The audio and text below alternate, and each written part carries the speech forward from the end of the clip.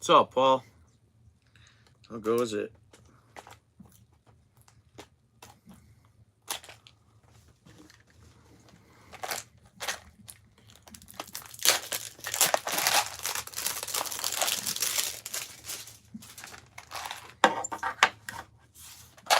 What's up, Alfred? How's it going? This was a pretty good deal. I had to add something to an Amazon order, and I came across these jigs. It's packed full. That's a good amount of jigs. I got a super deal on them.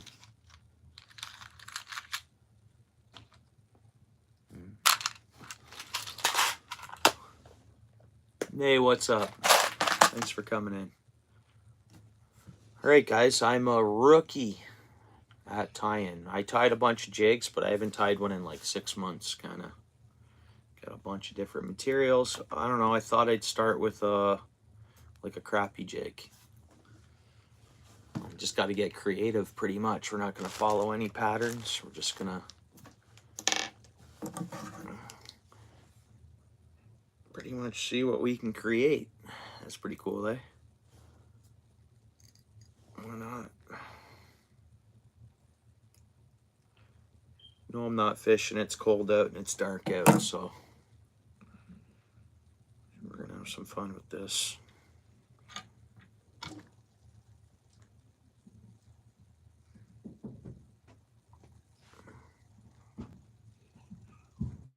Let's see here. There we go. Maybe. Wearing a white shirt, so hopefully the jig will be able to see. It's kind of cloudy, eh? That's not a good view. What do I do? What do I do, eh? I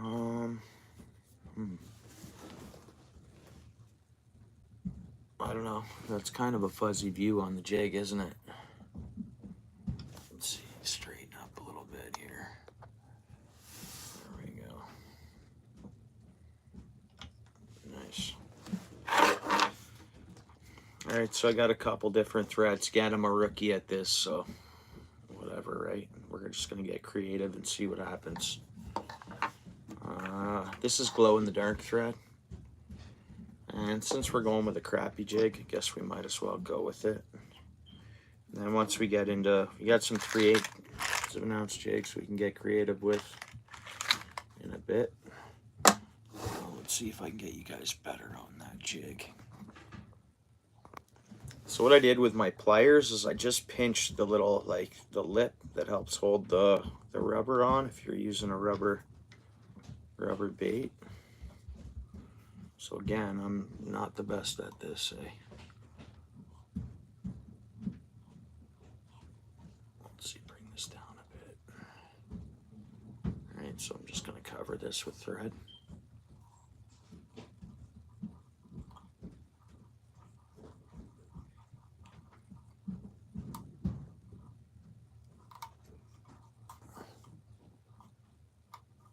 Again, this is, it's been a while since I've tied anything.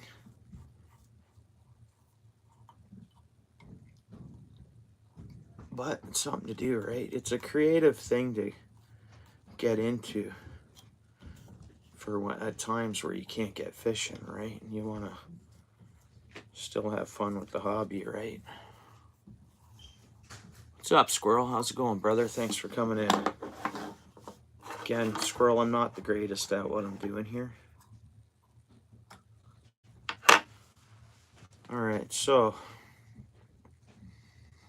what do we have for this? So I should have some glow-in-the-dark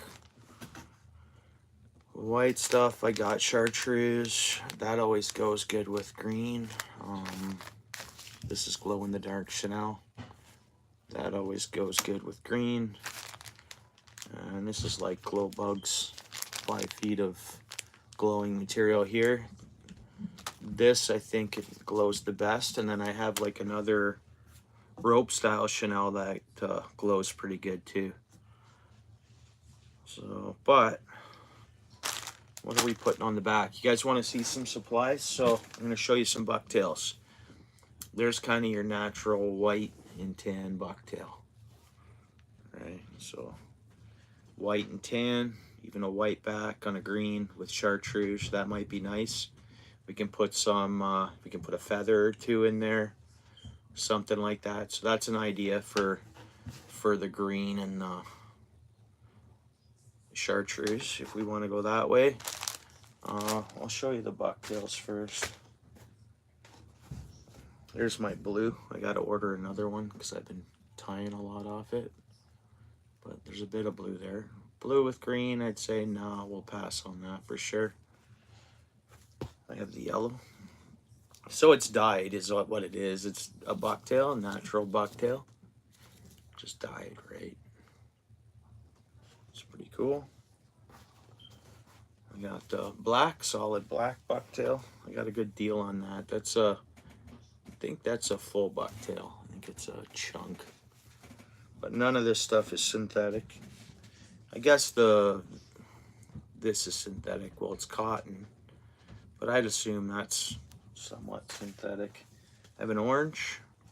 Orange and green, they can go together, but I think we're onto something with the white and chartreuse and maybe a feather. I don't know. What do you guys think? For bucktail, little chunk of purple. We got some blue. Little chunk of blue, darker blue, right? Got some more yellow. Yellow and tan, kind of. And that's dyed foxtail. It's red. That's dyed foxtail, just like a baby blue. So it's marabou, right? Marabou material is normally foxtail. Or like a light feather, but pretty much, or whatever. Again, I'm not a professional. I don't know what I'm talking about. I just have fun with this. So I bought this kit. Last January 1st is when I bought the kit. It's a shore fishing kit. Good deal. My local bait shop sells it. And I got into it, and it's just kind of creative. So, Lewis, what's up, bro? How's it going, brother? Thanks for coming in. Doing some fly tying? Well, this is a jig. Sorry I missed your comment there, bro. You think? You think if I put a darker shirt on, it'll work? Good thinking, brother. Yeah, actually, you're right. I think you're right. Darker shirt. I kind of wanted to be plain, like have a plain shirt on. So, I don't know what to do here. Yeah, like I say, I wanted to. So if I can find something plain. Let's see here.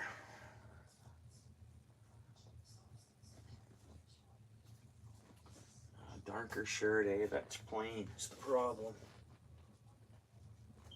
Let's see what we got here.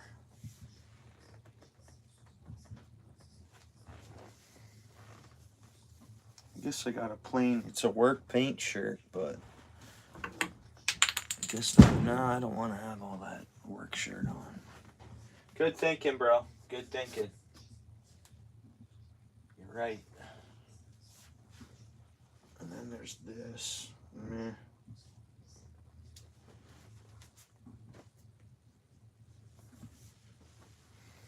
How about this? This is a plain one. And it's a work shirt too. It's crafty, but I don't know if it's gonna. Black is the best, eh? David, what's up, bro? Just give me a second here. Alfred came up with a great idea to put a darker shirt on because it'll show up that jig better. Well, it's going to be a work shirt. Just because I don't want to have anything on my shirt, like a logo or anything.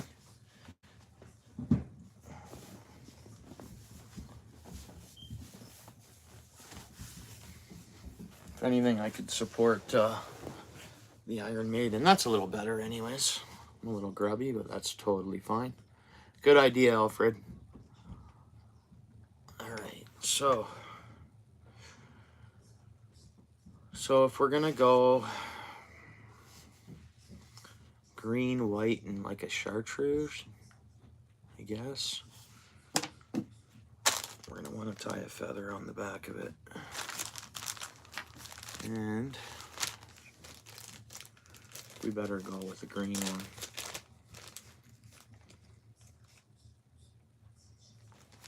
It's pretty glow in the darkish.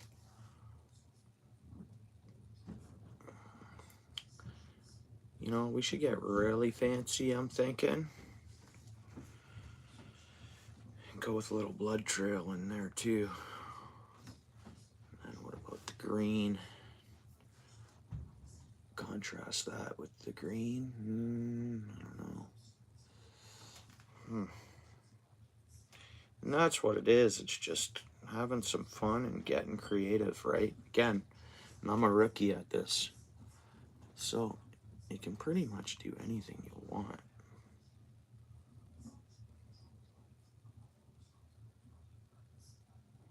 Green sticking out past. Maybe we should roll with that to get started. Where we can go. Put them running the same direction.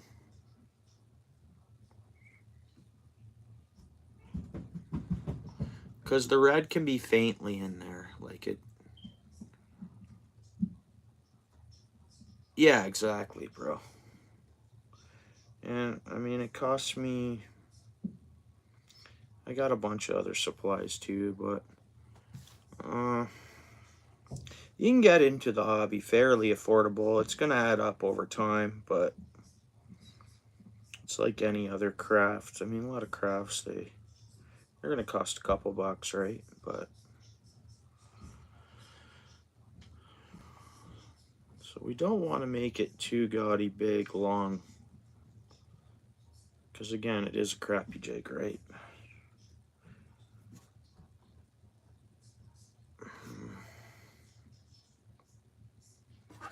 So I'm gonna trim that off here. Now you can clean off the stock a little bit. Like you can clean the, but I'm just gonna slap her on there. Measured up. Oops, 1 second. Now, I think I might have a bit much on there yet. This twine, I ordered it up. It's glow in the dark. It's like cotton, but it's got to be somewhat synthetic, I would imagine too. I don't know. I ordered like a 6-pack, and it's all different colors, glow in the dark. And I just figured I'd get using it. So again, I'm no professional at this.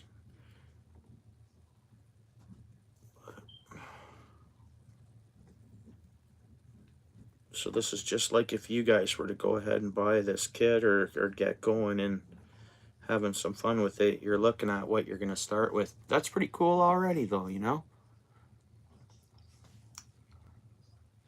Yeah, so the twine, I can tell you what the other color is. Like I get most of my stuff from my local bait shop. They got a good good selection. Where did that line go? The black line dropped. There it is. So this is cotton, but I'm not saying it might not have some synthetics in it. I don't know. This is it's made in the US. I don't even know what brand it is. It's what brand my tackle shop carries. But literally, it's just. And I like this diameter. This is a little thicker, but not too thick. And then I have a thinner one.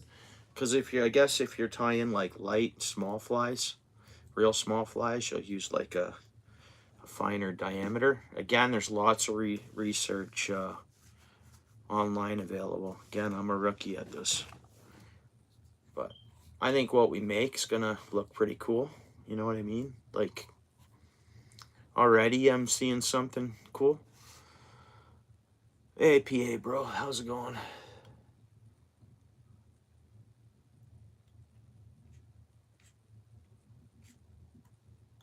Okay.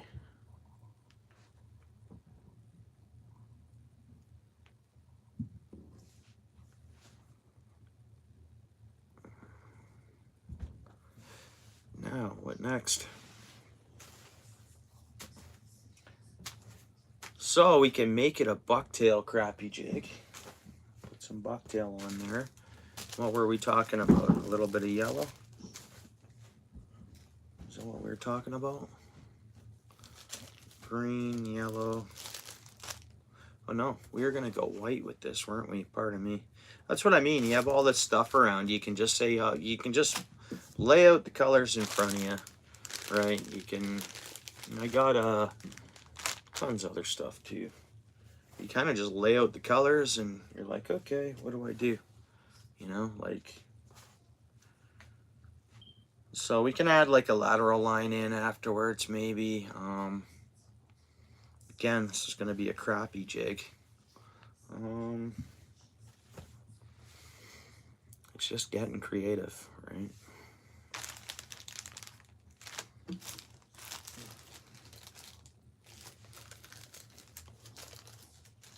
Jacks, it's for fishing. It's like making a homemade. So those are feathers. This is like this is deer tail. And just trying to make a crappie jig, so like panfish jig. Or an anything jig. Use it under the ice, whatever, for ice fishing. Yeah, just having some fun, right? Thanks for coming in. So appreciate it. Everyone say hi to Jax. Good friend of mine.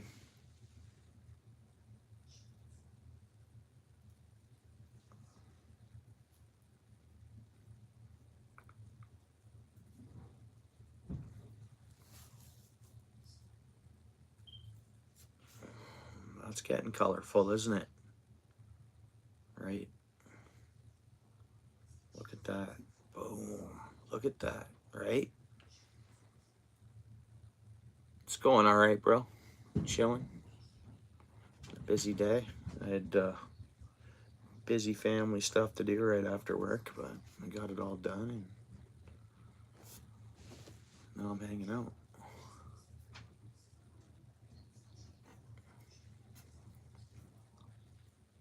Yeah. So that color pattern's coming along, isn't it? Nice. And then you notice how I got the green feather a little longer. I got the red feather like not even 1/8 of an inch. Like it's, you kind of want it to start staggering. They're pretty close in the same length, but the green one just sticks out a little longer.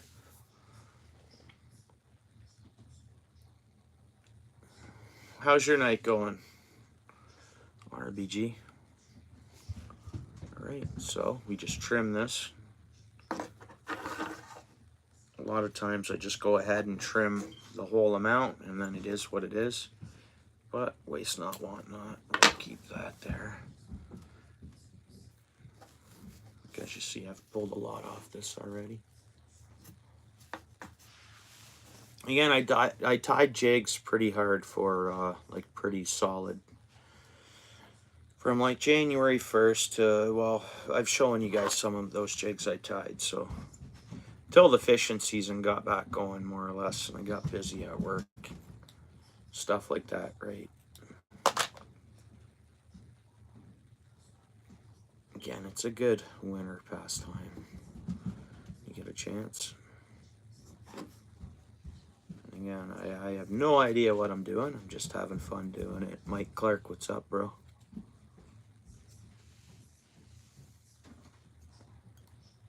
So I put one loose, and I'm gonna stay pretty tight right off the collar here.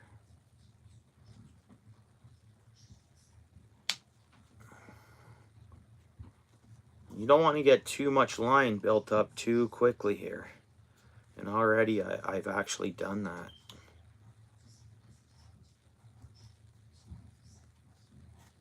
Like I'm getting a pretty thick body there, but that's okay. This is for the big crappies. Right. That's what we got got started. And so I can flip it around and I can put some yellow off the green. This one you can decide. I like keeping them like non-synthetic, or like I like keeping them as natural as possible. Like synthetics I don't want to use. I don't want to be fishing with synthetics. I don't want to be feeding synthetics if I can help it to the fish. But like, I got tons of stuff. Oh, and here's some nice, there's some nice blue feathers, eh? Blue jigs. So like I have, what do you call this stuff? Flash blue or whatever. Like all these kinds of things. But that's synthetic, like it's all synthetic, right? So, but it can spruce up a jig pretty good, and there's so many different colors. So if you just use a couple of strands, you know, it can, I find it can spruce up your bait a bit. Mind me, look at this mess. See, that's the thing.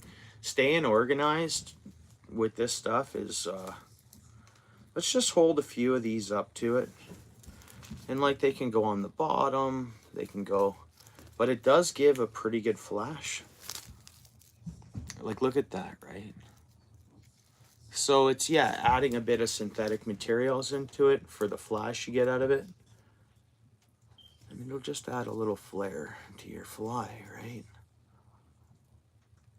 So, and I don't like building too much up all along the back, almost like I have here. So what I almost like to do at this point is flip that over. And if I add any more to the top, so yellow is going to be my top base color there.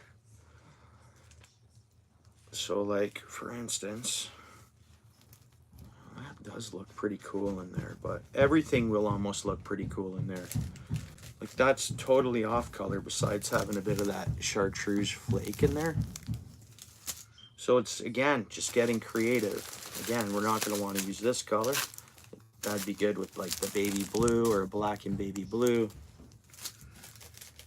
And that's a nice color. Like these are supposed to, when I shut the lights off, I guess they're UV.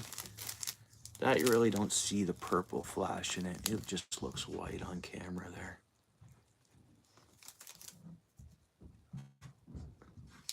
Yeah, man. And like that's why I started PA, and you just, so there's some chartreuse there. Let me just clean some of this up. This is like a glow in the dark, total synthetic. I really like staying natural. Bucktail, foxtail. So wet and dry flies. So this is a wet fly that we're making right now. That looks pretty good. Again, I don't like much synthetics in there. All right, so now I'm passing on it. Pass on this stuff the majority of the time. I just thought maybe something would.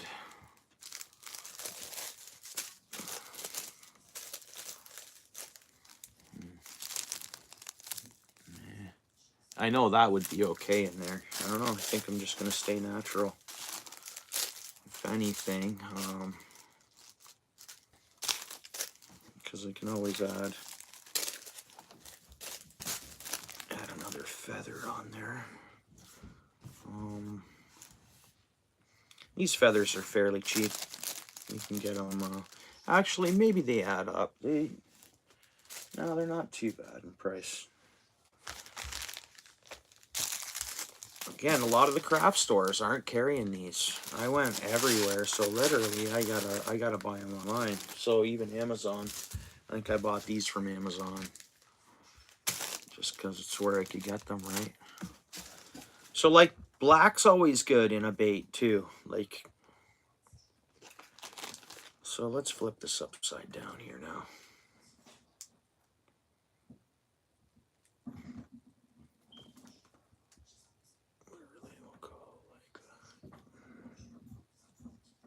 Just enough to get that back in there, but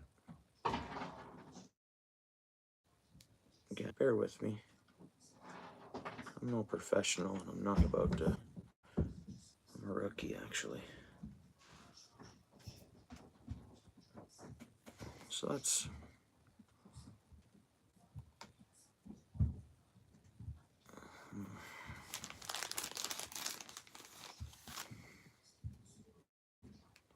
It's like the marabou feathers are good for the crappie jigs, right? A little better. I'm just building a little, bulking up the green a bit. So I think I'm going to add another green feather in there. It's kind of looking kind of gaudy right now, isn't it? Yeah. It's alright. It's just because I flipped it upside down. It's making it look really weird.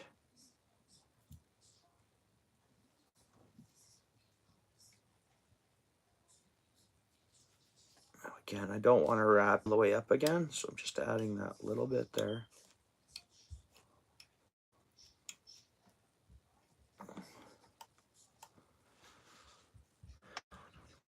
Put a little more yellow in there.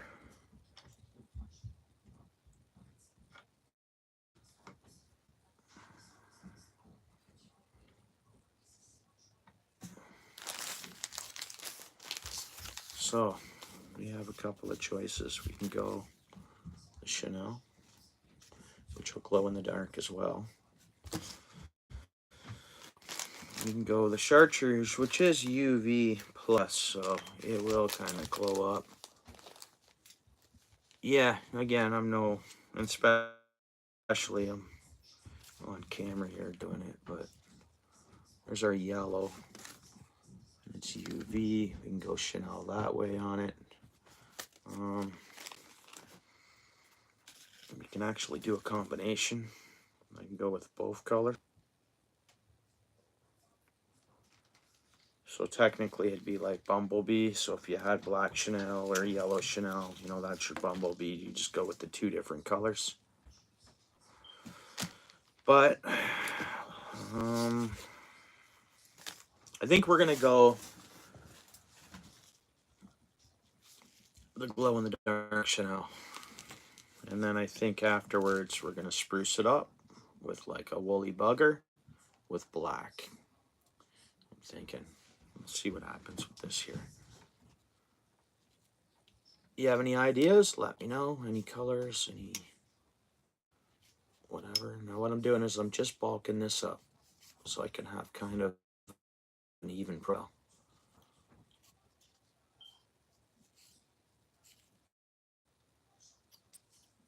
Because if not, I'm all hook here and then I come right up to the lead or whatnot. So okay, pretty much like the two-tone. Doing this two-tone is much better. And again, I'm gonna put this right at the back where I want to bulk it up a bit anyways. Still, I'll tie that on there. Let me make sure we're on there really good. And I'm just gonna come up to the front. Now, it's hard to get an idea how much you're gonna need. You may get used to it over time, right? So we're just kind of making our body here.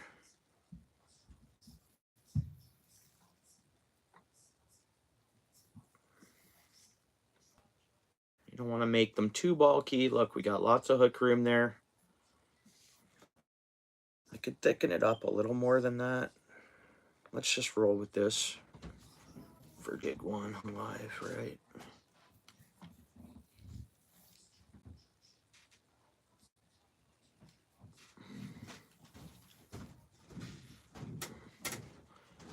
And we probably should have put some more feather or more bucktail at the back, but we didn't.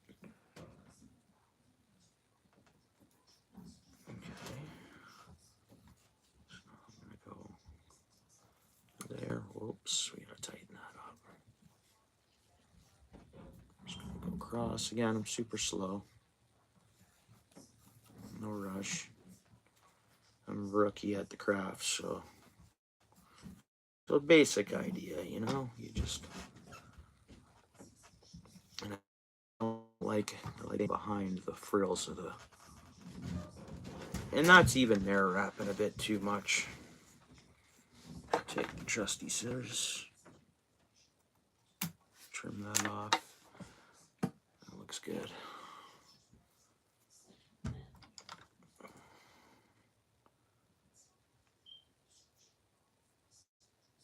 So again, it's not, again, could have gone a little more bucktail and stuff at the back, but it's got a fluttery body to it. Again, I was going to put some lateral line in it, but we're still going to have some black in it. So really, I didn't add much more. Could have left it where it was. And technically, if I wanted to, I could still add, but... What's up, Ken? Ken was here, Miss Rainey. Hey, thanks. I appreciate you coming by. All right, so... Oh, I already made a mistake, guys. We're going to keep this one pretty plain. Now, what I was supposed to do is tie on, and I don't know whether it's because I'm on film, but I am a rookie at this. You tie this on. Let's see what I can do here, actually.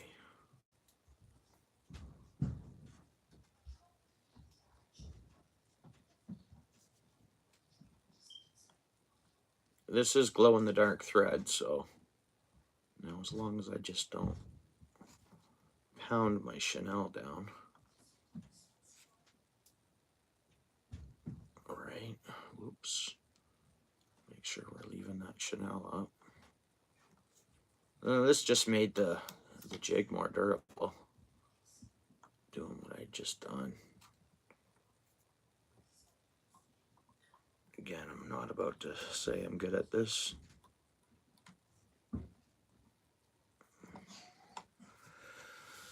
Now, will this black feather work?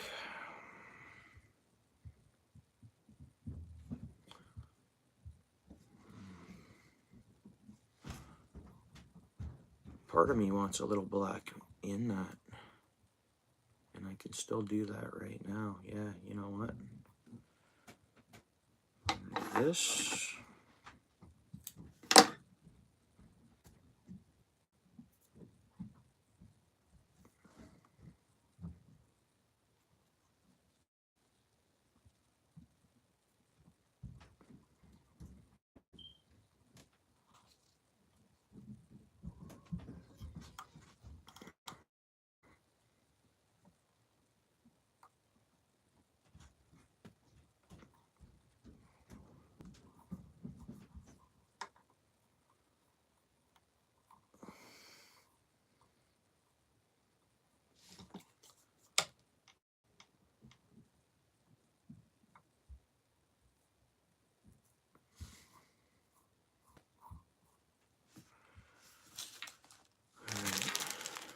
I probably should have tied one before going live just to get back in the groove of things a little bit, you know.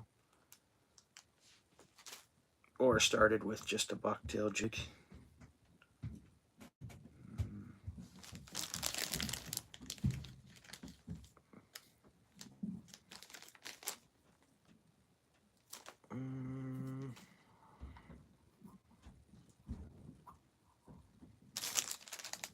And you can change your mind as you go too. Yeah, that's what it is. Totally. Even if you sit here and scratch your head for a bit and just stare at it, right? It's definitely.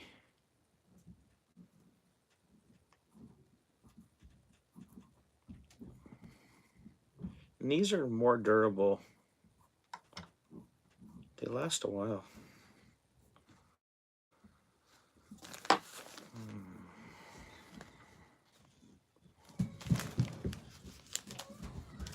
We might have some household sounds with my toddlers up there. We'll see.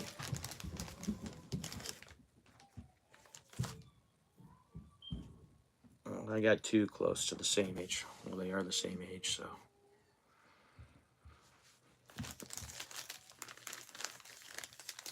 The twins.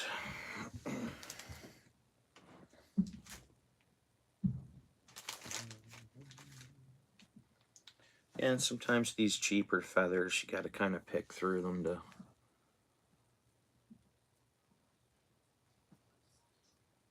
kind of pick and choose for where and when you want to use them.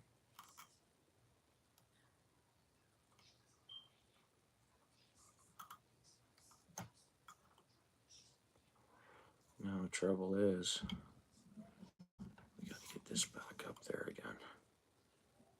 So pound it down. Again, this jig is what it is. I'll fish with it.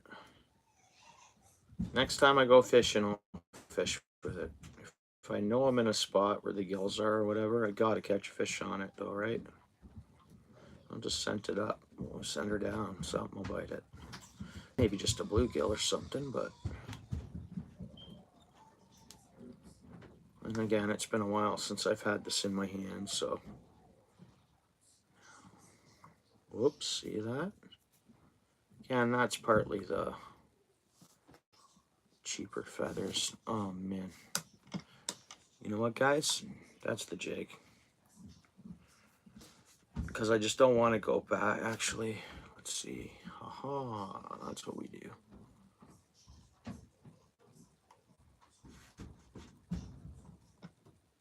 There we go.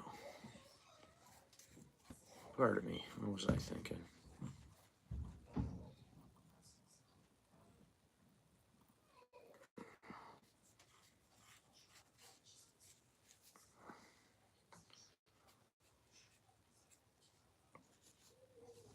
Okay, let's make sure. Let's back a bit. Just so we can get into a thicker stalk of the feather.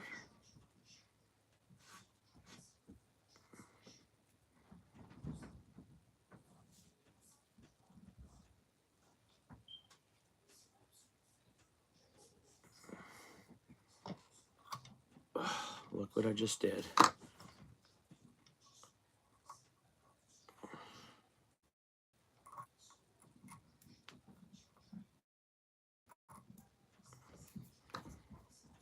Well, it's kind of a fail, eh?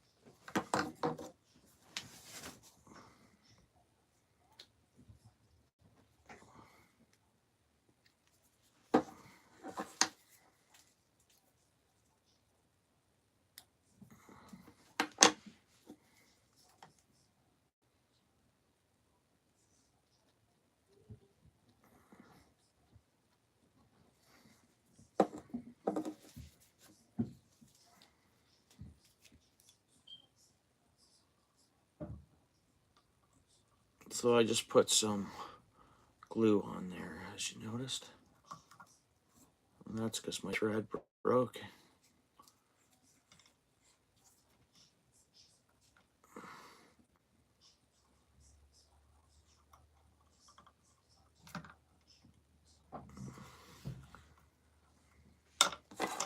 Is this making you guys want to try it or get into it?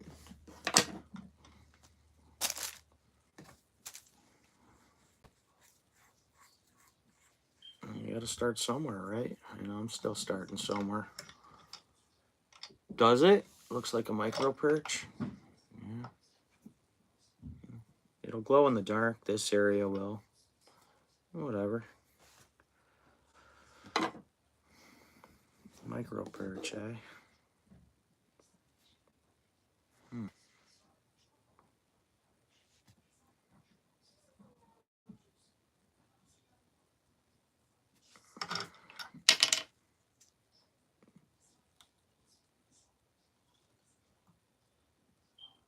See how I just changed that up? I was going to go black and I just put a piece of orange on there.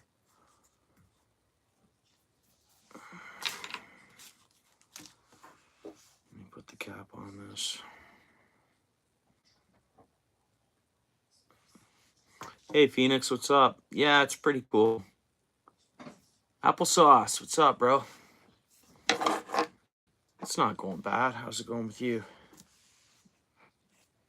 It's been a while. Like I haven't tied one of these since, I don't know, March maybe. And I got into this in January 2024, like 1st of January. So I'm super rookie at this, and even my whip finishing, I'm having a hard time. Like I'm not the greatest at it, you know. And it's something that just takes practice. That's why jigs are good to start out with.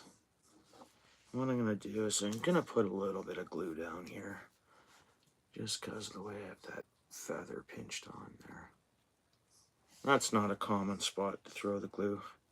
I did have that snap off, but everything was tight. Believe it or not, like I've made one of these when I first started, and then I tried to take it apart just to save the jig and retie it. Man, it was quite the challenge to... Let's go this way. It was actually quite the challenge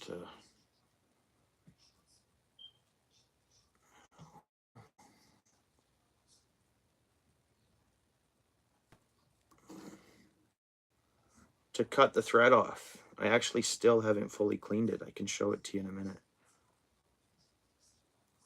Maybe I should have gone with a smaller feather. And what I could have done is stripped one side. I'm kind of just throwing it on there.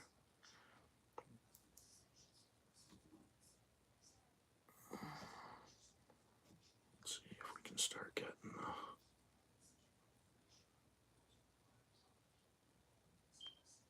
There we go.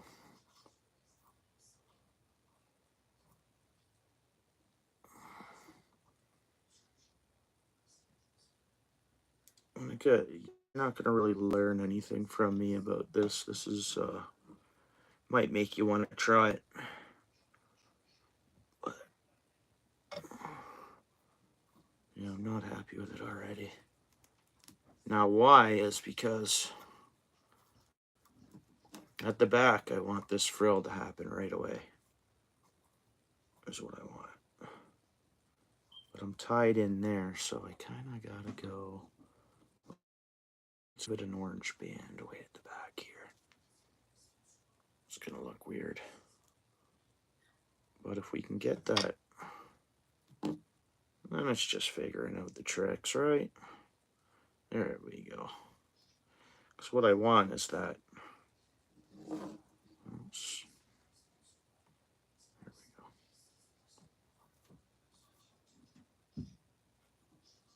There.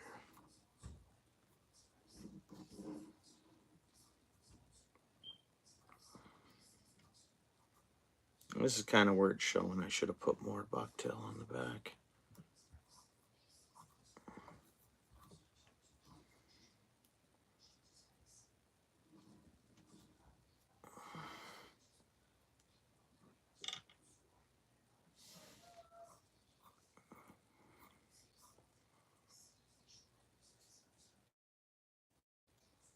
Super strange, guys. This is a strange, crappy jig, that's for sure.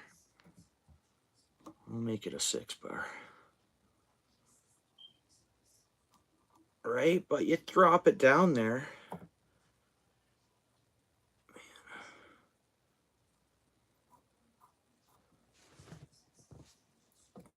Look at how fuzzy that's starting to look. Weird, eh? Isn't that strange? Isn't it, though? Such a gaudy looking thing.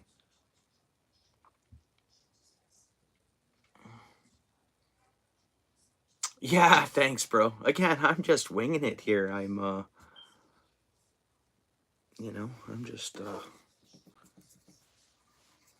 kind of just roughing it, getting creative and whatever. It's looking like something a fish would bite, right?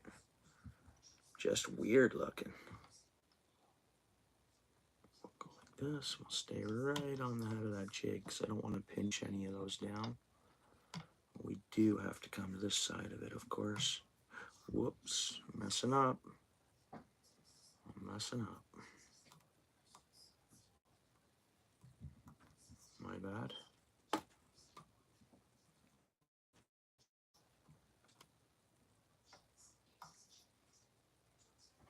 There, we gotta go back around.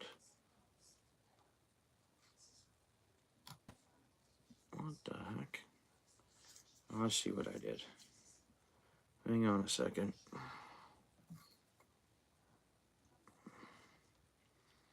Now what it's trying to do is backtrack way back. And I made a mistake. 1 second. But you see, you make a mistake, you can just backtrack a little bit, right? Pardon me.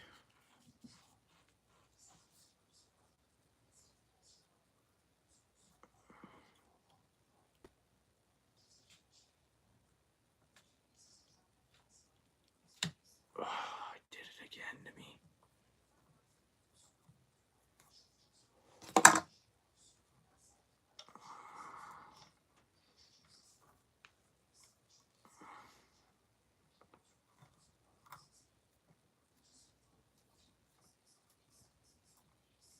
Like, there's a lot of professionals out there, and I am not that. Like, there's people that are tying live right now that I've watched. Pardon me, guys. And it's that thread, too. I find that glow-in-the-dark thread, it's very, like, unforgiving. But I will use this jig on a live coming up the next time I fish. And what we'll do, too, is we'll be hard on it. We'll see if it disintegrates, right? That line's broken off twice on me now. And it is what it is. Again, I know this line wouldn't be breaking off. I'll show you the next jig we tie. Will be and it'll just go much easier.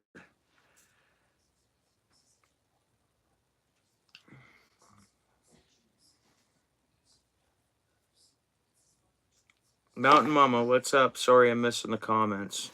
I'm lost in this jig tying event here.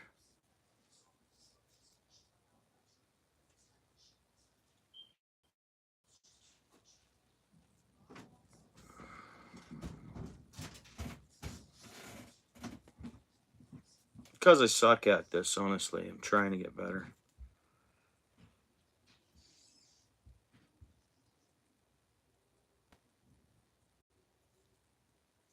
So see what I did there? That's how you get your line through the bobbin. But you see this line, how it's very tender.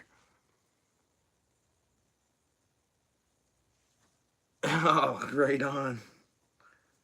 Oh, thank you. It's normally tying them's common for me, but I haven't tied one since like March, I think. And again, this line that I'm using is so unforgiving. So again, this thing's going to be all glued up.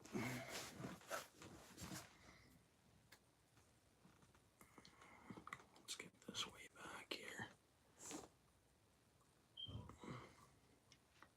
There we go.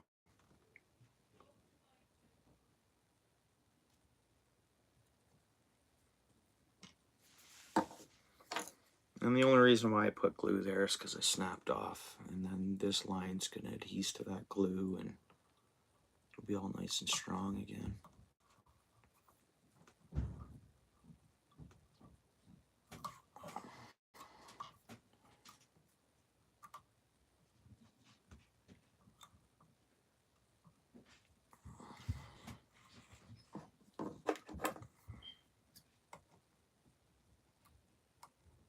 I've been snipping something off and then cut the main line. I've cut bucktail off.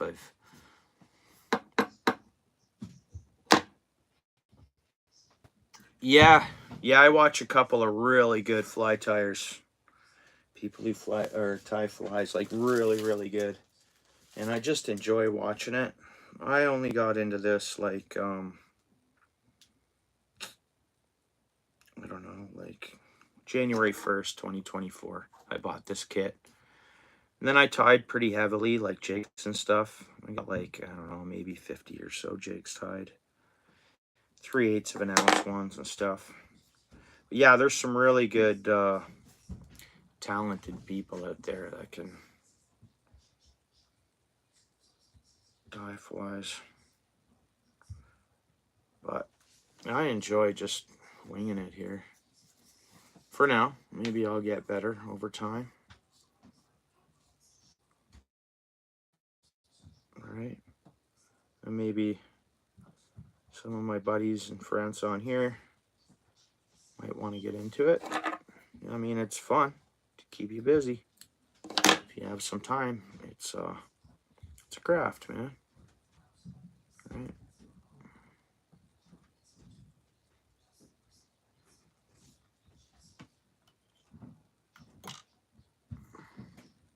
And we will fish with this jig next time I go out. And I'll make sure I go to somewhere where the panfish will be biting. Okay, so confident we'll be okay with that. Like, I've really beaten on this Chanel here. This is glow in the dark line and the Chanel's glow in the dark. So we'll light it up good and then I'll shut the light off. We'll see what it looks like in the dark, down in the deep dark water, right? Okay, let's attempt this again here.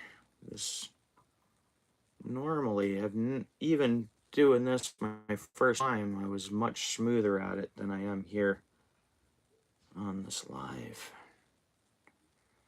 So I didn't think I'd be this kind of or disoriented, or what's the word, you know? I thought I'd look a little smoother at it.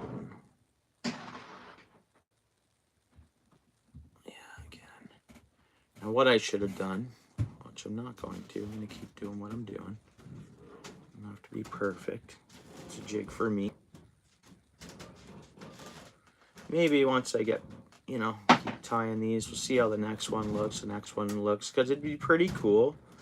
So if I'm going to go on here crafting on my channel, I should, you know, do like where I give away the jig I tie or whatever, right?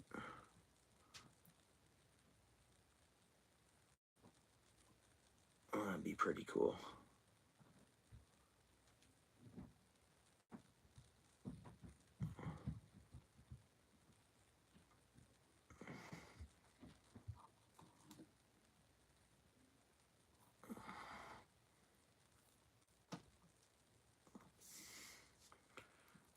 That's too much orange on the collar. So let's tie that in there. That's pretty cool looking, I guess. 2 a.m. there, bro. Well, thanks for hanging out and coming in and saying what's up.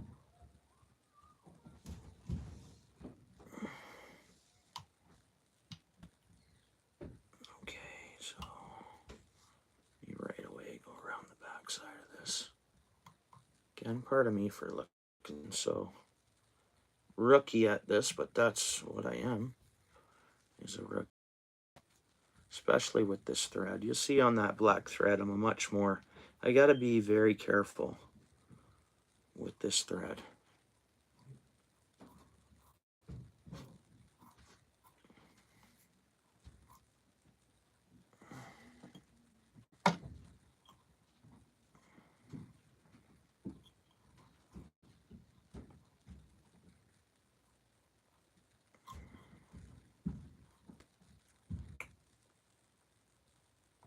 What I'm trying to do is get those back behind my thread. Don't matter, I can cut a couple of them off.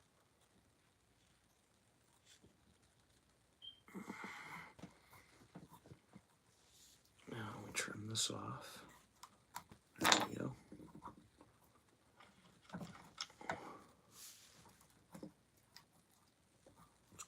weird looking.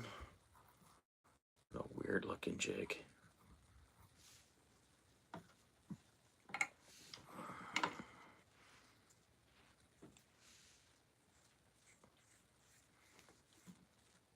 You too, Phoenix. Thanks for stopping in. Appreciate it. Hope you have a good day tomorrow too and all that, you know.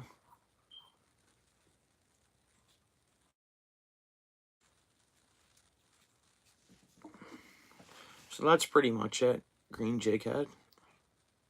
It's an 1/8 of an ounce jig head. We put a little bit of, not much yellow bucktail on there. A few feathers. And that's it.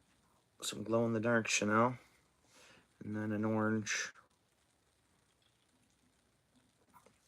feather for a little bit of woolly bugger look to it. And you can trim them afterwards with scissors and whatever you want.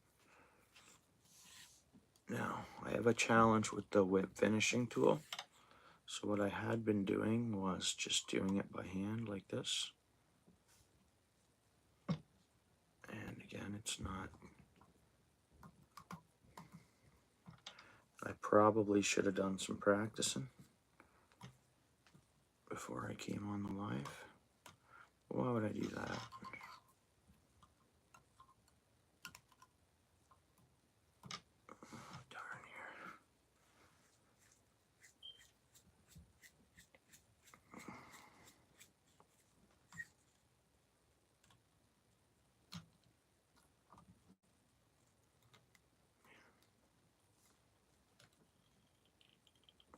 Again, we're gonna fish with it, and believe it or not, technically that glue, if I just knot it up, it won't come apart.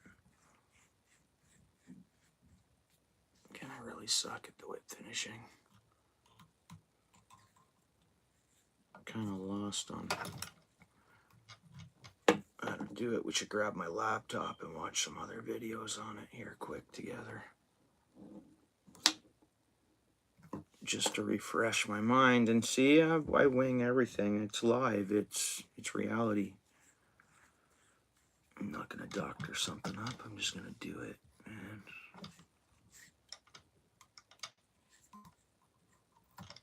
again, it just broke on me. So that was kind of a fail, guys. Really was. Which is okay.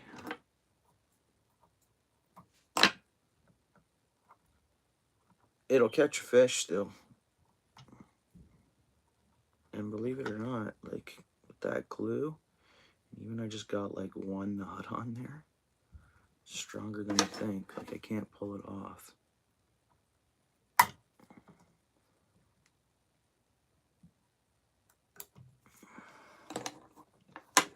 Contact cement. What a weird looking little fly. And again, I'm gonna fish with it. I can tie it on a rod right now. I won't do anything else with it. Well, let's see if it falls apart. A little bit of glue.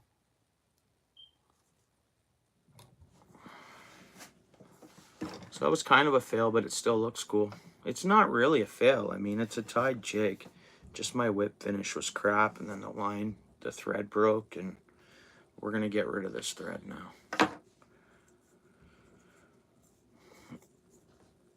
Yeah, it looks good, David. Again, it's, yeah, peach. It's got a crap whip finish on it, but it won't fall apart still, even though it's just a weird looking jig.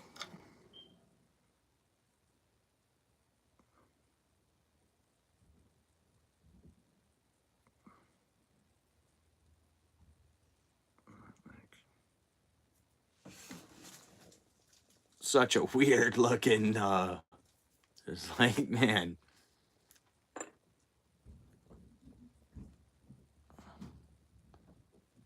Maybe I should have gone green.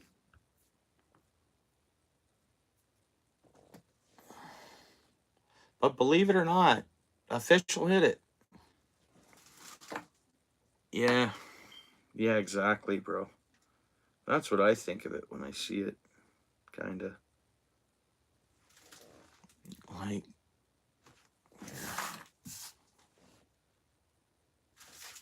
It'll catch fish though. See if we can rest it on something.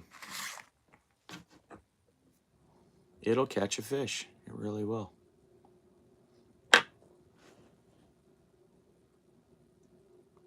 Just drop this down there.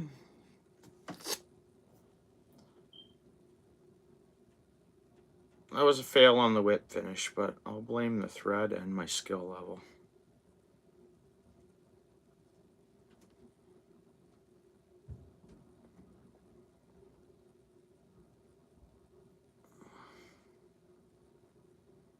Right, let's charge it up somehow. And look at how weird that thing looks. That's hilarious, man.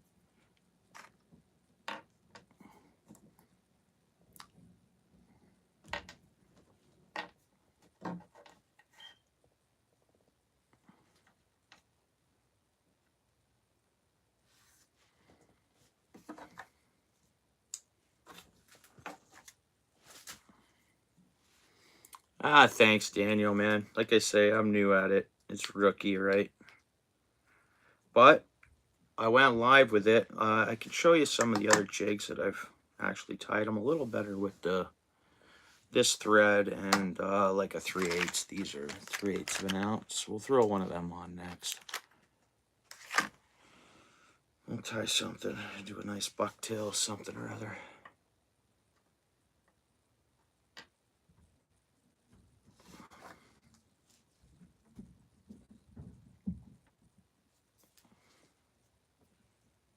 No doubt it should work, but I could have been a little smoother tying it, that's for sure.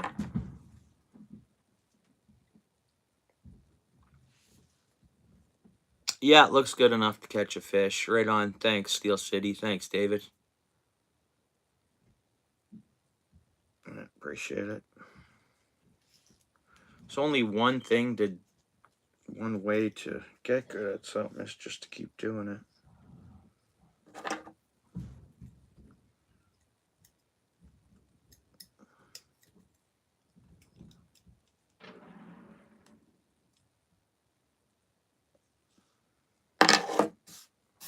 Oh yeah, David, you were telling me that a tornado touchdown in Fergus last Sunday, or was it Saturday? That's wild.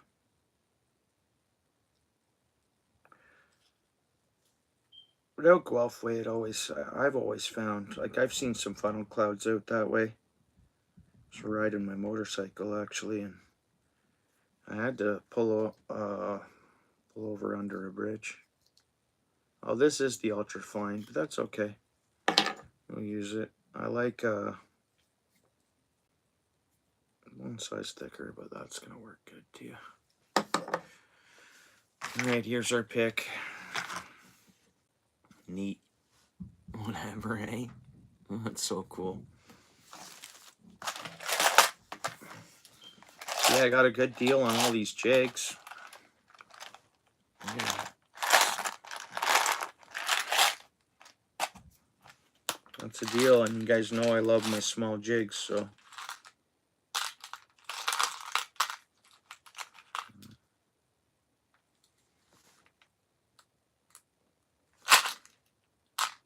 And on the regular, like tungsten style. They were marked tungsten, but I'm assuming they're tungsten, but hey, you never know. You got these teardrop ones with the blue. One-sided, eh? See that? Whatever. Good deal. You know what I paid for all of these? $10 plus tax. Like, you know, that's why I'm like, are they tungsten? I don't know. They were marked as tungsten jigs.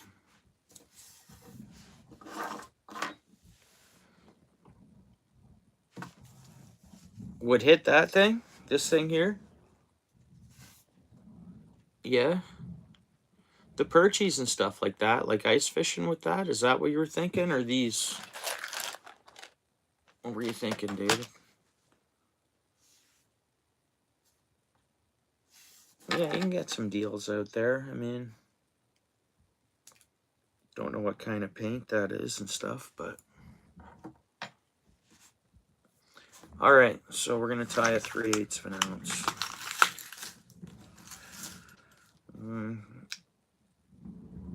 This will glow too.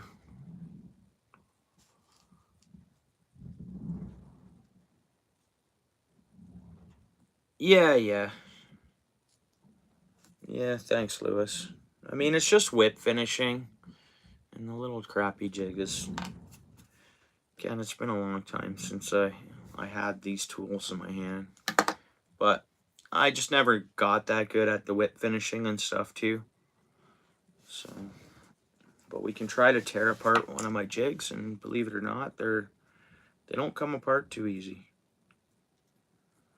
Alright, what color you guys want to do here?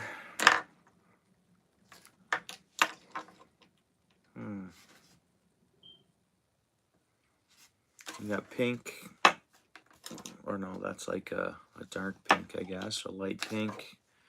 We got another green. We got the chartreuse, then the white. What do you guys think? I think I have some other ones in there, and then I have some more in the garage, but go with the white. Yeah, exactly. Yeah, for sure. They look at it, it kind of looks weird. See the minnow on it or scent the minnow.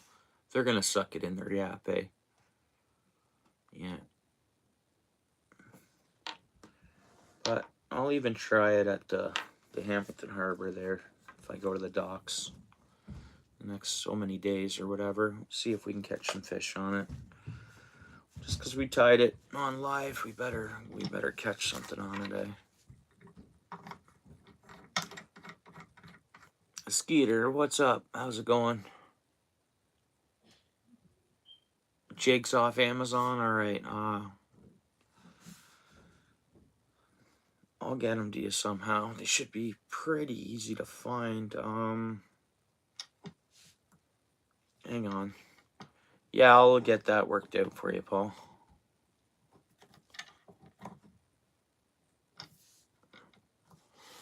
Bring this up a little bit, eh? Oops, pardon me. Yeah. Alright, so it's a 3/8 of an ounce jig. I'm more comfortable with these.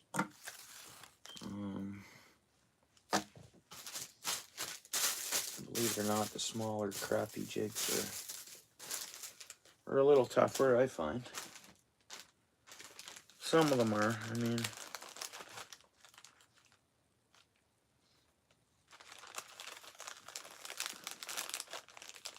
You just got more room, right? You got more, it's bigger, so it's...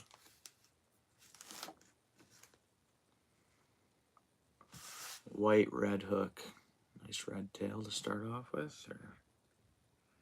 I don't know, I think it's like a blood trail, right? That's the way I see it. Right? Nice blood trail off the back. White and red. They always can go good together, and we're going with the black thread. Oops. What I like to do is, I know a lot of people don't bother. I like to flatten this down a little bit. I know it doesn't matter because we're tying bucktail, so there we go. Sounds like it's pretty windy outside, guys. Is it? Yeah, it's getting same here. I mean, it's kind of hit or miss here for sure, fishing wise, Skeeter. It's challenging. That's for sure. A lot of people, what they'll do is they'll put a bit of glue on when they start. And here's part of my problem is we're gonna put my little scissors. See, it's easy to get disorganized with this. You gotta keeping your stuff organized is probably And we'll go ahead and do that just for... Yeah, right on, bro. Darn rusty. I just tried to tie a little...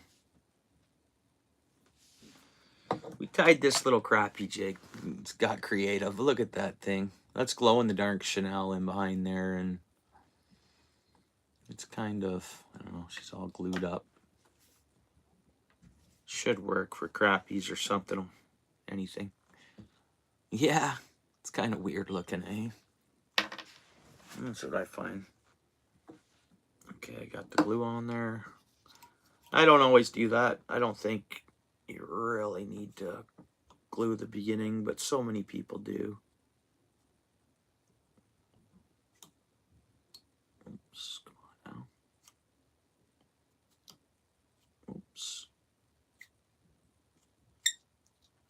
And the videos I've watched on this is they say it's like just like a thread base to cover your, I don't know about your material won't slide around or something like that, or I don't know. I think that's what I watched, but I'd say that's plenty of a base. We're talking about the red, right? The blood trail going. Boom, look at that. Yeah, it's mint.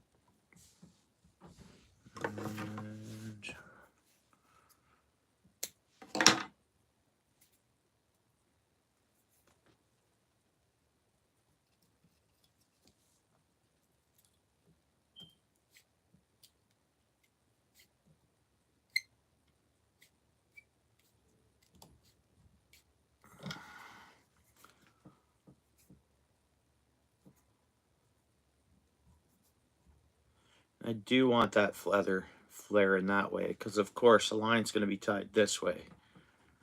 It's going to jig up and down. Whatever. Just use your imagination is all I'm doing.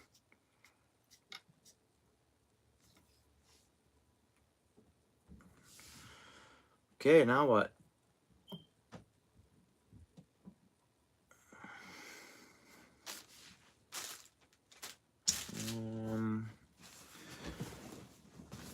So colors.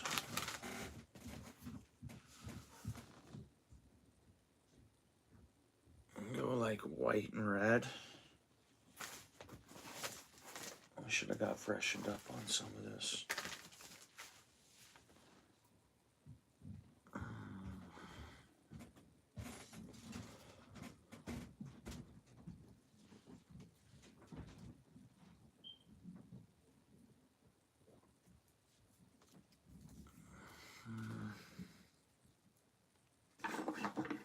No time like the present.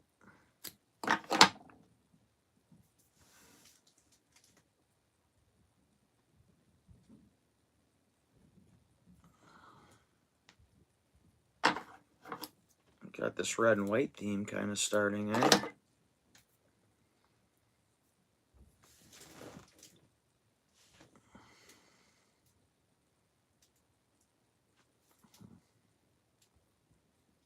Yeah.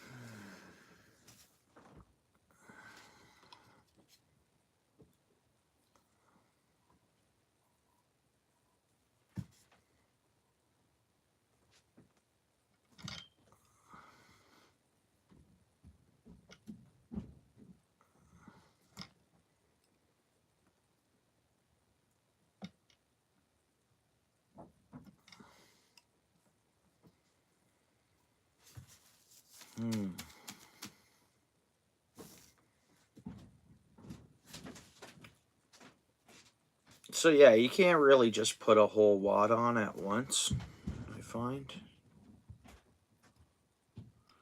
Because if you do, it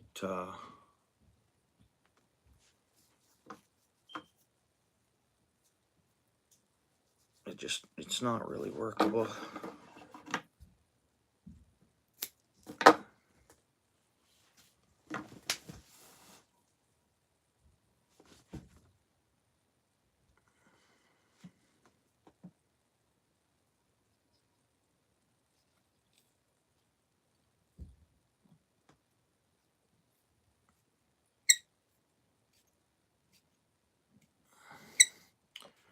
So how was everybody's work day and all that?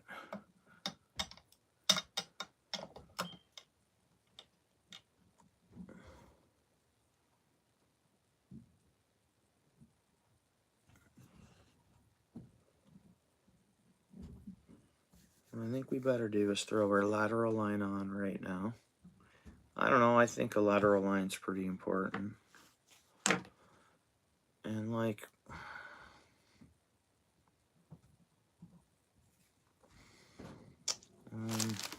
I have this, which is good and natural, but it'll throw off our red and white theme here. But like, sometimes throwing them a little natural, you know, like that looks pretty mint once you get some of this going through there. And I always try to stay, again, I said it before, I try to stay away from the flash boost stuff. I mean, it's just synthetics. There are tons of it too, but it's, right, like,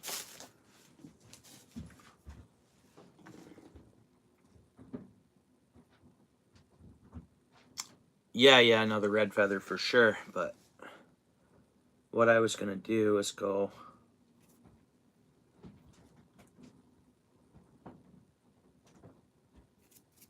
just going to flip it over because you don't want to put too much on the backside. You do want hook exposed at the same time, but I like to get some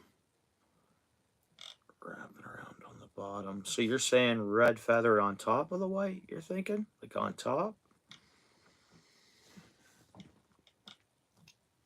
What do you think? Yeah, I thought maybe a little black lateral lines, two little skinny lateral lines. And I thought, okay, should I use this as lateral line? But I think you're right. We go some black. And then I thought I'd flip it around, put a little more red in behind here, and then go white again. And then maybe with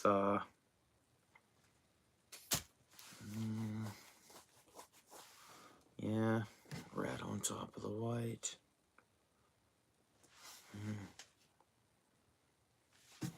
And we'll just take our time with it. But yeah, stripe of black. Now you can do it two ways. You can go black, or we can go black feather. Either or, right? Because this can make a lateral line, like a little feather, right?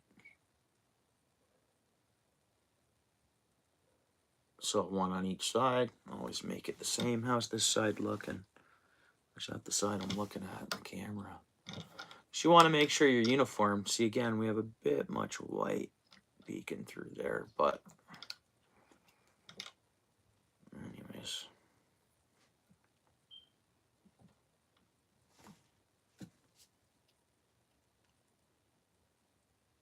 Bit of black and black. So we go, whatever we do on this side, we got to mimic on the other side, right? Oh, for sure you could, Lewis. I think you could. I mean, I think any angler or outdoorsman, it's kind of like, I mean, it's for anybody, of course, but yeah, when you're into the outdoors, and like, I think anyone who's that outdoors enthusiast can really get into this.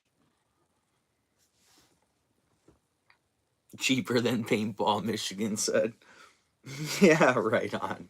You said that once before for something else. It's awesome, bro. So yeah, we're gonna do the stripe of black.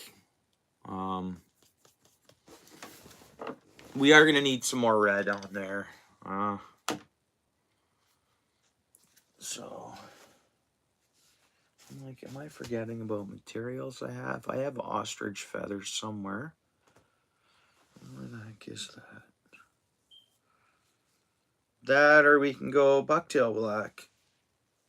Instead of going feather black, stick to the bucktail. Yeah, yeah. Like I say, as you see, I'm super rookie at this, real slow, and pretty much kind of not that great at it. I mean, I don't want to tell my mind that, but it is what it is. Got to be factual with myself. But I managed to tie all those other jigs, but being live's kind of different too, doing it, but I don't know, guys. I think the black feather instead of the bucktail black, because we can always throw this black in, throw another layer of white on top.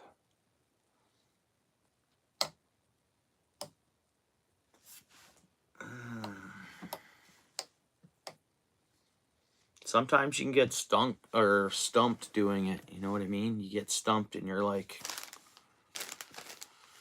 you got to think about it for a few minutes, you know? Hey, Tara, what's up? Thanks for coming in. I appreciate it. How's your day?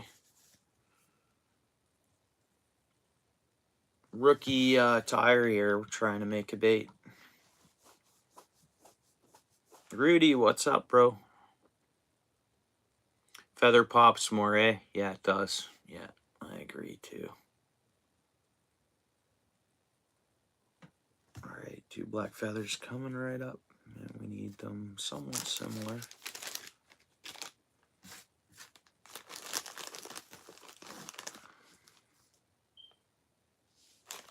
Let's find 2 black feathers somewhat the same. Now that's good for, that's more like a hackle. That's for like the woolly buggers. I guess those 2 look close. Yeah, those 2 tips are darn the same.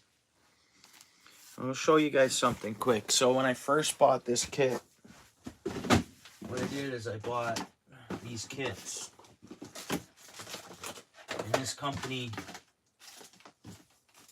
some more brown feathers. Oh, here's that ostrich. This is the company, anyways, of this kit I'm using. And it also came with like a whole stack of stuff. If you go shore fishing for, and again, so this whole ostrich feather, red, it was $5.99. I mean, that's not bad. So that keeps you all natural if you want to put some red stripes through things, change the texture.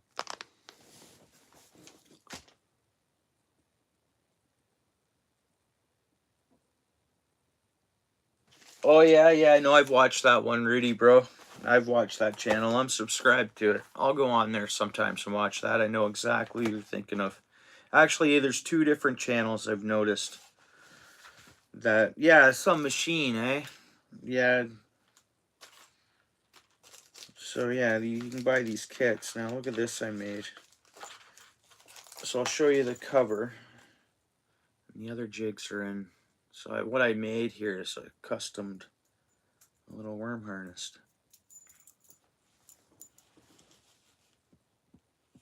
And that's like a certain type of fly, like a common fly. And I watched a video and copied it, like for the initial fly. And then I got creative and I made this for a worm harness for walleye in the river, right? It's got the double hook, throw a worm in between there and drag it. But let's see.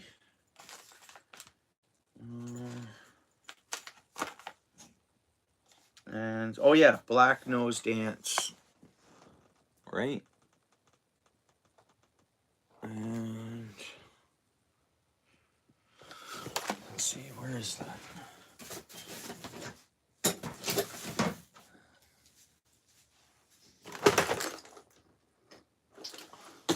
Is it this one? Just to show you how close I was getting to the,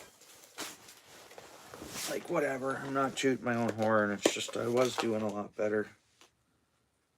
So, again, you saw what's on the cover. I mean, it's close. All right, for a black nose dance. It's close. All right. whatever. So yeah, you can buy these kits, and this company has videos on YouTube you can watch, and step by step. So I did some of that. This was the woolly bugger. So check this out. That's a 1/2-inch woolly bugger I made. I haven't used it yet, but look at how big that is. So I watched the video and followed that, and whatever. And then I made another one that was just on the simple hook, woolly bugger. So whatever. And I'm a super rookie, but I've had fun buying the kit that I bought. And you guys can look it up. There's a few different ones you can get, like the actual kit for this, and it'll show you everything it came with. It came with more tools than I'm showing you. It's like a stacker for the bucktail, and what else did it come with? You know, come with a whole handful of tools. Oh yeah, which one's this? This was the brown hackle. Oh yeah, okay.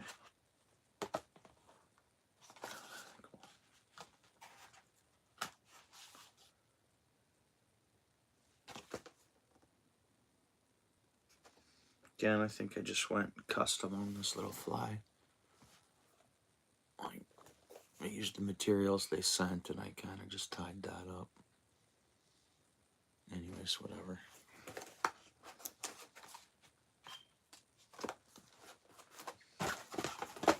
Whatever, lots of fun.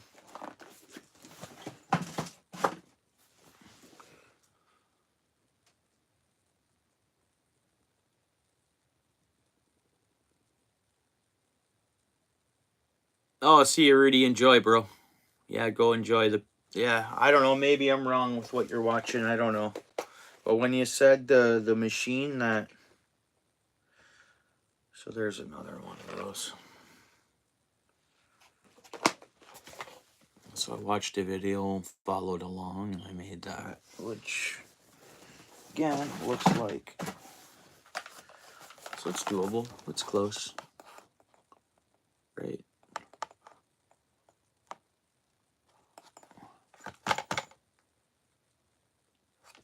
Well, with these here, like these, yeah.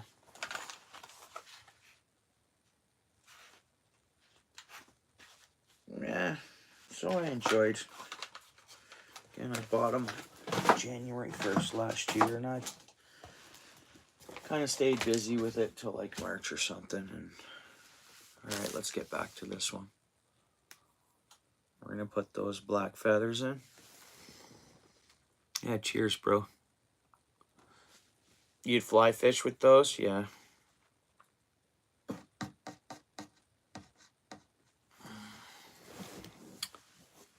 Okay. Yeah, there's a few people I watch that are tying flies, and they're very talented. I'm just in awe, but it's what they do. They put time in doing it.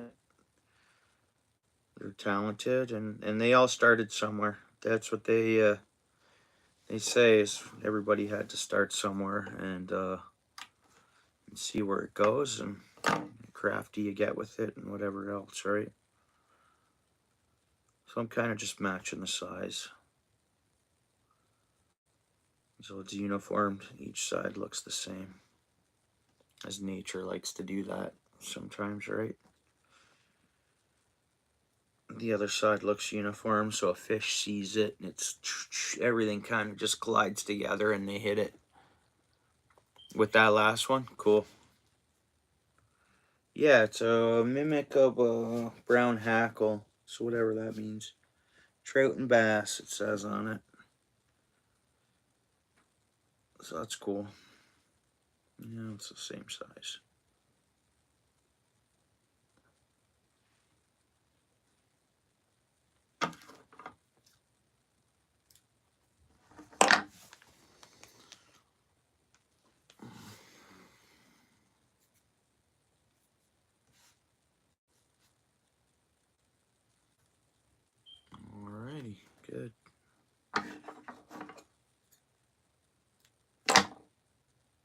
Don't mind my hands are beat up. I do construction. I've been working with sheet metal and stuff too, and in construction. So let's do it that where they're so you can turn them sideways, right? Like here, and it's harder to show you on the with this view because I'm looking at the screen, not at the bait, right? So maybe it'd be better if I just look at the bait and then turn it around and show you.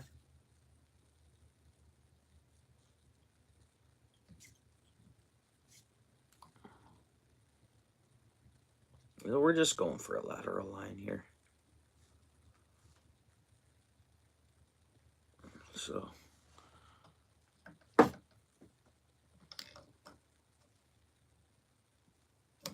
that's no good.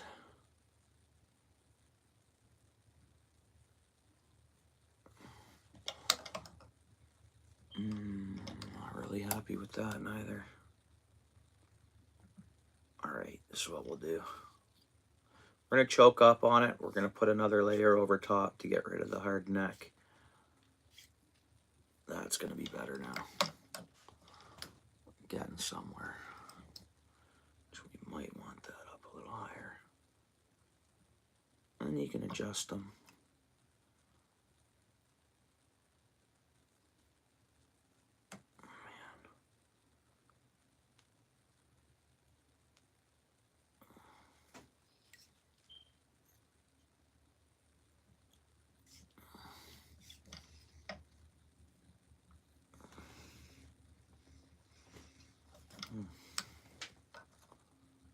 We're not done. We'll add all to it. Is my lateral line too long? Like right now, I'm not liking the looks of it, but we'll fix it. We'll go ahead and keep going with that black feather on each side. I think when I held it up there, I made them tighter when I looked at it, which that could look a lot better. No, we'll be fine. I get what we're gonna do. It's looking like this for now, but hang on. I got a plan. See, when I choked up on it like that, once we add another layer on top of that, it'll kind of hide the line, but let's just keep going.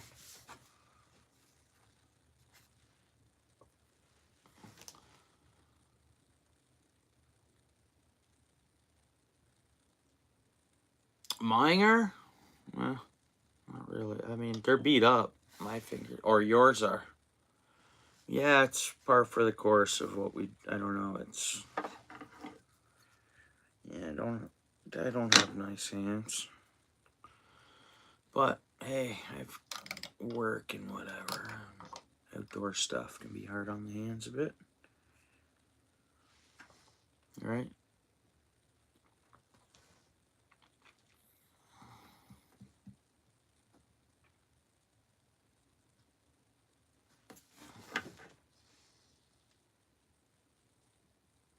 Yeah.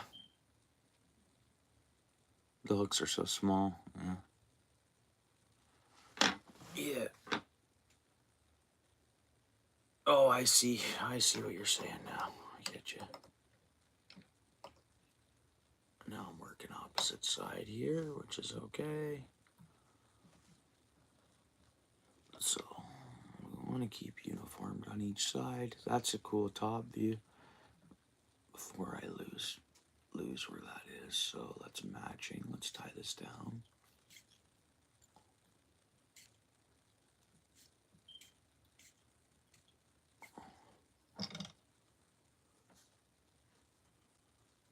No, the black we can barely see now, eh?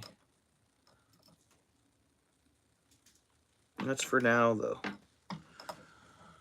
Like, it's kind of just that angle. Crap.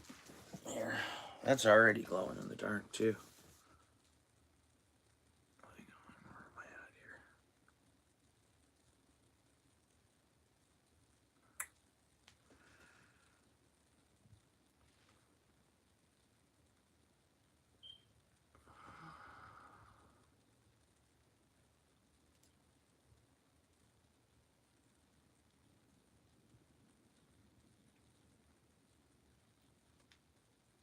Wow, that wind's picking up, man.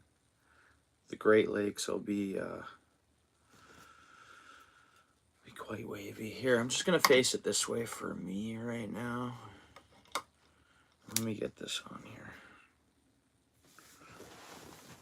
Because I'm trying to do it where maybe you guys can see it a bit, and then I'm concerned about that, and then that's good there. You see this thread is much more durable, and it's actually a thinner diameter than that glow-in-the-dark stuff, but again, I don't even know what that glow-in-the-dark stuff's made out of. Let me just get that feather on there. So it doesn't come off again. There, that's it. Well, that was looking like an awesome lateral line.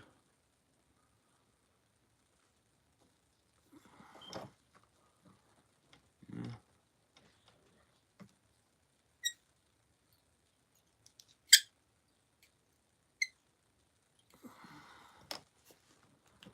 We got something going here, guys. We got something going. All right. Nice, Steel City, yeah. Might be good for the Niagara River. We're kind of going with that, those colors here. Let me hit this light. Let's see if that jig's picking up any glow or not. Is she glowing? Yeah, it's glowing a bit. Can't really see it too much, can we? I mean, it is glowing, though. There's that Chanel. And it's not even charged. Like, that's just au naturel. Oh, there's a lot of glow jigs in this for that price, too. These are glowing pretty good, a few of them. They're not even charged, just natural light here.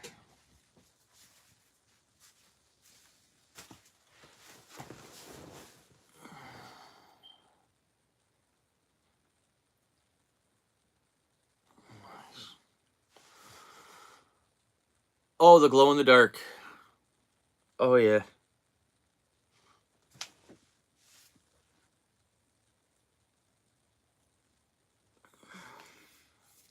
Now, I think Michigan, or who mentioned another red feather? Was that Lewis, or forget who mentioned that, but we'll hold one up there.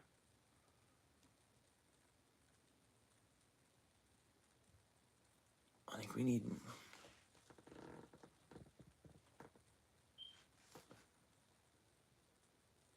Cut the red on the bottom, or... Just gotta get crafty. I know we have the black on the top.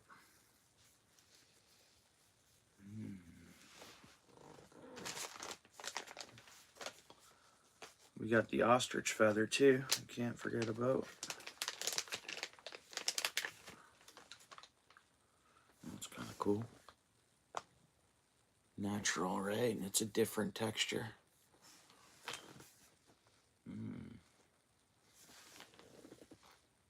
Hey, thanks for coming in.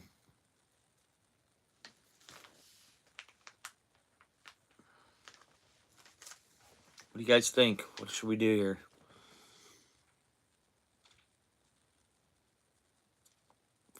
Yeah, it needs a flashlight charge, yeah.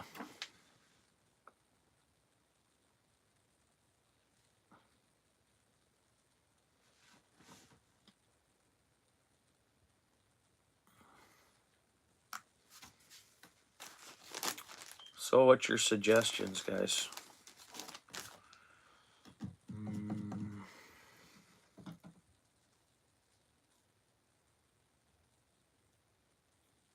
I don't want to get into the synthetics, but part of me thinks this hen hackle or whatever this is, even forgetting the names of stuff, because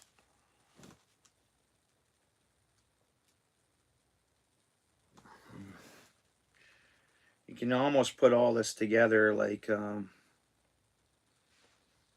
almost like a bucktail.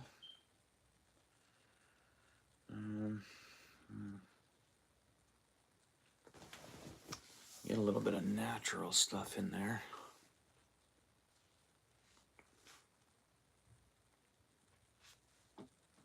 it's hard for you guys to see that. I know it kind of just disappears in there, but when you see it in person, it gives a natural look. Kind of going with the red and white, black lateral line. Literally, I can just build it up and flare out like more white, but I kind of want to, I don't know what to do. I'm lost. Yeah. What color you think?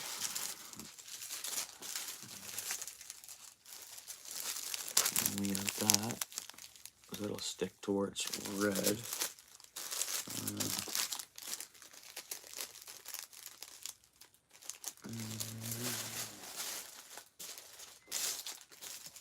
This one that's opened. It's kind of like more of a pinky, isn't it, though? Those look the same to me.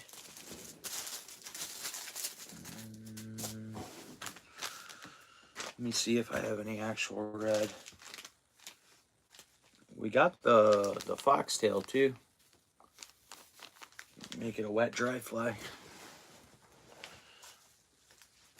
Just seeing if I have any more darker reds for the tinsel. Well, I guess we don't have reds.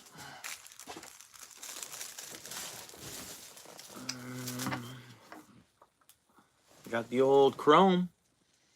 That can always work. I have a bunch of these feathers too.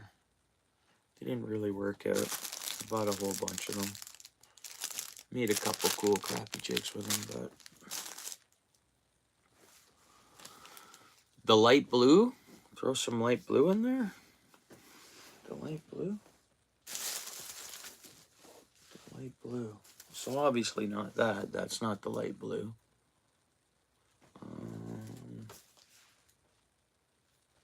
Just the light blue.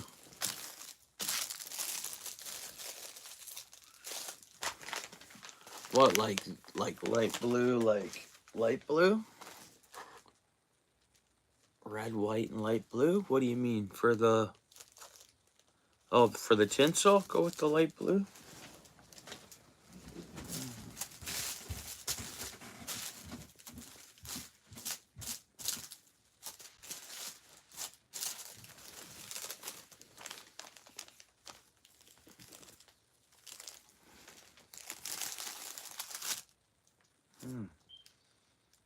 I don't really have a light blue. Like, I have the blue and silver, but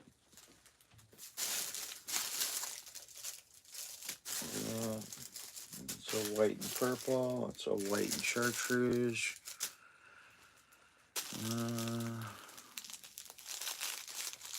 These are like a purple, flash blue, white, and let's see here.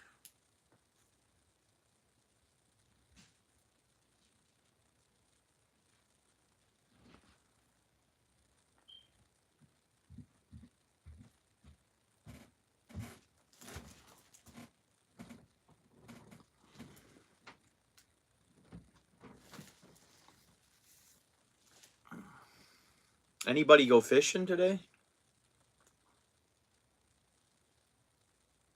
Was it all work and whatever? Or whatever and whatever? No fishing? Man, I could smell snow in the air today, you know? I don't know if anybody... Steel City, you're obviously out and about working today, whatever.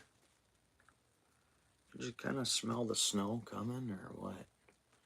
Now that looks good. It doesn't look... Like, you guys can't see it that great, I think, is what it is. Because it kind of starts blending in.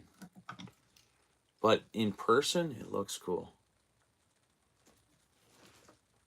And we can put 4 strands on the top and 4 strands on the bottom. And then we're going to put some more white, and then I think a little patch of a little more red something down here. And I'm surprised I never bought an actual red bucktail. And these colors aren't going to go good with with what we're doing. And the orange could, but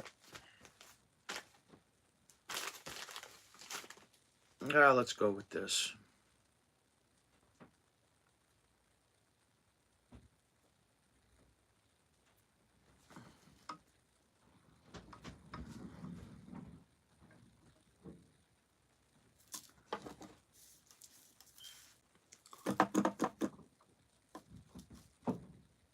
Yeah, it was cold. Yeah, she's fishing. Is she fishing right now? Or is she here? Hey, right on, Roberto. Thanks, bro. Thanks for hanging out, bro. Do you tie jigs or anything, or come across the stream? And I know a lot of people who tie jigs would just probably laugh, or some would say, "Well, bud, you got to start somewhere." Right. I like the looks of that silver on top, even though it's synthetic. I might put another 4 strands with those 4 strands. Let's see if you guys can see it. Well, kind of can't, can we?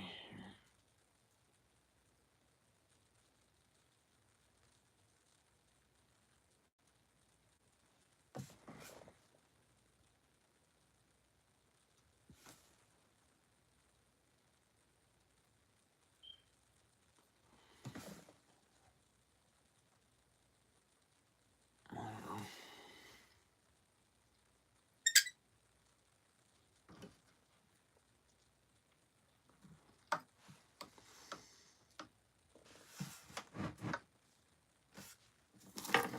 Guys, I want to turn my kettle on quickly. It'll take me like 30 seconds to do that. So I want to get a coffee on the go or something here. Warm beverage, hot chocolate, something. You guys gonna do that? What are you guys doing? You just drinking beer, or are you guys having coffee, or drinking Gatorade? What's the deal? Drinking coffee, drinking water. What are you guys drinking for beverage? Stay hydrated. Now we are going to have to go back to white. Like, I don't like the big long neck, so we're going to add more white to cover up the neck, because I only want like a 1/16 of an inch or something like that neck-wise. And then if I go real tight, you'll see what'll happen. The white will flare out. So maybe we should put a little more flash blue in there as a barrier. And then Dunkin' iced coffee. Nice. Yeah, thanks, bro. I mean, it's fun. I mean, and guys, we're in, I don't know if everybody here celebrates Christmas, but, or what your family budget situation is, but, oh, there was some light. Maybe that's what you seen, brother. Is that what you seen, Steel City? Light blue? Or like a blue? Yeah, I mean, it's not a bad gift idea to get into the hobby, you know, if someone's gonna buy you a gift at the end of the year. I mean, I kind of bought myself the gift of this kit. I knew I didn't need anything, but I'm impressed. I mean, it works. Liter of cola, right on, Michigan. I have no colas, bro, or that's what I'd have. Okay. So I kind of have to have a hot chocolate or a coffee. I could yell up the stairs, but that'd be kind of rude. Yeah, that was the color. Yeah, cool. Well, yeah, no, that's. Yeah, I'm not. That would kind of that add some flash to it for sure. But we'll do that on another one. Just cause I grabbed that chrome, and I'm gonna add a little more chrome in there, because then once the white flares over, I don't know. Tea, you're drinking tea, Steel City? Right on, bro. You have a busy day today?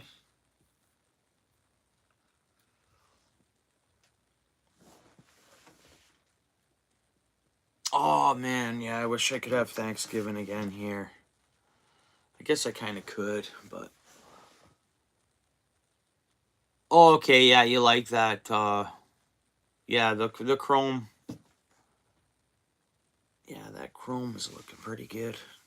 Could add some more red and then some white on the bottom, because I don't like to add much more on top here. And what I do add, I have to add it to cover up the neck, because I always think this is going to be upside down with your line hook to it. You do want that hook space, and then there's room to there's room there to tip it, minnow or whatever, right? Dunville Dam is where I've wanted, and I didn't fish the Dunville Dam at all year. And you know what? There's probably a lot of fish stacking up there right now if someone wanted to bear the cold. All right, let me get that kettle going quick, guys. You guys don't mind, do you? I don't want to do that to you, but it'll be 2 seconds. Anybody have to use the bathroom or something? Get her done? Or something like that? Sorry, guys. It'll be 2 seconds, though. It won't be long.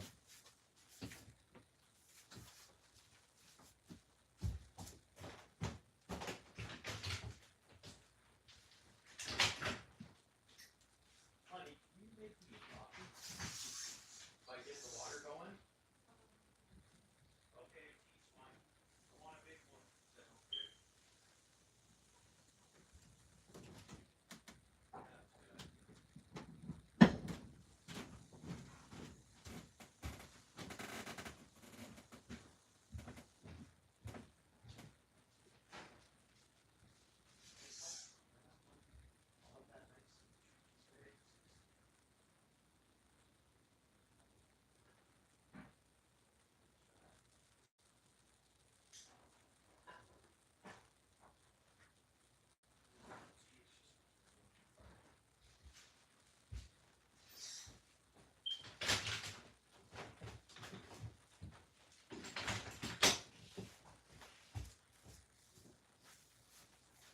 All right, it's going to be tea. My spouse is going to make it for me.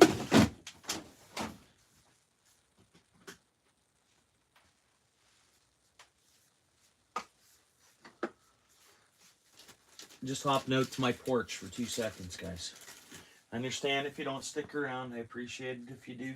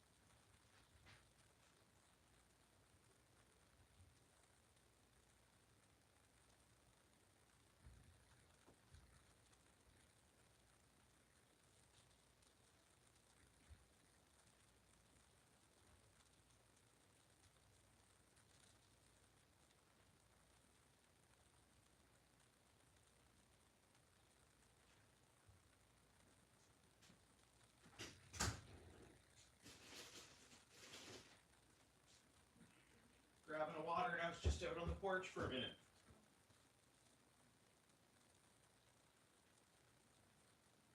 We need some 9-volt batteries too.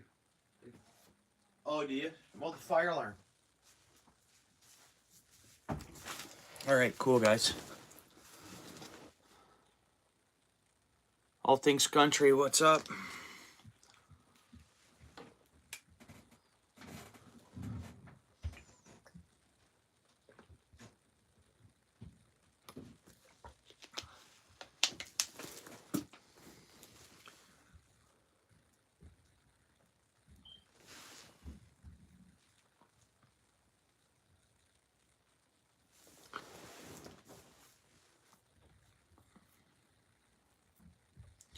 So it's a time consumer, right? I know there's some people that are really good at this, and they can just pound them out, right?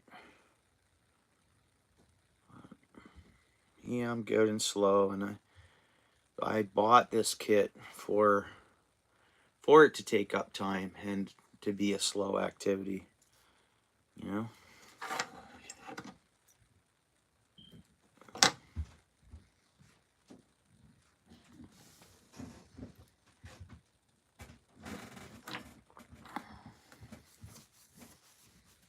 Yeah, how's that job going, Lewis? You done that one? Are you off to another one already? Like that last, that big steep pitch? That's a nice build. And you know what? Like long term wise, am I right that the pitch is like a pitch like that? You get a lot more life out of your shingles, right? Am I right by that? I mean, less can sit on it and penetrate it or whatever the deal is. You know what I'm saying? Am I onto something there?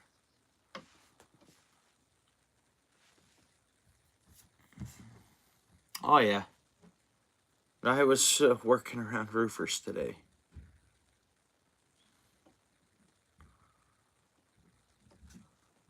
Yeah.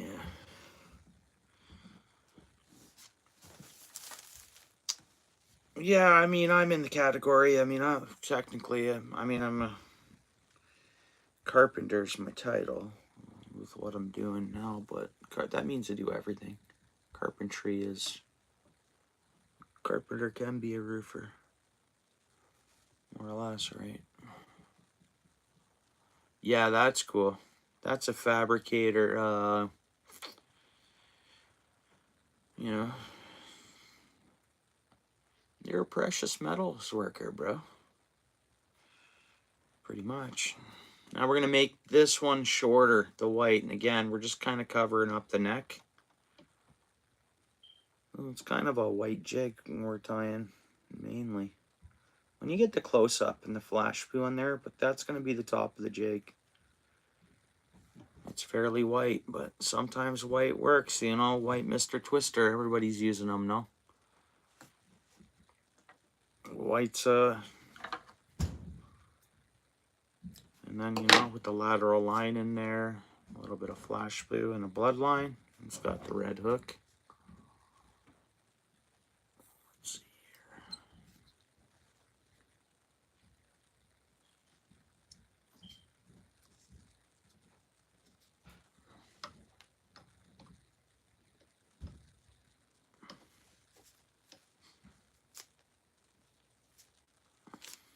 It should be working from down here, which I kind of have. It's just,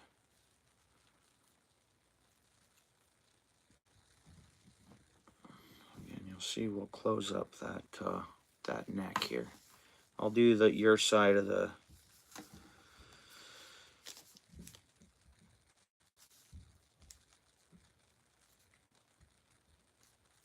I'll do your side of it here. Now, length is important.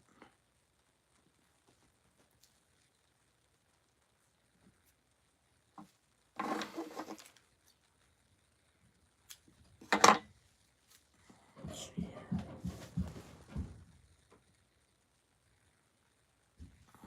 So I'm going to use the camera to see this, so.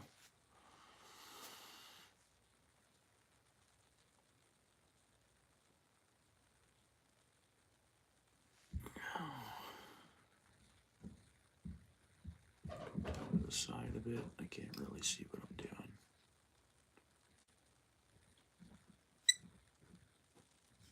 I'm going to lose some of this hair. I didn't get it all pinched in there. Wait, see, we'll get rid of that neck. Make it really tight. Again, that's even still a bit much neck. Oh, there we go.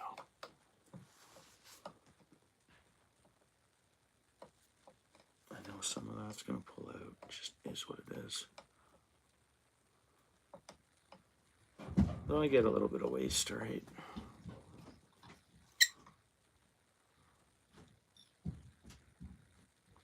guess an 1/8 of an inch neck is okay.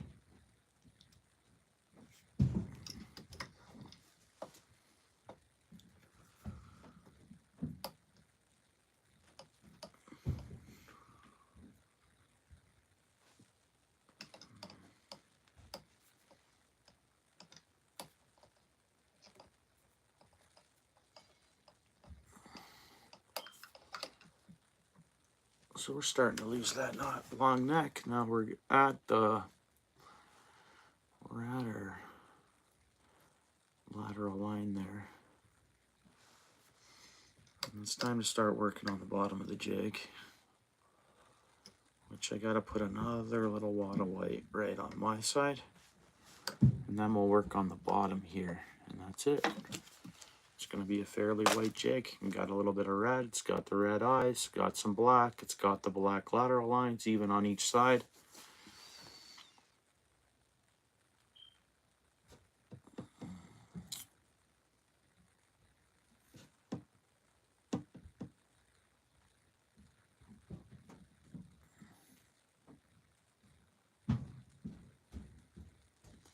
Oh, I see. Yeah. No, we don't slam other trades. No one's slamming trades. We're all the same category, man. We're all trades. Yeah. We make things happen, man. Right? Steel City makes things happen. You make things happen, Lewis. I make things happen at work. I had a busy day. Really busy, actually. I probably didn't have to work as hard as I did today, but I can't help it sometimes.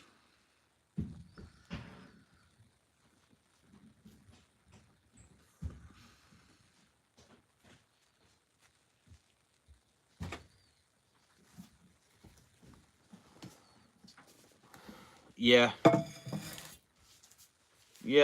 And when we get a close, thank you.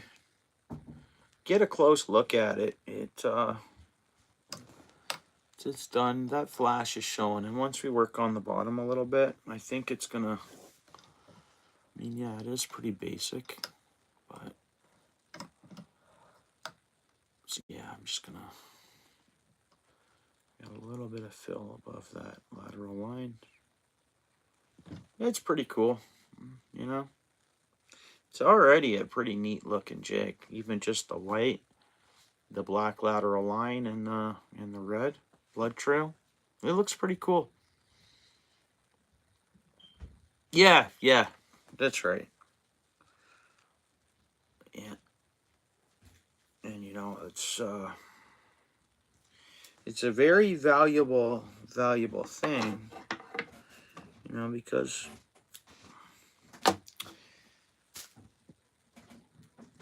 and you know people are constantly trying to stay away from the trades. I mean, the government's always advertising folks get new trades. The trades pay well, you know, like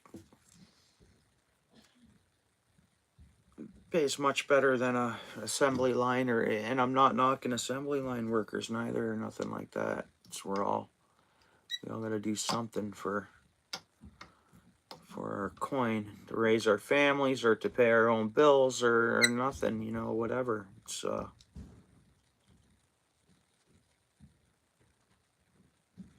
but yeah, I'm not an assembly. I don't know. I like construction. My mind needs construction. It really does. It needs, you know, you gotta be doing stuff like that. I think, I don't know.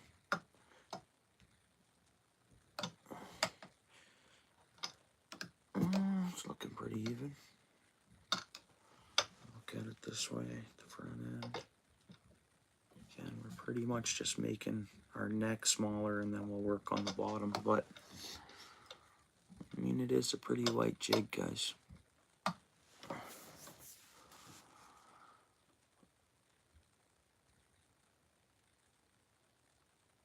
Yeah, for sure.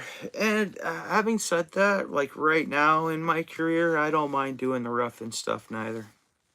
Either or. whatever it is. I get what you're totally saying, which is awesome. And I've seen some of the stuff you do, Lewis. You're pretty talented, and that's amazing stuff. And that's not cheap material you're working with, man.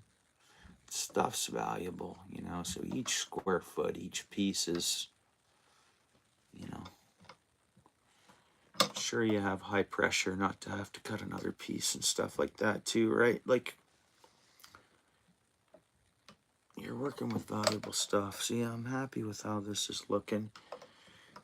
You know, what I found with tying these jigs, like from January on and stuff? You guys ever troweled concrete? You know, like when you trowel concrete, when it's done, it's done. There's no more touching it. There's no more, you know. I kind of find that with jigs.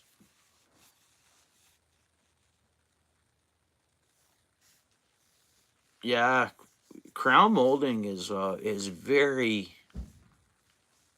you know, you think it's all going to be those basic miters into those corners. Crown molding is, because, you know, depending on what you're working with, I mean, a lot of ceilings, like especially if it's around drywall, if you're just adding crown molding to a drywall ceiling and wall, man, because the mud work here, you know, it's when you get into those angles, unless you're doing something that you can fill and sand and paint after, you got to be pretty darn talented. Yeah, no room for error. Yeah. Wow, Steel City, the material you work with is expensive, especially if you know. Sure, every inch is, but you know, you're working. That's Lewis. That's high end customers who going for that copper flashing and copper roofing and all that stuff, man. It's valuable stuff, man. Yeah, but yeah. You know, like once it's done, it's done, and I find that with jigs. So we have to do the bottom of this jig. Yeah. Do we want more red under there?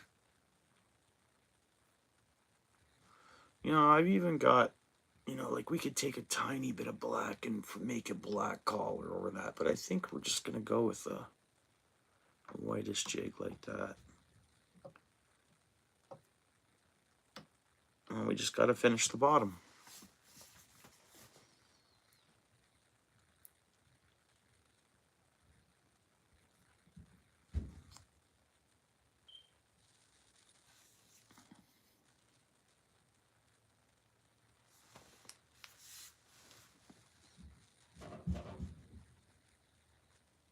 Oh, cool, bro.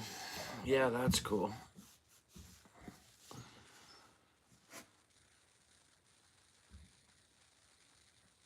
I wouldn't imagine she would be still. No, she didn't get much time. That was many years ago now. She didn't get.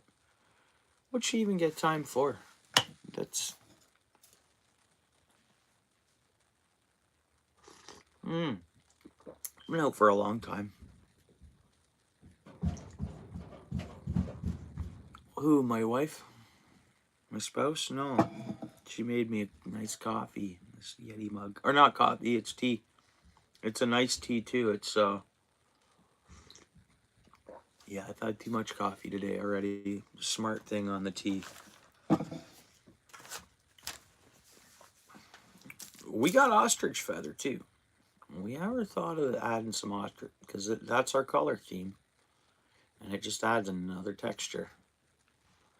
Could always pull a couple of pieces off and just do like two little, you know, right on the top. Now, this is the bottom of the fish, technically, right? So this is the belly. In all, you know, because again, so we're looking at this upside down, profile wise in the water.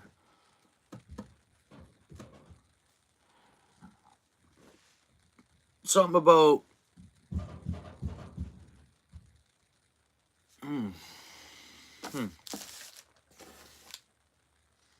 yeah, I wasn't sure what Whether it was she sold them knowing they were something, or yeah, that sucks. You know, she's business. I mean, that's what I think. She's yeah, I don't know much about why she was there or anything, so I guess you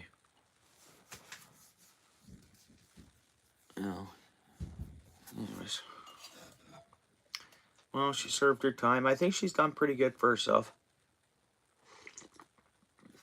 Right? And I don't know much about her, so yeah, I know she's a good cook. I remember back in the day, cooking show. No, isn't it that how it all started? Or was it cookbooks and a cooking show? Oh, I bet. Yeah.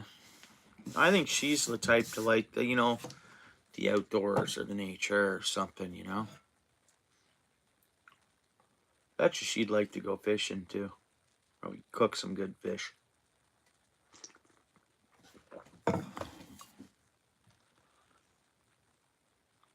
Right, we gotta do the backside.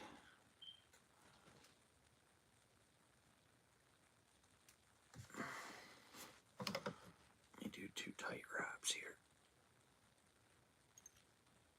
Yeah, that's cool. Some Maple Leaf players playing or live in Toronto. Who do we have around here that would be like celebrity status? Steel City, if you're here, bro, still. Yeah, you're up there. Yeah, seen that. So Justin Bieber lives pretty close to here, not too far. There's a lake near his house that maybe has been building up fish, but it's a shallow lake, and they used to, anytime we get a real hard winter, there's usually a fish die off. It used to be great for walleye and pike though. And it used to be public accessible lake, and now it's not, right? Of course, the people, it's all private property all the way around it, and it's kind of landlocked. Lives near you, Michigan?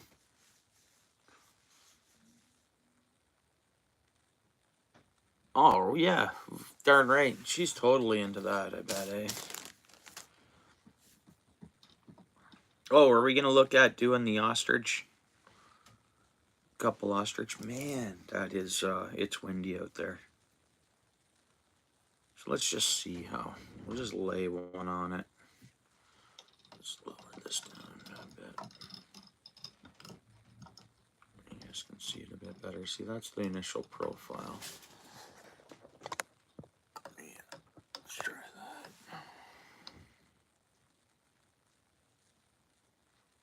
Let's see here.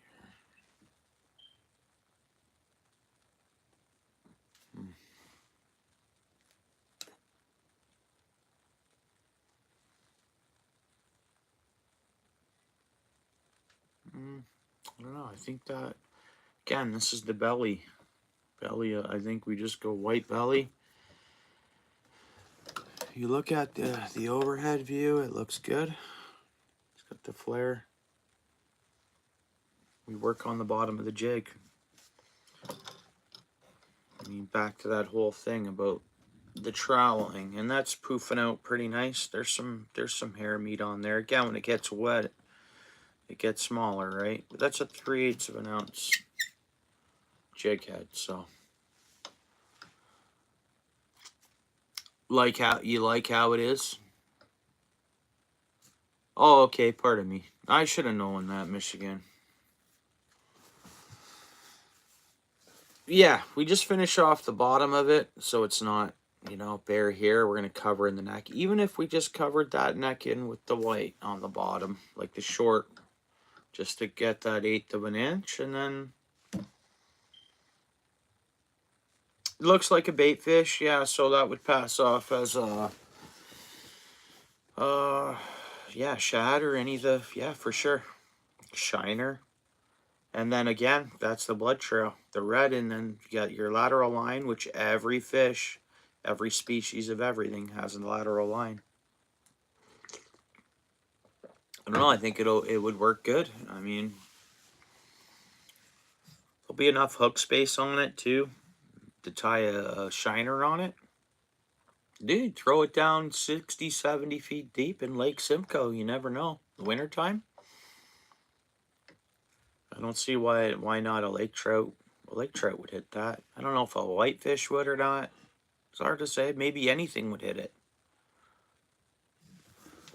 Yeah, there you go. Rudd bait fish too, which is so common in our area.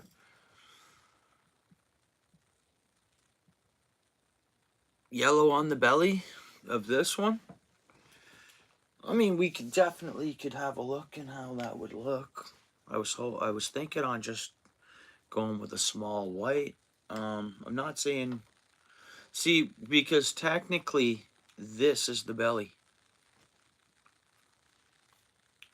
Because is if a bait fish, we're looking at this upside down. We're making a fish upside down technically. There's the belly. It's a nice little white belly on it. It's got the silver fleck. We got the lateral line in there, and then I think the bottom, like, and then once I take it off and I have like a turn close, I should grab my laptop. I want to watch a video on sprucing up my whip finishing by hand.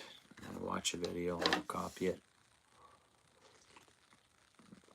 Just getting screwed up. It's like, you'll see what I mean. I'll grab that laptop and you wrap it around, you hold the line straight, and then I had it kind of going pretty good. I can't believe I can't just go ahead and do it, but I haven't said that I didn't have it going very good. I was always tough on finishing the bait. Again, though, we could rip apart one, and they don't come apart easy.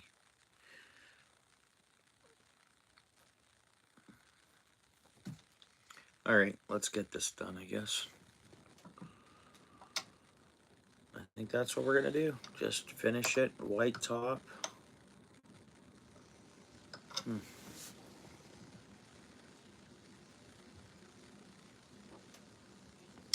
Yeah, that's the thing. Well, no, we're going to build up the bottom. No, that's the thing. When they get wet, they shrink, that's for sure, but the other 3/8 of an ounce ones, like that Wonder Bread jig I used the other day. It's the same idea. Like, it was the 3/8 of an ounce jig head.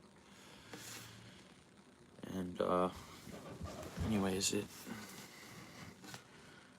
we're getting pretty good there for amount. So I don't want them too big, and I like that room to tip it with a minnow. Because a lot of people are tipping their jig heads in a minnow, dropping it down there. I don't know, I think a lot of people fishing even rubber baits at like the dam and stuff, they'll tip it with a shiner. Just for live bait scent. A lot of people will. Or even put a stinger hook on it and tip it with worm. And drop it down, and usually walleye will. Lake Erie walleye or Grand River walleye. Get over top of them like that. Vertical. I'll try this in the ice. I like the looks of this. And I think ice fishing, I think it's going to catch something. I'm going to use this one before I use any of the other ones I tied. I kind of really like it. I know it took forever to tie it. Or it's taking forever to tie it. But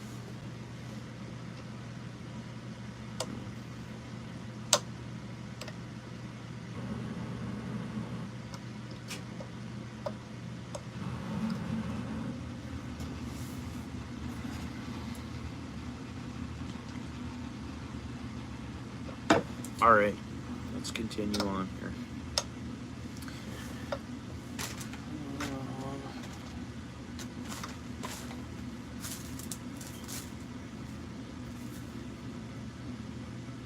So is anybody going fishing in the next? Anybody have plans to fish and bundle up a little bit? And like Friday night, I was thinking on doing the river bite. I'm gonna have to have a fire. I haven't checked the weather again. I think I checked it days ago, and Friday was gonna be all right. Gonna be cold, but I think a fire, and I wouldn't mind getting on, seeing what'll bite at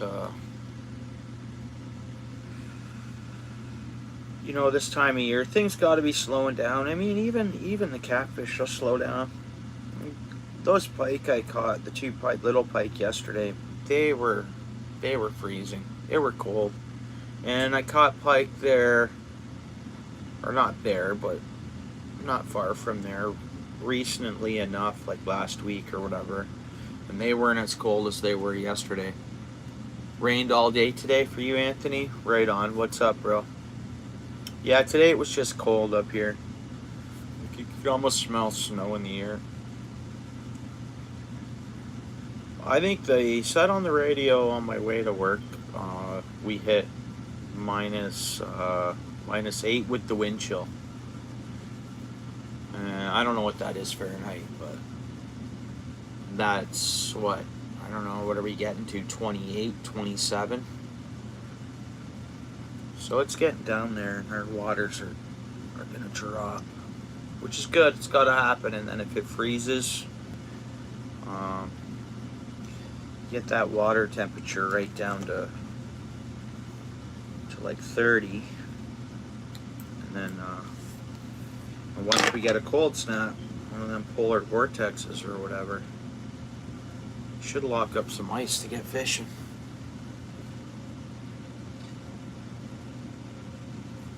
Oh, yeah, Friday, the full moon, that's right. Yeah. Yep. A dusting of snow would be good for you. Yeah. Well, I hope you nail one, bro. I wish I could easily get a chunk of meat off you. If I can get deer around here. My spouse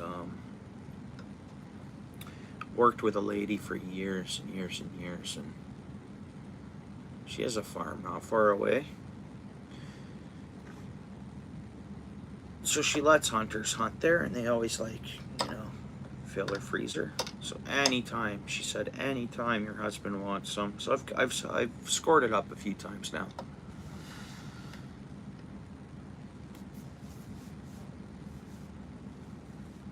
You did you? Yeah, and those days are over, are they? Hey? Yeah. Alright, let's get this on there. I'm already messing it up a little bit. Oh, that's alright.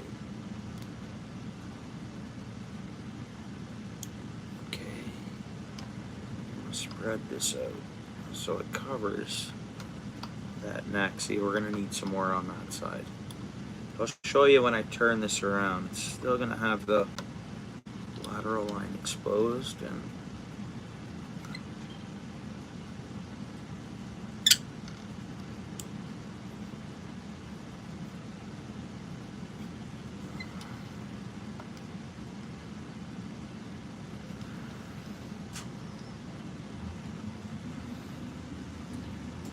I don't know whether we should go some flash boo on the bottom side too, the way we did the top. But that's what we're getting to. Like, that is one fluffy air jig, man. You see what I mean about the tight collar? You see how different that looks just from that smaller layer of bucktail? Oh, nice. Those are tasty ones, yeah.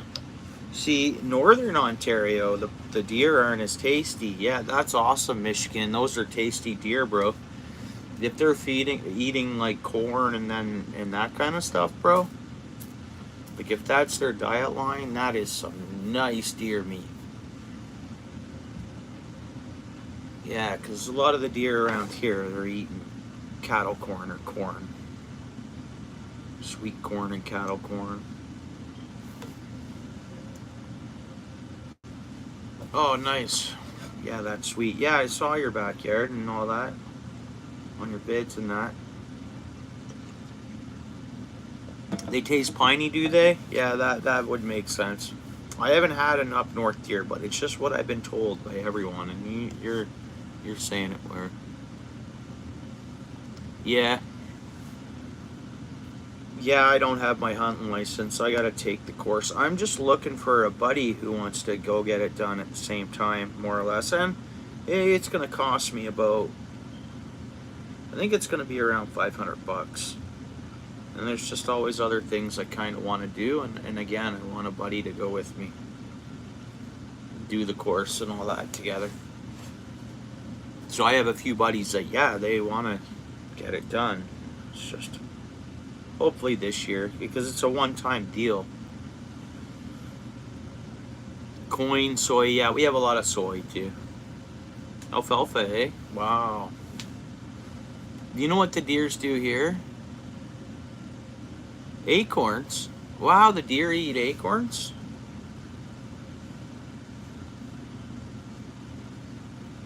Man, look at that jig, eh?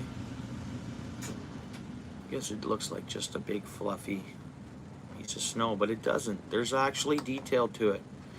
We started off longer, we went shorter with every material, and then we went shorter here, so it's like right? Red bloodline. I'm happy with this jig. Oh, Cloverfield? Yeah, that would be good too. That's right. Yeah.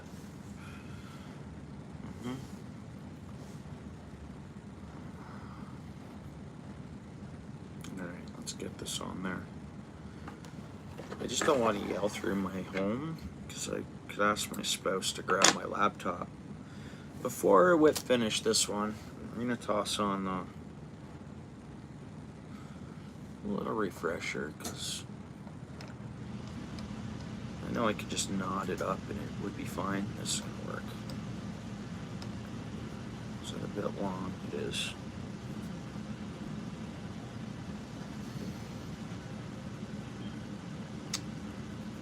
Yeah, it's very dense meat. Anytime I cook it, a couple of times, that's what I found. I may have overcooked it. You know what? I cooked my deer in the slow cooker every time. I cover it in, or venison, or whatever you want to call it. I cover it in like chopped tomatoes, garlic, and diced green onions, and like draws out, and then garlic, of course. What else? Just a collage of kind of spices on top of the tomatoes.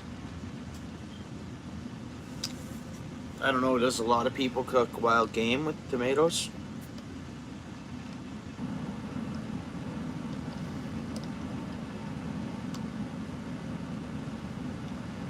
Oh, okay.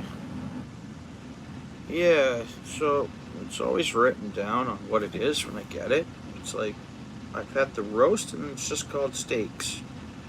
So whatever that is, I don't know what part of it. I honestly don't know much about it. I screwed up that piece of white hair.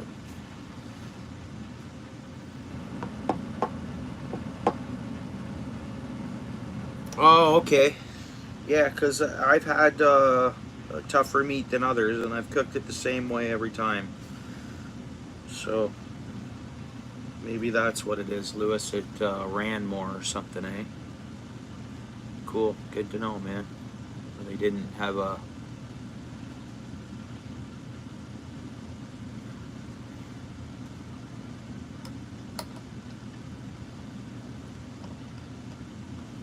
Look at that fluffy thing. That's so funny.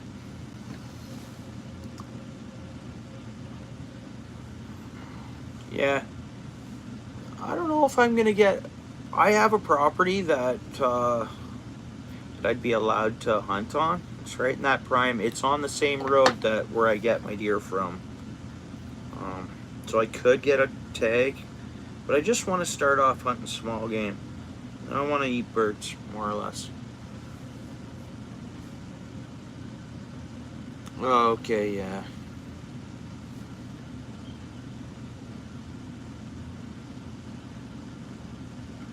We have the wild turkey. They're technically stocked, eh? Wild turkeys were stocked for hunting. You guys agree with me? Ducks and grouse, yeah. Yeah, I really want to target the wild turkeys. Because, like, again, they're a stocked animal. And they're plentiful. So one of them ain't gonna hurt. I mean, anything I would get a tag for, it's not gonna hurt me grabbing one. I'm not saying that. It's all good. It's my right and whatever else. I mean, it's a food chain. It's the way it is. I mean, eating meat, I mean, kind of provided freedom in a sense, if you ask me, because, trust me, we weren't. I truly believe, not that I mean people can eat whatever they want and be vegans or whatever, that's fine. But I'm allowed to think that we're supposed to eat everything, balanced. And I think as we get older, we do need to lighten up on the meat. I think. Lighten up on it. It doesn't mean not eat it. But that's my beliefs. Everybody's entitled to their own. So that's matching the other side. Pretty close. I think there's a little, hold on. No, what it is, hold on. And you can play around with it yet. See, I got a bit too much white that I'll just try to force down to the underneath. And we'll go like that. Pull off whatever's going to be loose. But everybody's entitled to there. That's fairly matching, eh, guys? And it's nothing special. It's a white. That's a fluffy looking jig.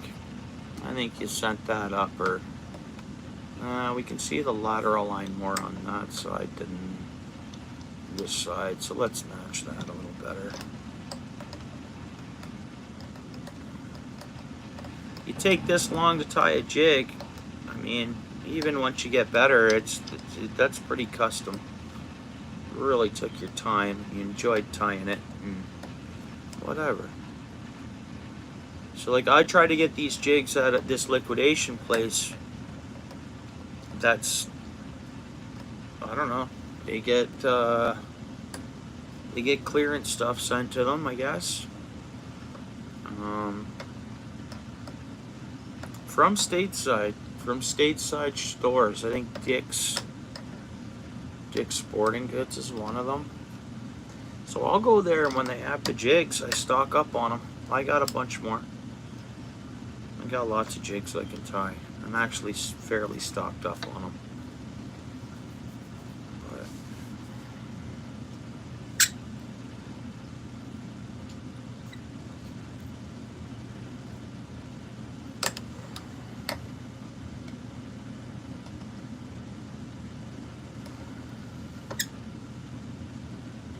Look in the camera. Oh no, it's not going to work. My eyes aren't going to work that way. It's just I have the tilt up one side more than the other.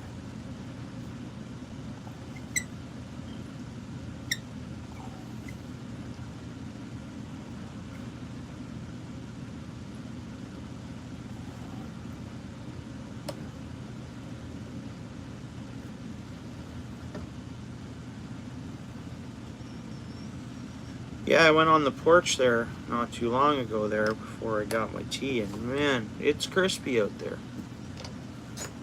See, it's not that, there's a wind chill. It's kind of what it is. And you really want to pull on them. You want to get anything loose off there. You don't want to put it in a little baggie and have the thing shedding. So anything that's going to shed, I want to get off of there. More covered than this side. Maybe I should just cover that side up a little more. Yeah.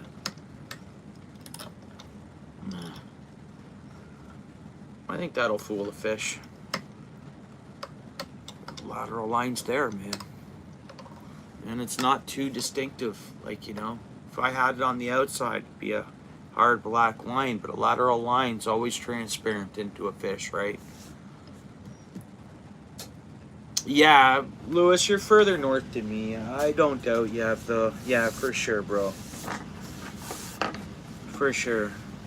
That was a nice picture you sent to me, too, of the bay the other day.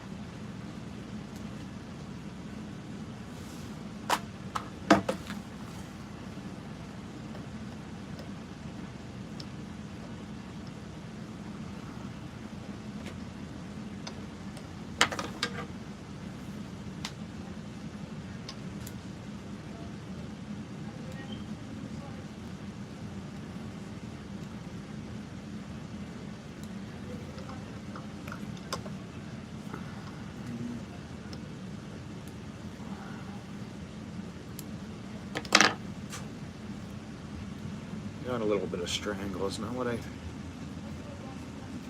find? I can just mat them down and get them to disappear. Well, that's a lot of thread I'm using, but it's really not.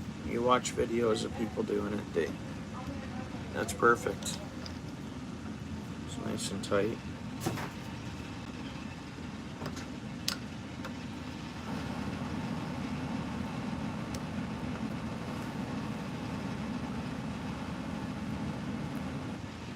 Awesome. I'm happy with that.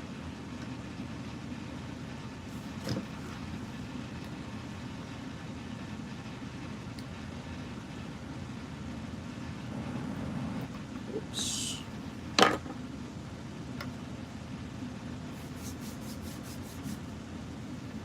My wife was just unlocking the door for my son.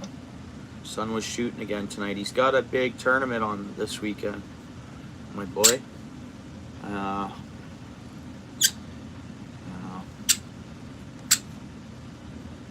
Sounds like he has some good competition on his plate.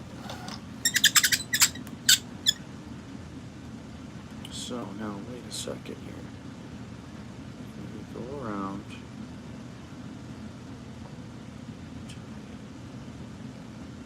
Let's just knot it up. I'm fine with that. Oops. Yeah, so he was kind of like that last year too, and then he went. He did really good, obviously. But I don't know what he's worried about. I guess it's just pressure. He's got a lot of pressure on him for it. And I told him that that's okay. It's biathlon shooting, right?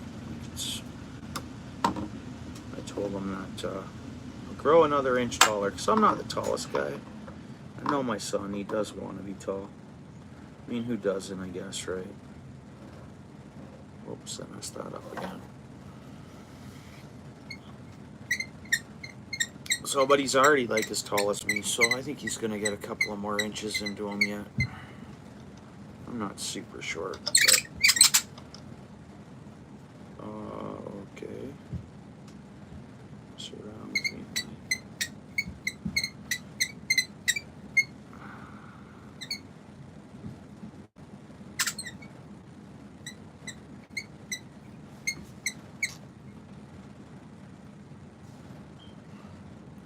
And drizzling rain, yeah, so I think it's 6 here, but with a wind chill. I mean, you're not far from me. We pretty much have the same weather, right? Oh, look up Hamilton, Ontario, bro. That's where I'm at. Man, come on now. I'm gonna grab my laptop after this jig. I could knot this up, it'll be fine. It's for personal use, so that's what it is. And we'll watch the whip finish, and then I'll quickly throw something on and we'll whip finish a feather or something. And we'll just practice whip fishing and we'll, whip finishing a little bit.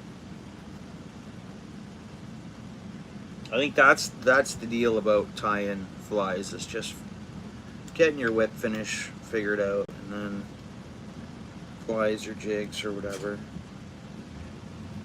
and then you step up into that professional game. I should have watched a few videos before I went live tonight, just to refresh. Again, I tied jigs from January to March, and I kind of always struggled with finishing, so I think if I just practice that for a while, nail that down, we're in action. There we go, that's really good. Now I'll do another one. Knock that up. Come back this way, yep, so we're tight there. And that's just like a double knot. By the time I put glue on it, I've talked to other people that are having trouble with their whip finishing, and they're telling me they're kind of just knotting them up like I am, and a little bit of glue on there. again, I'm not selling these. I'm either giving them away or using them, so, right, they are what they are. So again, that's knotted there. Yeah, there we go. And I'll do another couple knots, right? And I did put glue on the last couple ties. I'll throw some glue on it now.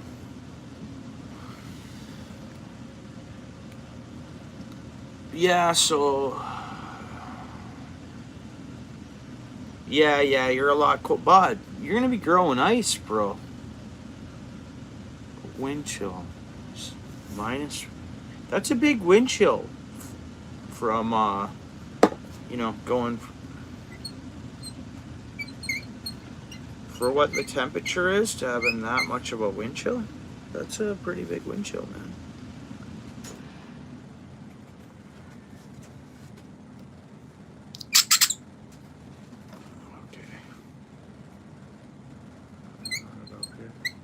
I think this thread's actually purple. I just didn't notice when I bought it. It looks black to me too.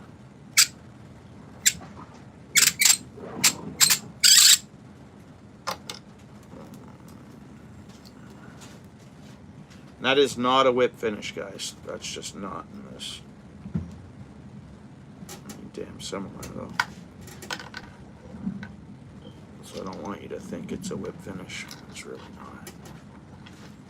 I'm gonna refresh that video and I'm just gonna tie feathers and whip finish. Like, you can whip finish at any time. That first time when you put your first feather on or whatever, whip finish, whip finish. Some people do that. They'll whip finish between stages of what they're doing. 5-hour drive to my place. Yeah, you're not too far. I drive 5 hours north though, and it's minus something. So it just all depends on where.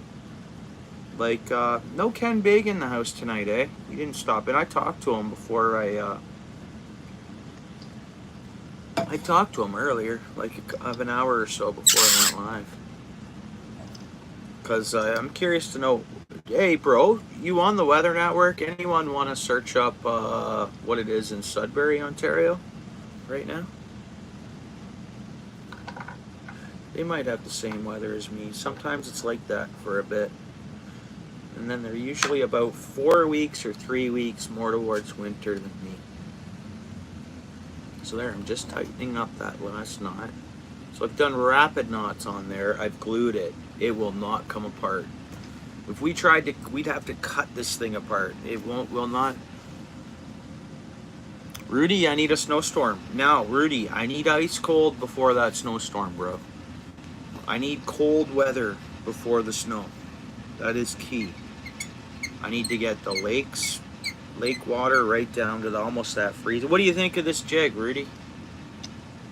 A nice one. 1 Celsius. Yeah, and then wonder what the wind chill is. So they'll have a wind chill on top of that.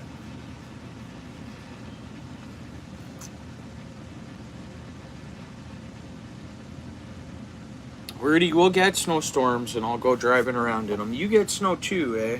You get snow in Minnesota? That's where you are, Minnesota.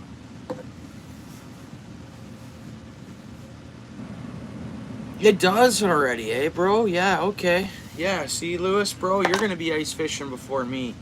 I was talking to my family, not my friends. I have friends that are my family anyways up there.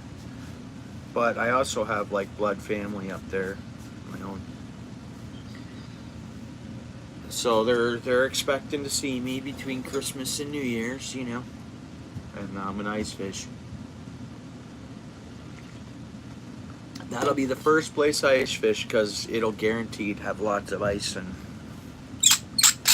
gets more ice than in Sudbury. It's like the earliest spot in that area, up north there, that will get ice. Normally, last year was the first year that the ice huts weren't on by January 1st, like the permanent ones where you tow it out there. Okay, this is done. I shouldn't have done that.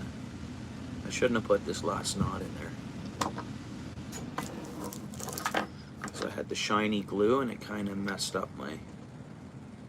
Boom, there we go. That is one long, took us a long time, but we hung out while we tied it. Yeah, 11 miles per hour. I wonder what the -7 wind chill in Sudbury. Yeah. Yeah, so it's coming. Like, they get any precipitation at night, it's coming in snow now, like in Sudbury. And it sounds like if you had precipitation going through tonight, it would go to, even at minus or 2.7, it would snow there. Yeah, that's nice, guys. Nice glossy head. We have the 1/8 of an inch even all the way around there. I'm confident that, yeah, okay, it's just knotted up at the end because I'm not that great of a whip finisher. Rain and cold, eh? I don't think I have rain Friday here. Man, so we could almost have the same weather. Man, I hope it's not rain and cold Friday. I really want to fish the night fish with a fire on the river. Right. We're just gonna let this dry up, then I'll give us all the close up to the camera. It's a nice jig.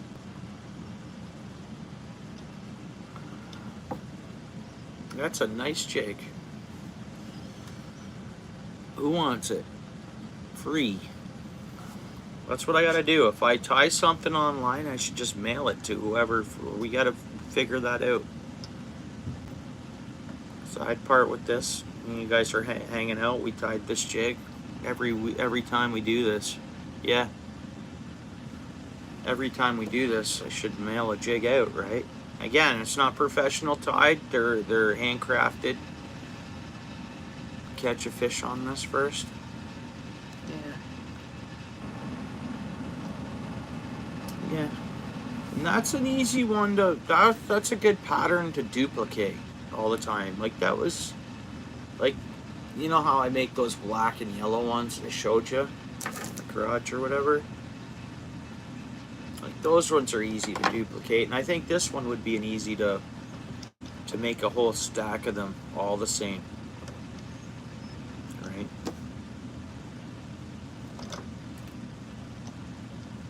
I like it. Just let that glue dry up a little more. It's drying. Bring it up. I think the flash on the top's good.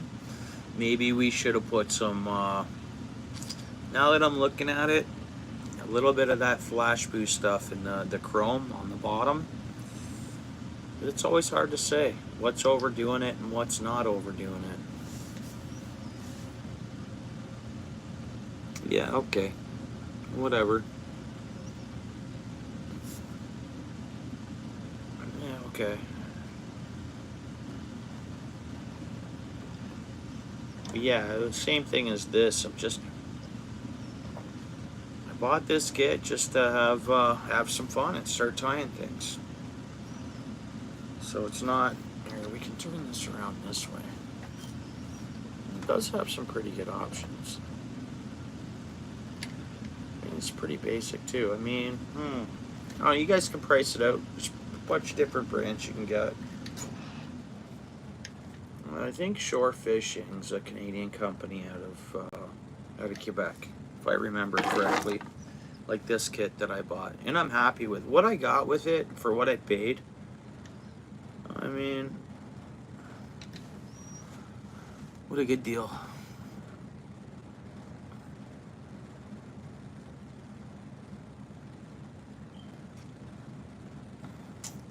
Well, I mean, maybe down the road. Yeah, no, I mean, I'm sure I could, like some kind of stamp or something, but I appreciate that, Lewis, but no, it's just, I mean, I'm sure I could tag it like that somehow, but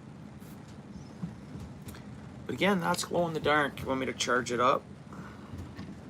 Here, I'll hold it by the head. It's dry enough for you guys for us to look at it up close. I know the flash, I guess, doesn't look as good up close. It is there, look, see. I'm still really happy with it. Tipping it with a minnow too, or a stinger. I know it doesn't look as bulky when I come up close. It's, I mean, but it is a 3/8 of an ounce jig.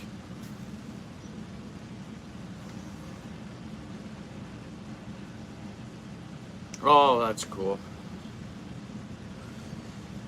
You know what a lot of people do? You know what a lot of people like? They like buying little containers, like box container with like glass, with like display flies. Have you guys ever seen that? Have you guys seen that? Like people like that. Like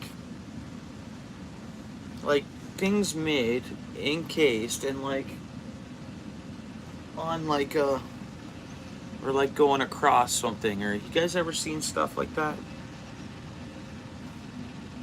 I'm happy with that. It's whatever. I enjoyed tying it. It's awesome.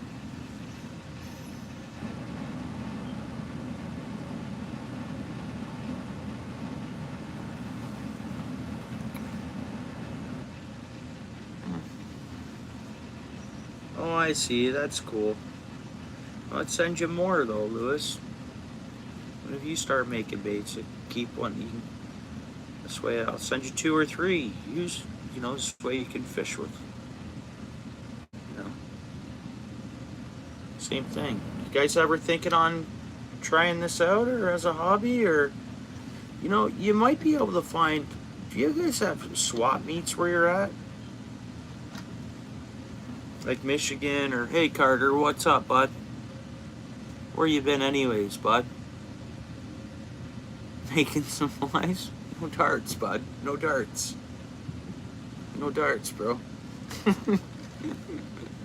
That's awesome though, bud.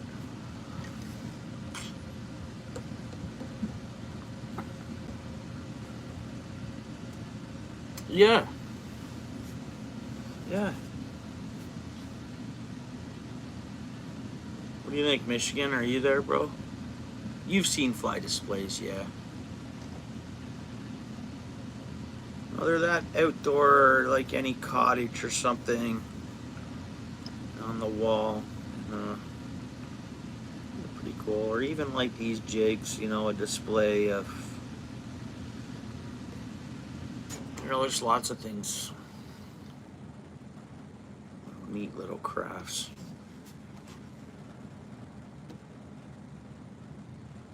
Yeah, I will. Next time I go to anywhere there's panfish, we're gonna rock this one. We tied this one first. We're gonna see how easily it falls apart, how much abuse it'll take. See if it'll even catch a fish. How was that one? What a weird looking jig, eh, guys? Come on. That. Yeah, we're gonna charge this up, right? We should charge them both up. So this thing will actually, the body will glow a little bit, like in between the orange. I tied it, bro. I bought the jigs from the store, like just the jig and the head. I want to pour my own jigs too, but we tied it up, buddy, just like this one. Tying jigs, making baits. Hanging out, making baits, man.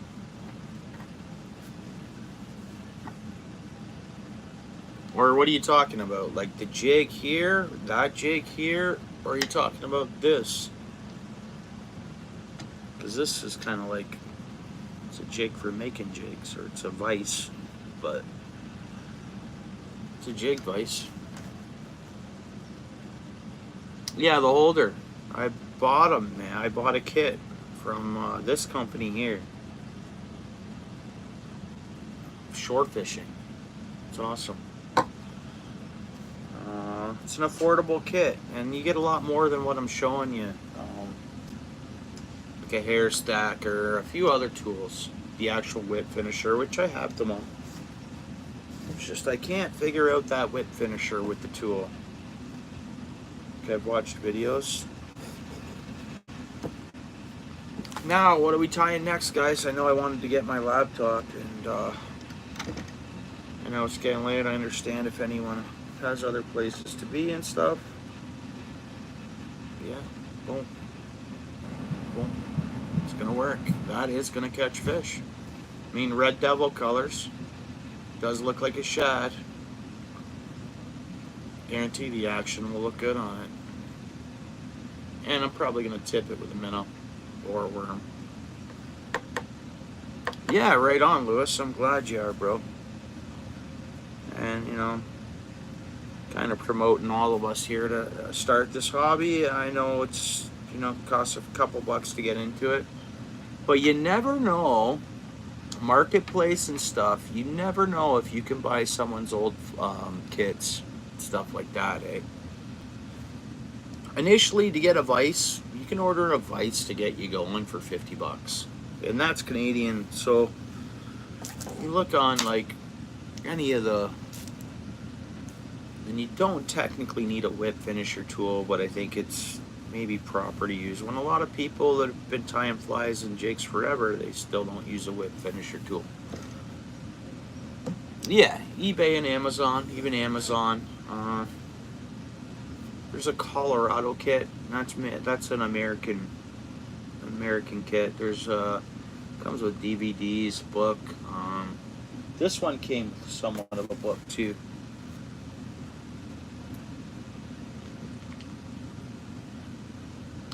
Yeah, bro. See you, Michigan. Thanks for hanging out, bro. See you next time.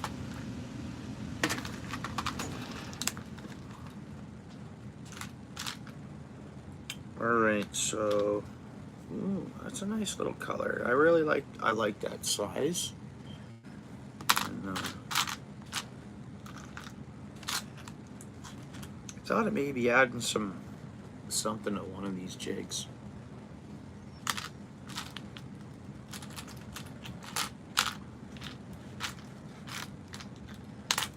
Like taking one of these small ones, and I like that. I love fishing with small jigs. You guys know I love creeks. I love flowing water.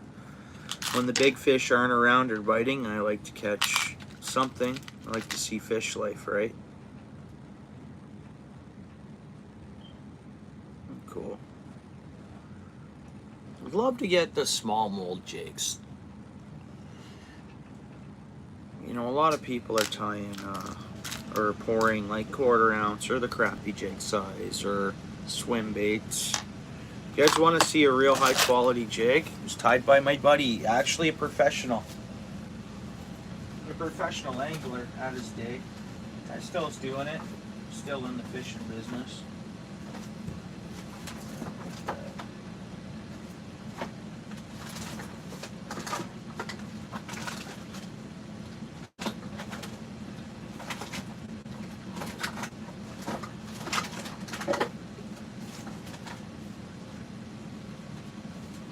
Anyways, I have a whole pack. I'm actually saving them because I can use my own jigs, and I bought these. I have a few of his jigs that I've been using already. So.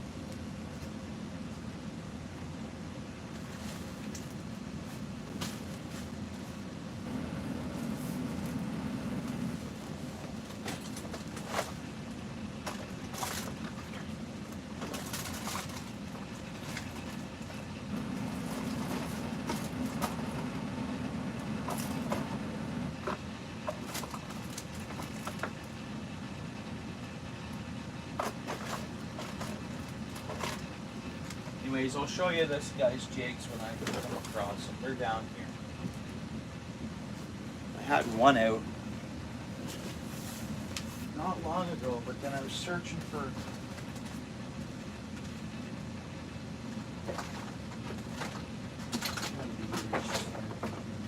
there it is. So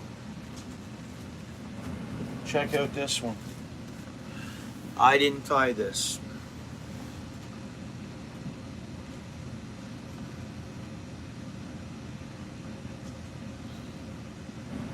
Nice one, eh? It's kind of got that swim bait jig a little bit. That's it.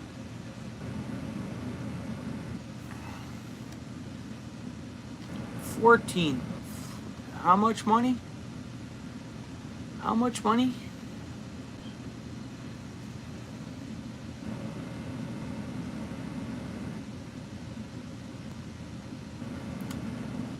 $14? Oh man. Yeah. Yeah, unpainted. Painting jig's cool. Like, I've watched videos on all of it. No, that's cool. Again, I didn't tie that. My buddy did. Professional actually tied that. Yeah. And I like how this sits. So that's like a wall. Oh. These jig heads. This is a mold I should probably buy. Because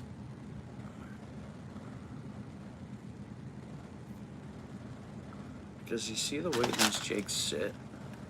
These jig heads? That hook is kind of always up. Right? Bouncing bottom, bouncing bottom. They're hooked.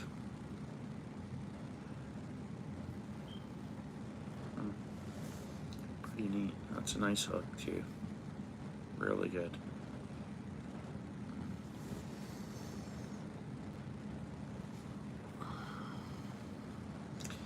Took me a long time.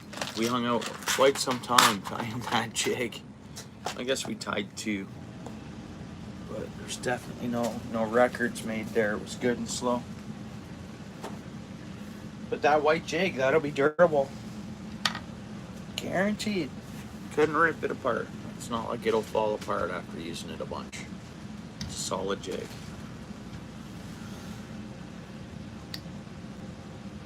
Yeah. Even check Amazon. I don't know if you'd like Amazon or not, but so a lot of like this eBay seller. A lot of eBay stores and sellers. This comes from an eBay seller. This is an eBay seller, and I like the guy. Like, I kind of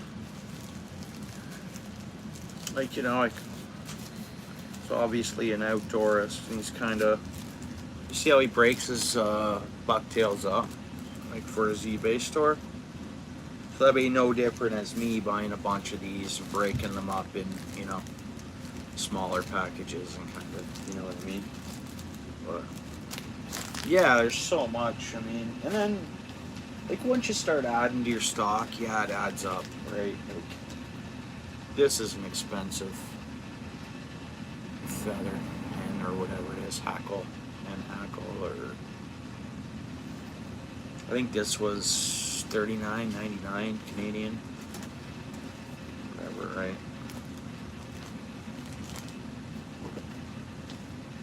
But I find the tough, that's a nice blue, eh? We should tie something using that next.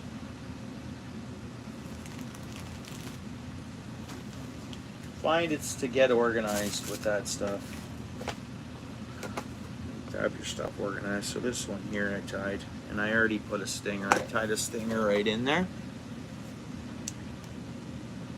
Big long neck on it, that's fine. It's got a stinger hook, so even if something smells at it, it's getting hooked. Right? It's a neat bait. So that just floating around. You could tip it with worm. Down in the current, smash. I'm happy with that tie.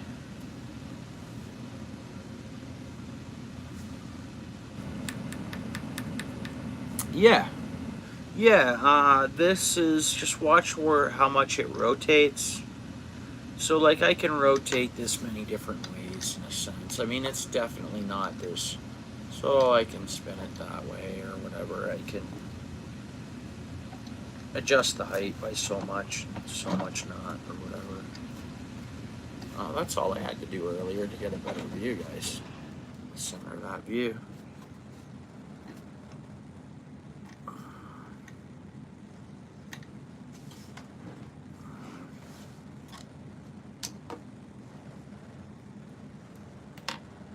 That's kind of neat. It's kind of just, it's kind of a silly tie, if you ask me, but it works. Throw this in there, this in there. Look at this thing I did. I was just experimenting. I took like a pinch split shot pinched it on the end and then tied some orange and red on there. Just whatever, right?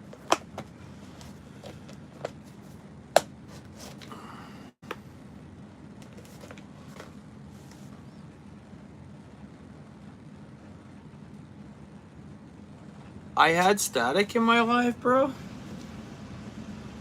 Huh.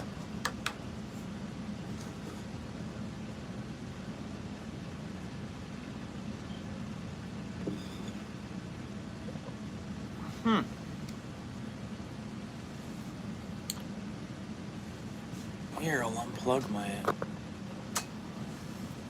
Oh, that's my furnace, bro. That's my furnace running in the background, maybe. The furnace is pumping right now.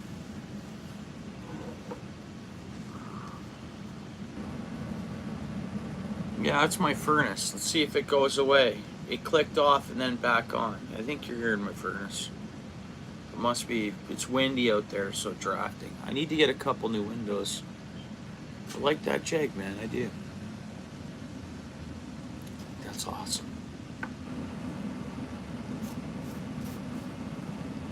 And it's an easy one to duplicate, one over and over again. Not to keep going on about that jig, but I like it. You hear it? Yeah, that's my furnace, bro. I'm in the laundry room. So it's laundry room, washer and dryer's right here. I got a couch. This was in the back of the garage, this little end table. So it's kind of beat up and dirtified. Check this out, I drilled a hole in there for my clamp. Why not?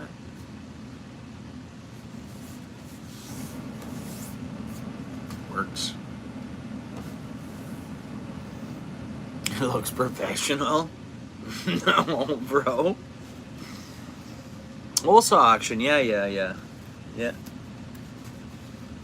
Yeah, and I have, so I kind of, what I did is when I went over, you know, I just started, I'm a couple weeks into a new company. So I had tools already, in a sense. I mean, bro, my home tools are Mastercraft, and it's a Canadian company. It's at a Canadian Tire. My home tools are, and they're all brushless tools. But then for work, I bought Milwaukee. But this is brushless, durable. So this is like my home tools. Bro, I like this. Like it's, alright, so 20 volt. I'm really happy with the Mastercraft, but of course but I'm glad because I leave my tools at work, right? So I do have kind of 2 sets of pack out tools in a sense. So I'm happy when I got home and I thought of this. I was like, oh, good thing. So 2 sets of tools is good. I mean, not 2 complete sets. I want to get I like supplying my job I currently have, like where I work, is I like supplying all my own tools. Anything I need, I can sign out. But then I just like having all my own stuff. Don't gotta wait for nothing. I don't gotta do nothing. I can just work away. And yeah, my at work stuff is maybe I should have gone to Walt, bro. But I know Milwaukee. Like I did my. I don't know. Yeah, you mentioned that before, Lewis. M18, yeah. That's what my work stuff is. It's all brand new. I just bought it. They had some good deals. Not that I could afford it, but I just bought it, you know. Wanted to be set up nicely. Most other places I've worked at, they've supplied the majority of the tools. So, and this place would as well. I just like being self-sufficient. Yeah.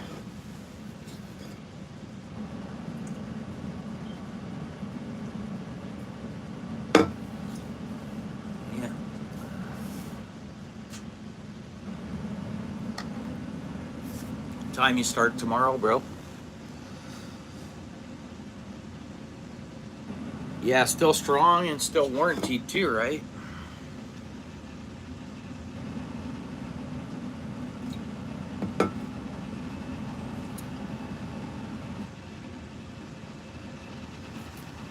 Who do we got in here? Me and Lewis, myself and Lewis.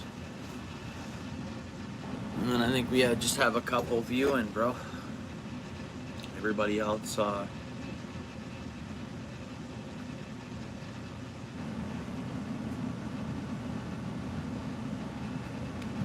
yeah, yeah. No, I'm not far after you. 5-year warranty?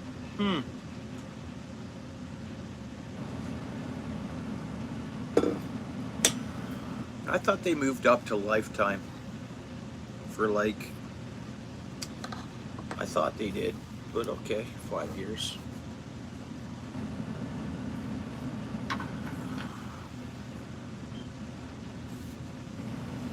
So when are you gonna go live from your truck, Lewis? I'm not bugging you to, it's up to you. I mean, whenever you do, you do. And don't get me wrong here. Of course, bro.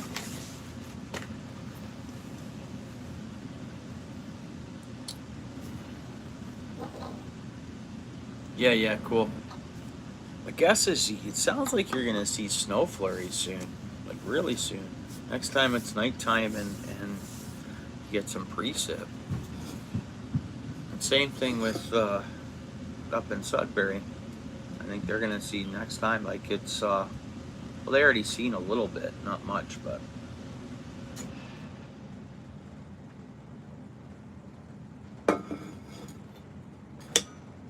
No, that's fine, bro.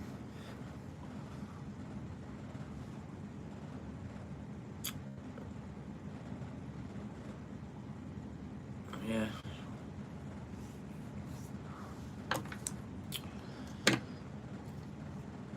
Alright, so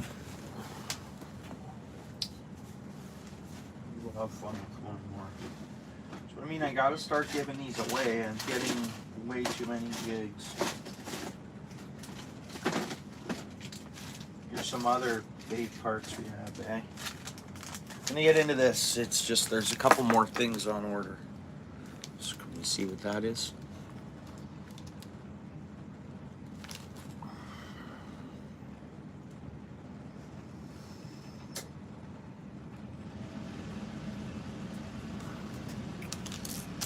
Here's some hook shanks.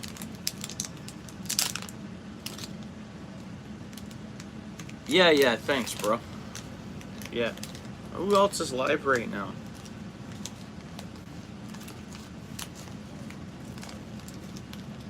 Make my own hooks? No. No, but something I'm gonna send you. These are shanks. These are extra bigs. They're making long trailers. So like musky baits, say. Right? Doctor them up with the bucktail and all that. You color and hook there. You can even throw a hook off the bottom and then send the rest of your, make your big spinner out of these. Right? So it's not what I'm doing with these though. I've owned these since technically January of 2024. I've made a couple of spinners out of it. I'm making something else that's fun. And I'm more or less just having fun with it. Send to my friends. Yeah, she's still live now. Like really, I'm like,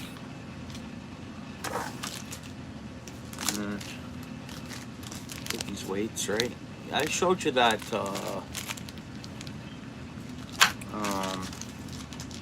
spinner bait I made, eh? There are those beads I bought. It's only one color. They're clear beads, kind of, or like diamondy beads. They got like a gas look in between them. There are those Indiana blades. Got a good stack of them in there. I can make a bunch of spinners. Well, actually making something else. It technically goes good with the season.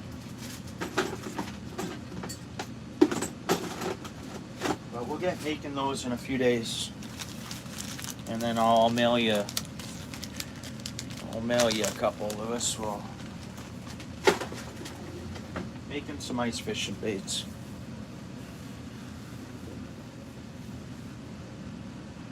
Did she? Yeah, she's probably has to work in the morning, I think. But yeah, I was tied up with family stuff, so I didn't even get to stop in there and say what's up before going on this live. It's just me and you here, eh, Lewis? Check this out. I don't know, there's 3 of us now, but which is okay. Check out this, bro. Boom. You like? Now there's a few different ones you can get of this. You can get a magnet one that just has the magnet here. But if you have like a big otter box or something, you with me here, Lewis? I don't know. I haven't used this yet. I just got it today, bud. So I can't give like a quality review on it as of yet, but I'm curious to find out what it's like. And I think the operations is similar how it sets on my tripod here. And the reason why I wanted this one versus, you'll see if you look around at these, the few different ones you can get. Because if you have a big otter box, it takes up the magnet a bit. Yeah, bro. Yeah.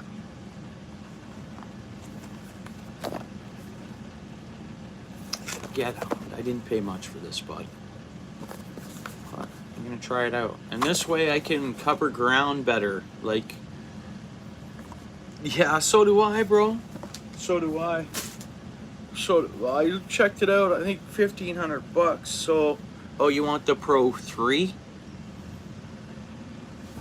I want one that has its own screen. So I think that's I want the Mini Pro. But I think it has to be, I want the 4. I think $1,400, bro. Canadian. So it's probably 1,000 US, maybe. Probably.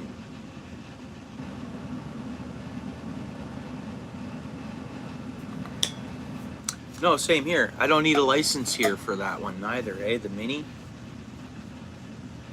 Yeah. You do, and honestly, we look at the price difference. So what did I see? $800. I think I could buy the 3 for. Night and day. You want your phone for? I want my phone like. No, I want its own. Yeah, no, I want the screen built in. I mean, yeah, beggars can't be choosers, but I think it's something you're better off waiting if you save up. So I think it's $750 or $800 here for the 3 Canadian. That'll be plus taxes and that. So at that point, 800, technically another 500 more gets me the screen, and then my phone's clear.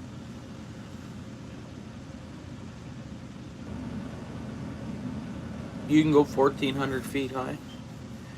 Yeah, for the, I don't know how high the minis go, but I heard I don't need a license here in Ontario for that. But if I go with the DJI Pro, not the Mini, I have to get the license, I think. If I'm correct, I think. If I'm not too sure, bro. I think it's something like that. I know the Mini, I don't need a license, and it'll work good.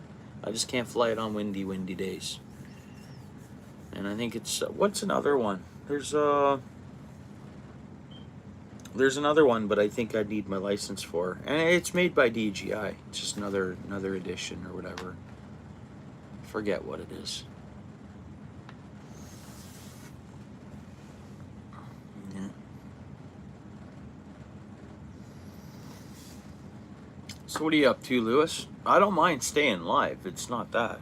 It's, my little guys are now, the little ones have gone to bed.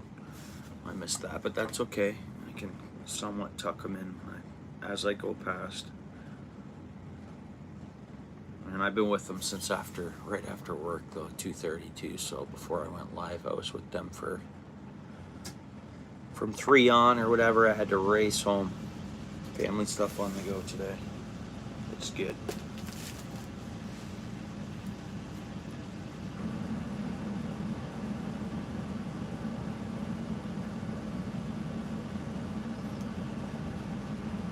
Well, that's cool.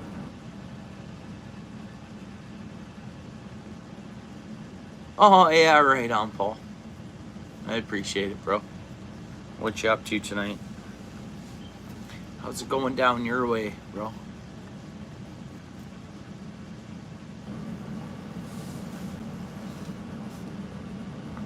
So it's not a bad spot to tie some flies, make some baits on this table, eh?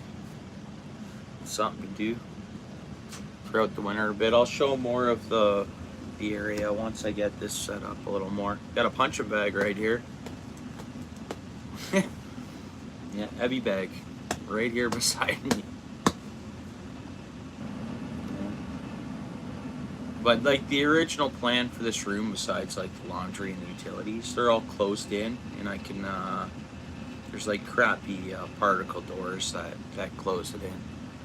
But I'm still doing cleaning down here and like making it kind of an outdoor office is the plan.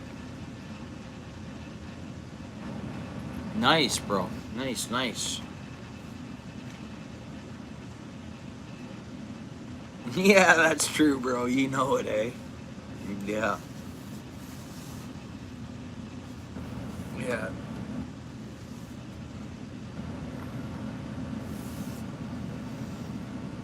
I'm gonna hop on my porch real quick, guys. If you guys are cool with that. Again, I understand if anybody has to get going. I always appreciate hanging out. But I'll be like 4 minutes. It's cold out there. I'm not gonna want to be on my porch long.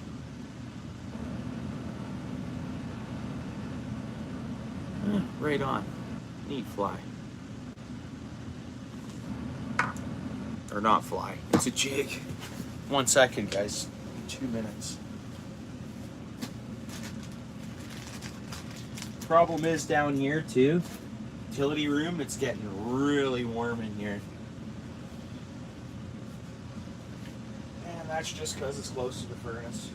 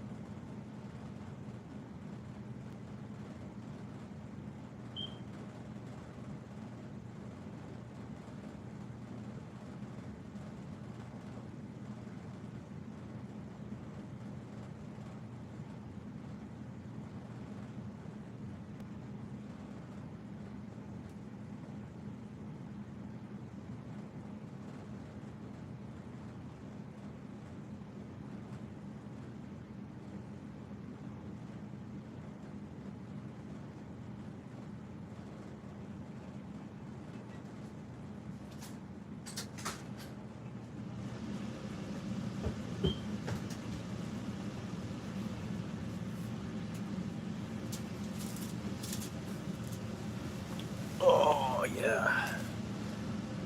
Yeah. And of course, I get the little guys and my spouse. No one else smokes in this house. And I don't recommend it.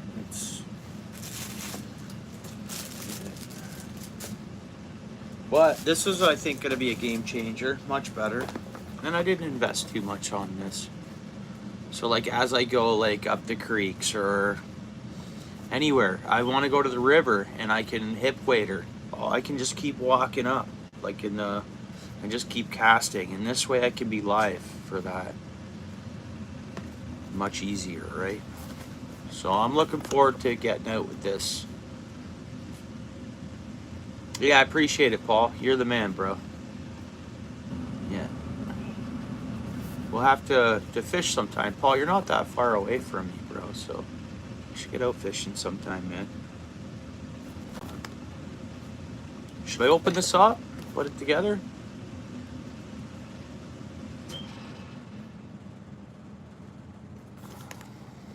And it comes with the 2 mounts. It comes with, I can mount my GoPro to it too. It should have the 2 different mounts in it, which is cool. Yeah. What's what? This, Alfred? It's just a selfie. Goes around your neck for your phone. You want to open it, eh, Alfred? Let's open it. All right. Now we won't know how. I can't really give a good review on it until I use it. And I could have paid. This was actually cheaper of the options I had, and I just thought, because I like keeping my outer box. Oh, safety tie.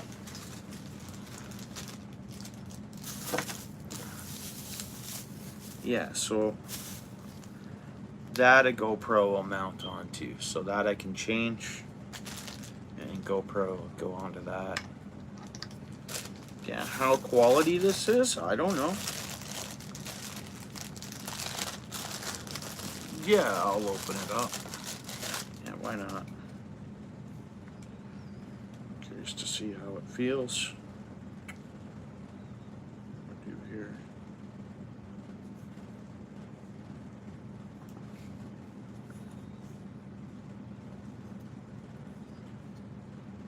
Wait a minute.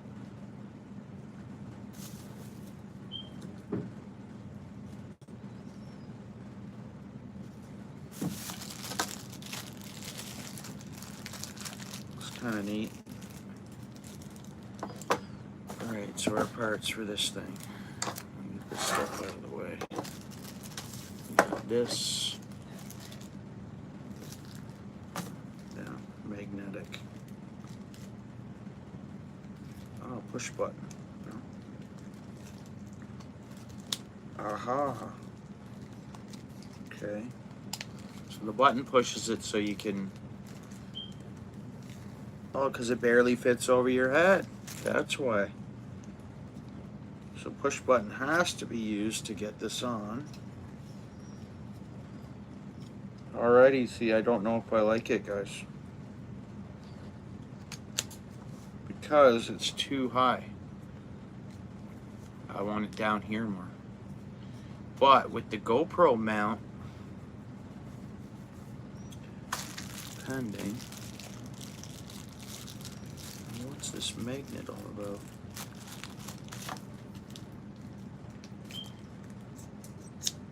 See, I like that. Who knows, maybe once it's all put together, it'll work out okay. Yeah, so there's other ones you can get, Lewis. There's like you've seen the other one I wear for my GoPro. It's like, which for the GoPro I'll continue using that one. But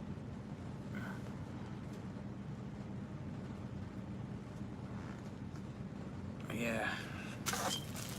So by looking at this though, I'm like, okay, what? Oh, I see how this works. We don't need the directions, I don't think. This is gonna mount to that.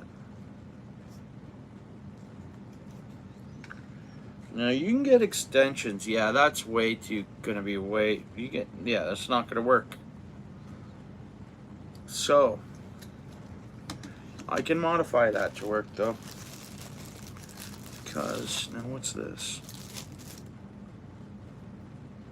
What is this? So that is a magnetic mount option, I guess.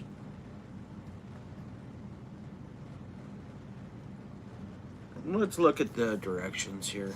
Put the parts out. This is around my neck. This would obviously thread in to here, hold that on. I already got it customized. it, because for one, streaming, I gotta be up here, right? So there is extensions for GoPro that you can buy, which I might have some.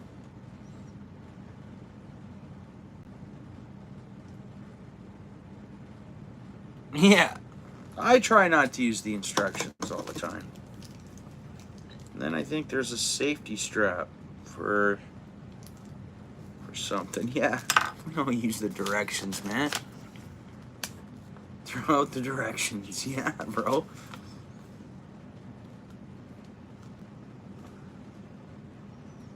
Okay, locking screw rod. That's that. So that's this. That's that. I'll show you guys these directions too. Like for a GoPro mount, like you would have your GoPro facing out where you'd want it, but now what's that part?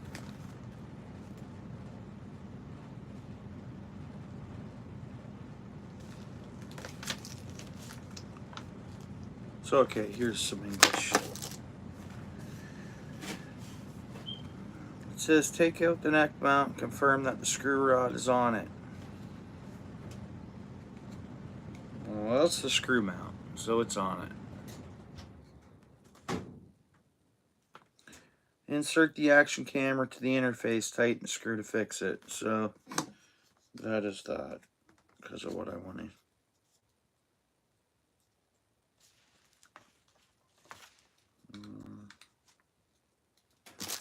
Let's just go ahead and do that for a minute. They don't tell me what the safety strap is for and where it mounts onto.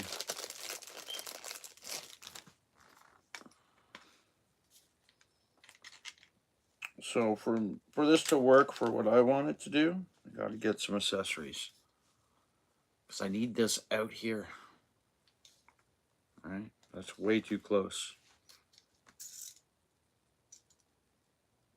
Way too close.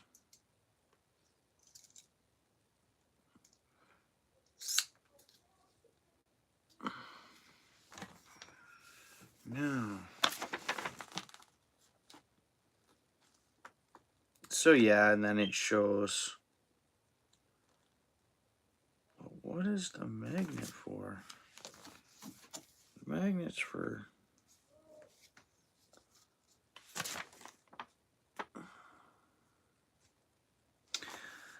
Wear the magnet module inside your clothes, then put the. Oh, I see. So I guess if you're worried about it bouncing around, I'm not going to put a magnet on my chest. There's no way I am. No way. Oh, so you go like this, you put this here, then you just go in behind it and lock it. No, I don't want to do that.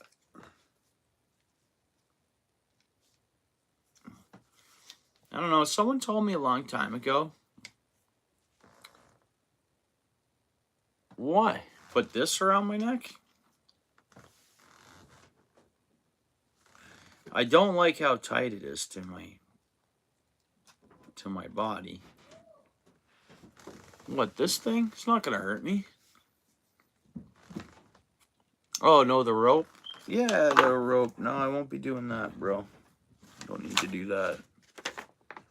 But again, nowhere in these instructions does it explain that. Oh, that explains it. So this, you can have this around your neck, right? And it drops down and it holds the magnet on, so you clip it on there.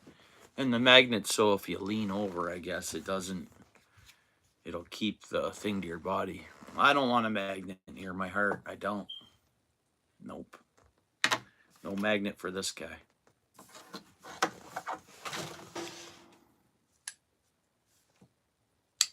Call me weird, but you don't like the initial mount itself, or having a magnet around on your body.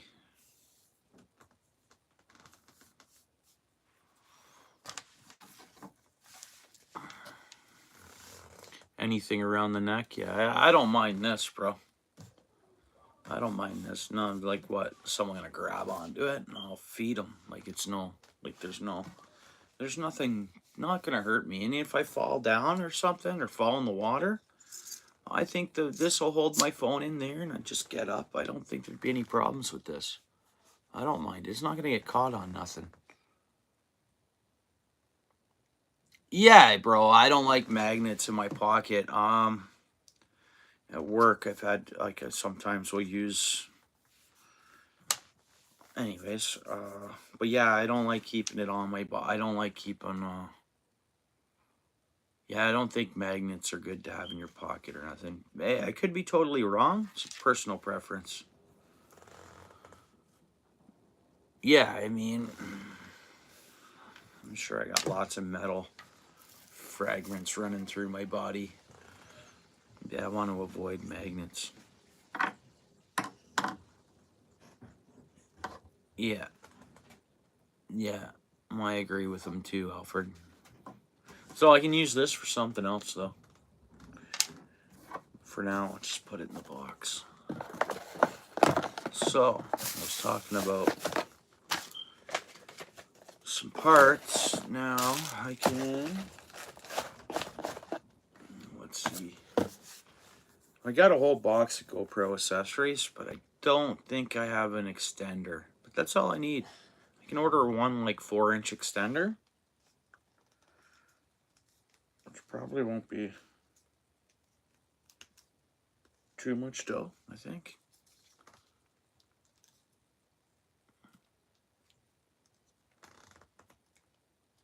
Oh, really? Yeah, I've worked with metal, too. A lot of construction is steel studded, bud. And all that kind of stuff, you know? Especially, like, industrial construction. Like, you know, high rise and...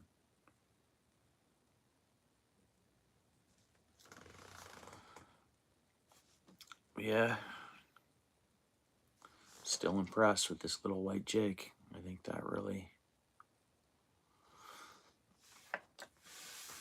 Okay, I don't think I should even bother looking in that GoPro accessory box. I'm pretty sure I don't have an extension like that.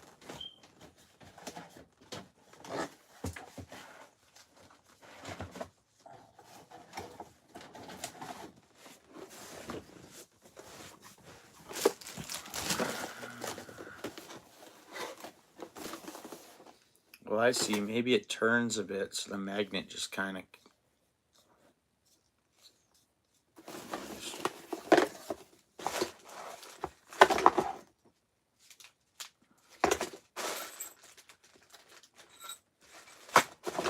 It's not the box I thought it was.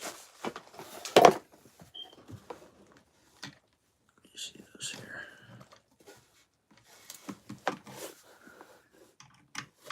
Nope.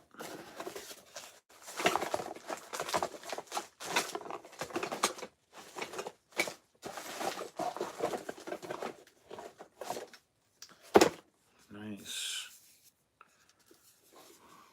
Dino jet. Put a power commander on the most recent motorcycle I sold. That's the box for it. Installed it myself. That was always fun. Customizing bikes. Anyways, I'm just going to order what I need, that extension. I'm going to try this thing out. Like I say, I want to troop long distance, and if I want to go live conveniently, I'm going to modify this to work. I can even do a 2-part extension, which will bring it right out. I think it's going to be fine.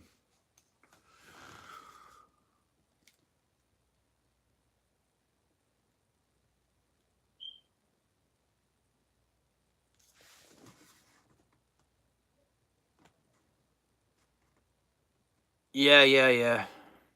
Yeah. With this, you're looking at this, eh? Like that? Yeah.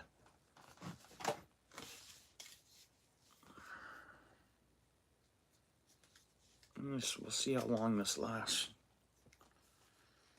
And I'm going to modify to make it work work better for me.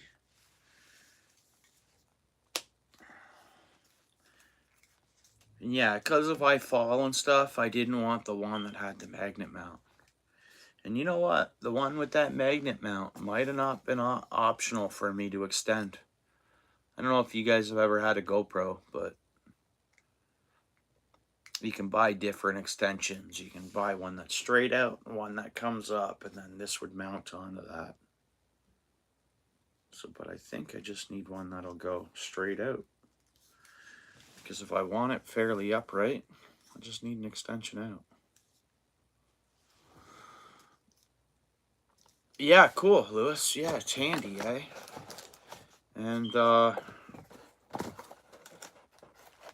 when I was installing corian, a lot of places you'll see in fast food or in hospitals and dental offices and everything. That's what they're doing. Their cabinetry is their garbage is through antibacterial tops, bro.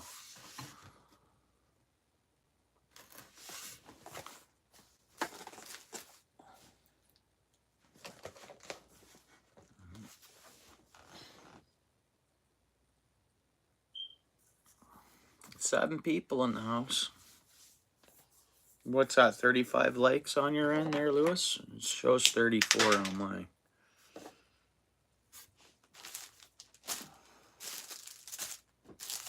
I think that was a fun... Yeah. I had fun with this stream. Totally.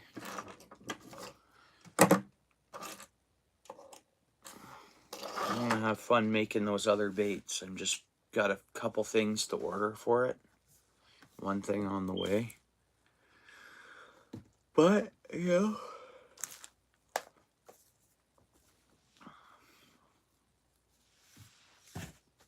like I said before, it's hard to keep organized with this fly tying stuff. I bought you know, those plastic and they have the sleeves. That's what I'm using for it all. It's just over here.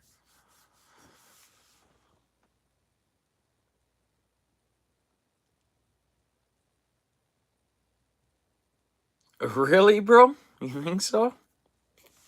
Nah.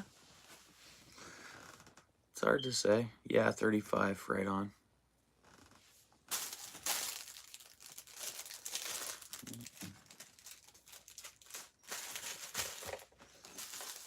Yeah, I had trouble. Like I say, I'm a rookie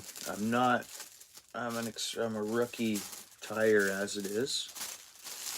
And, but I think in time, just to get more comfortable, and part of it that I was live and I'm not that great at it. I mean, when I'm live at something I'm good at, like that I have utmost confidence in. But this was fun, and that's, like, it's a lot easier for me to go live fishing, I'd say, than tying this bait tonight, you know. But I think after the first one, we got onto this one, that was an awesome time. I think everybody worked on it together partly too, you know.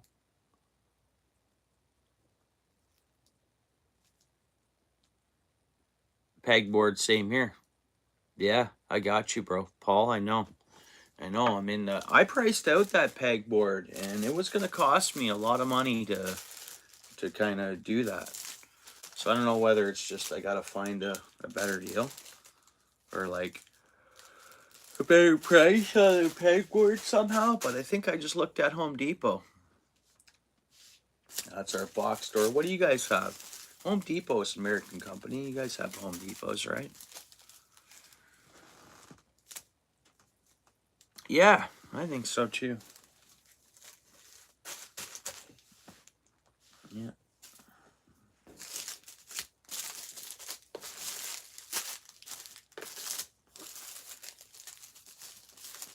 So much of this flash blue. Actually, yeah, I got stuff on top of it. Just show you. I'll show it to you next time. I'll have it in the stream. And I keep all the stuff separate. So one drawer has all the flash blue in it. One drawer has all the flat feathers. One drawer has all the bucktail. It's so hard, right? Ugh, pardon me, I'm yawning.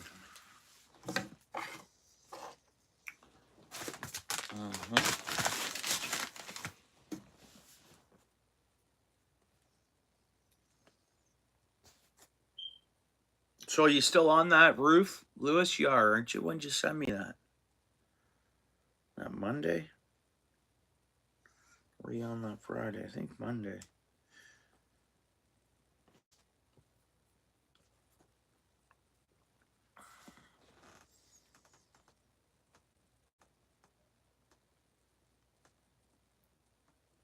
Oh, really? Tuesday. Yeah, okay, yeah. You still there? Tuesday, Wednesday. Yeah. Yeah, nice. Yeah, I like that build style. Look at the back of the house you sent me.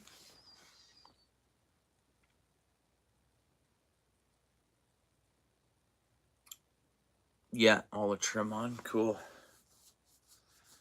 Yeah, I've been working with some exterior siding the last couple days, eh?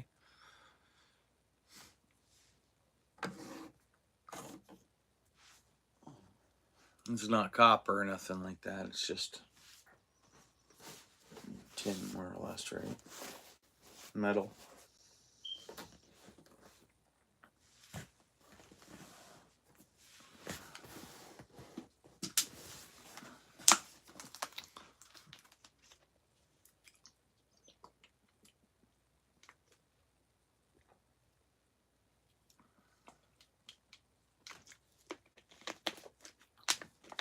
So what should we do? Tie another jig?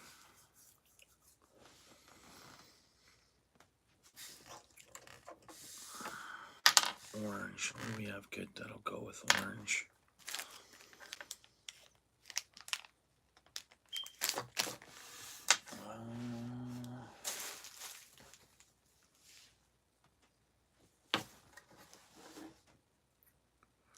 Let's quickly tie up ourselves a big orange bucktail here. Alright.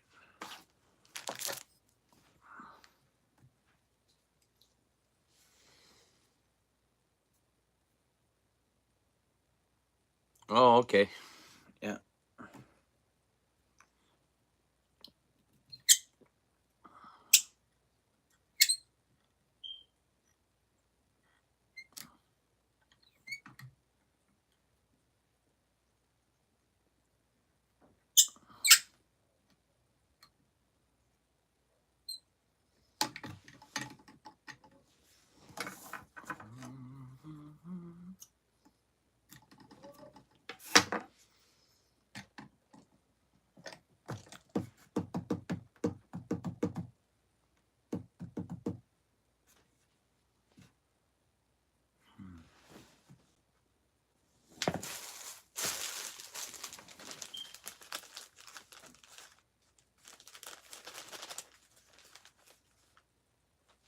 A lot of times I like to match the tail with the head. It's kind of what I kind of do. So green head, we went green tail first. The white's a whole different story. Oh man, guys, I have to get to bed soon.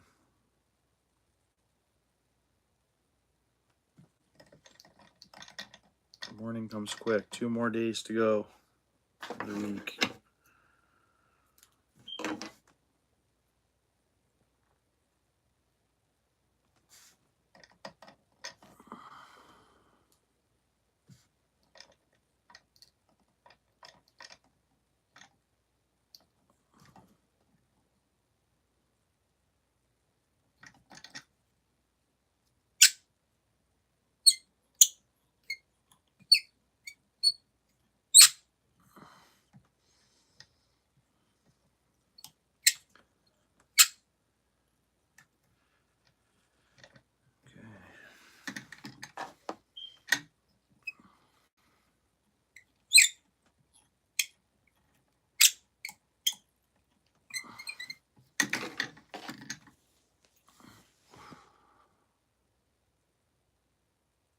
For next year, I don't really know.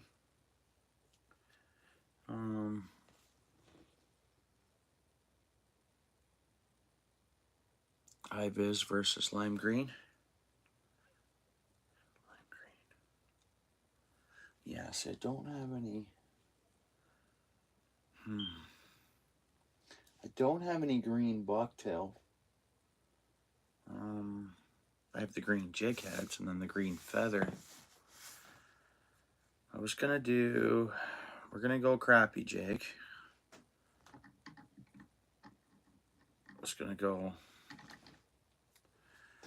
We're gonna go with the chartreuse body like you said there. Yeah, so the yellow, that's right. We're gonna go this, then wrap this around it tight, crappie jig style. And see how that looks. I think that's, no fishing, not really. I just want to fish a lot. So that's my plan. It's just fish as much as I can.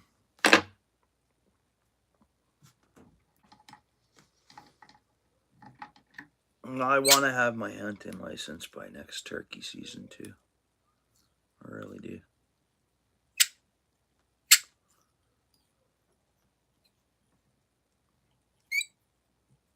We gotta bulk this up so we end up the same. Just might seem like a waste of thread, but... And that's just so that body is gonna be bulking it up to that thickness of the...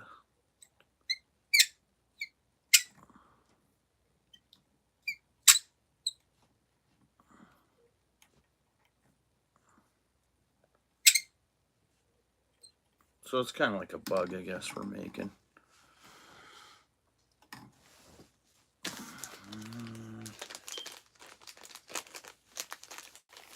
This is this stuff. It's fairly thick. It's a thick yarn, eh? But she's bright. That chartreuse, eh? Like a yellow chartreuse. I guess that would be chartreuse.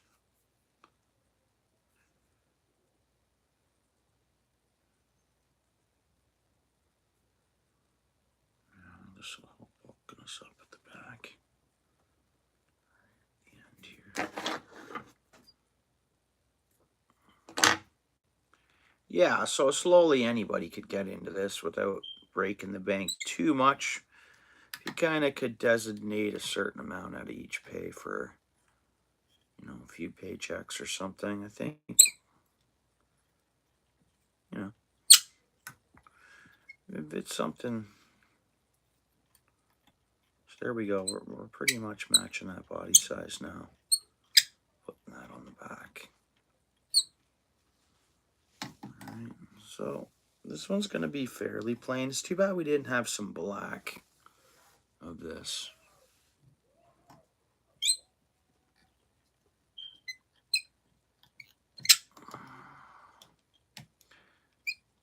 Again, I'm not putting much bucktail on that. We gotta go this way.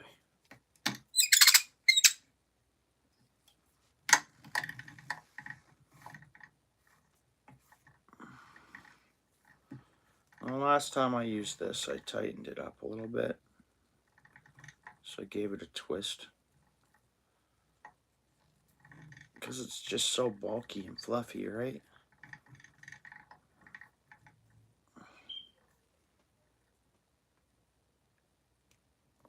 Let's see here. Oh, why is that there? Let's move this down here. Let's see here. How much do I need of this? Well, let me get a rough idea of how much I'm going to need. Yeah, it's a basic bug jig. There's nothing special about this at all. There we go. I think that's more than enough.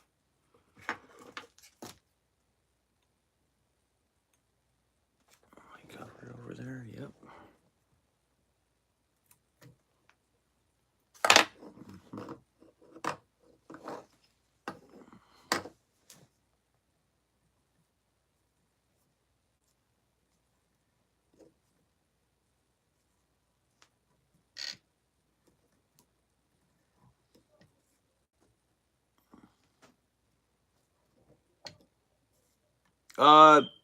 Hey, my daughter's like 5 floors up. My place is a 5-floor place. It's not a mansion or nothing. It's just the design. But I can hear my daughter through the vents, and she's getting real loud.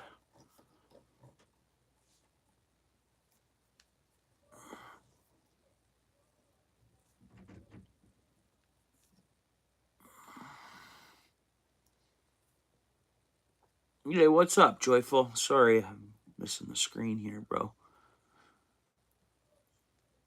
I appreciate it. Yeah, I appreciate it, Joyful. Thanks, bro.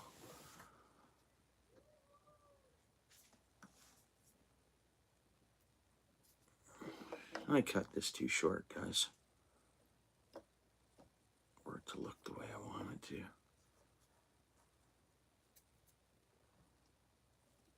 And again, it's just whatever.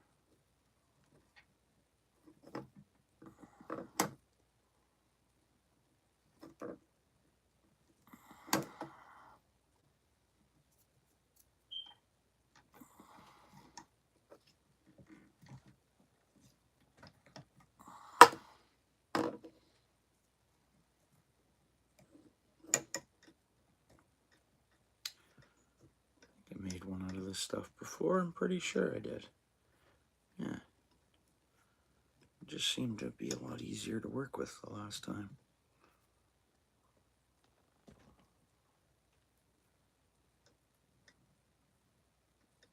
I want this down here at the bottom.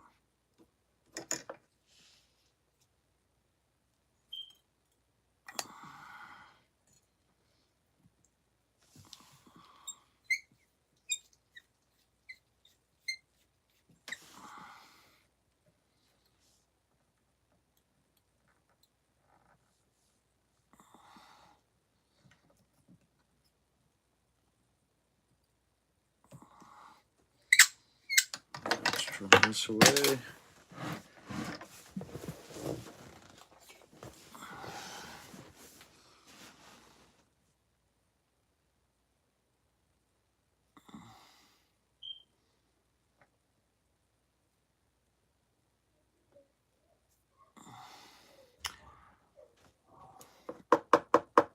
So you ever throw spinners, Lewis? They ever... That's would keep you in that category of artificial bait, right?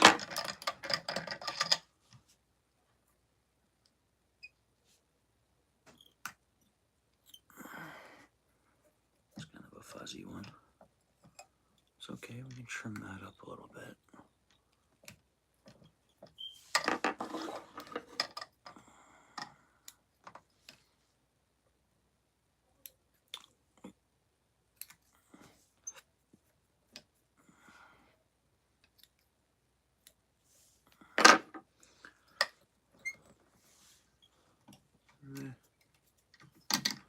Kind of a fuzzy wuzzy jig. Oh no, that stuff will just come off after. That's looking pretty good, actually.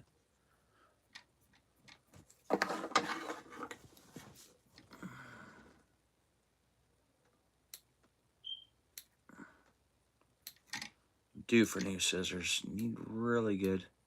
These scissors were really good. It's just I used them for other things, and I've dulled them up a little bit. When I first got them, though, if I would have just used these for fly tying, they came in the kit I bought, and they would have been fine. It's just I used them for everything and anything, so.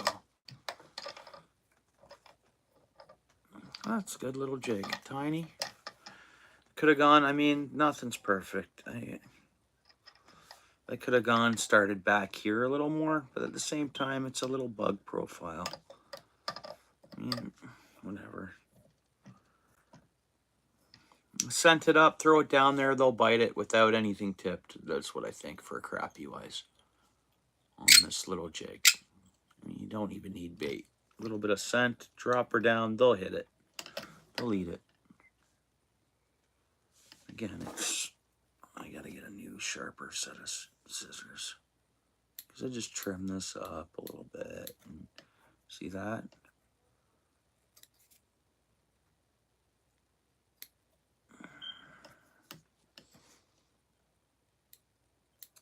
so you'll see anyone who's flying ties or making jigs or anything like that, they got an awesome set of little scissors. Oh no, what you doing?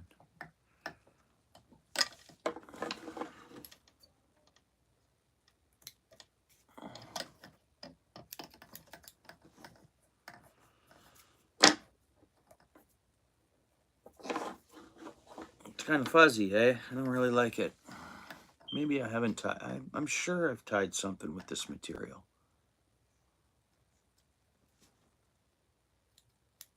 Let me see. I would have it in here, I would imagine. What I make this out of? Yeah, so I have. I've used it once. And this was the last one. And I used the... That's what I mean. I should have orange marabou, unless I just pulled this off the bottom of... So I tied this. Just similar to what we're doing. I just used bucktail instead, but...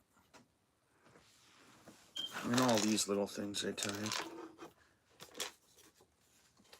Just a few jigs, nothing. You know. Nothing to brag home about, but... Yeah, I did. And I did tighten that up. And I think I went over it in glow-in-the-dark thread. And that does glow pretty good, that one. No. I'm going to put these in here. Another funny thing we tied earlier. Here we go. Throw this in here too. This is a good little case for jigs. And then the tungsten's on that side, right? Whatever.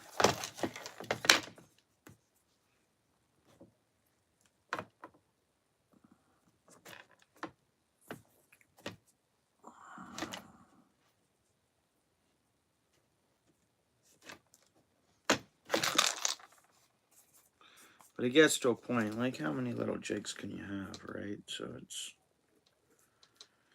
I know I've heard of fly anglers. They'll tie flies like the night before their fishing trip and stuff like that, you know.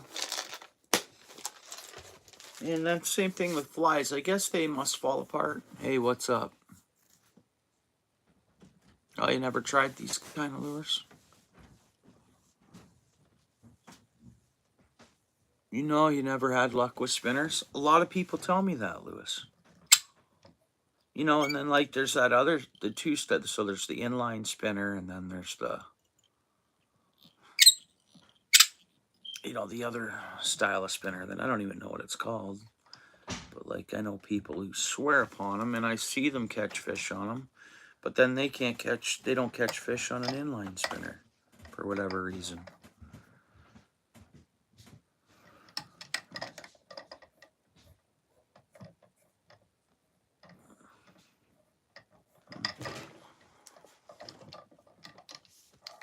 It's kind of not a perfect jig, but it's all right. The body's not like, I guess it's okay. Again, it'll work.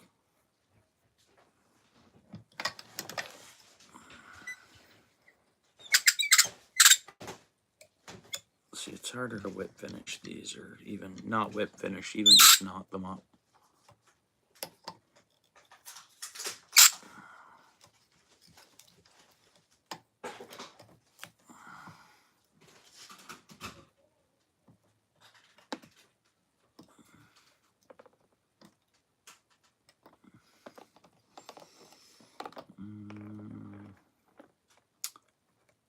How did we get that in there?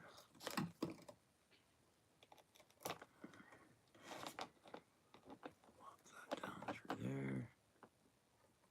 How does that make any sense? Okay.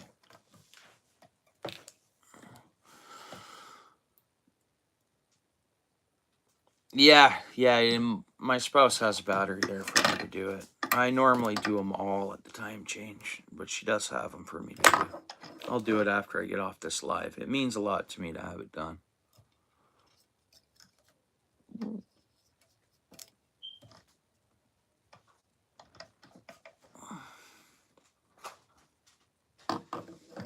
What am I doing? How did I get that? Are you kidding me? Now there's a tiny split in that eye, and somehow I got my line in it. There, I got it out.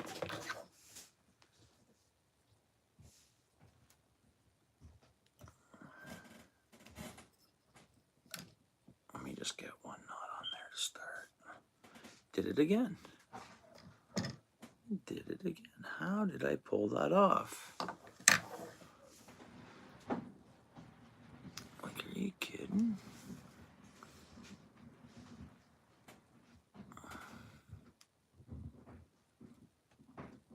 So there's some tying crappy jig issues, rookie style.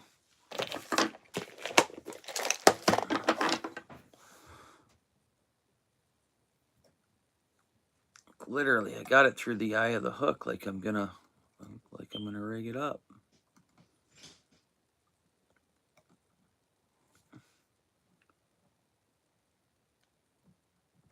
Oh, that happened, I don't know. There, got it out. So that's crappy.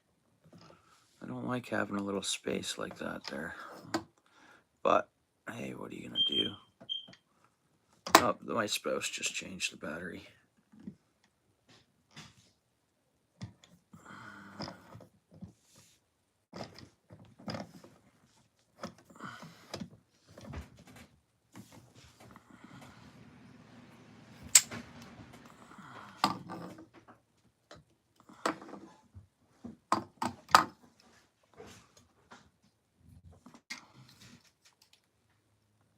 I did it again, just because of that space and where that line wants to sit.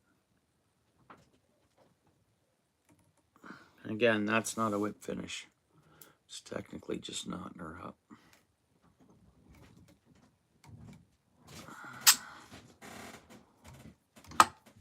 Yeah, man.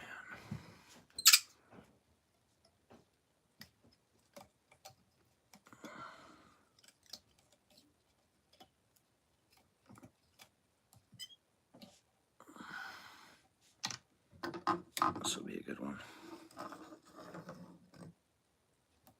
Yep.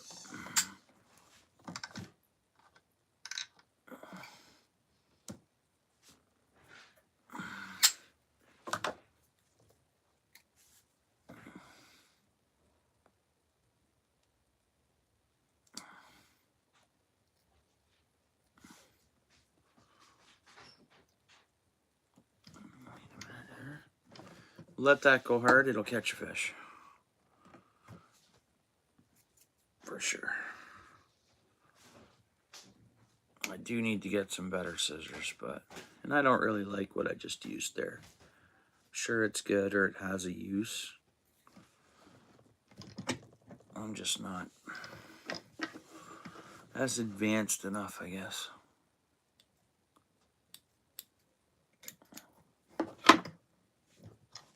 Meh.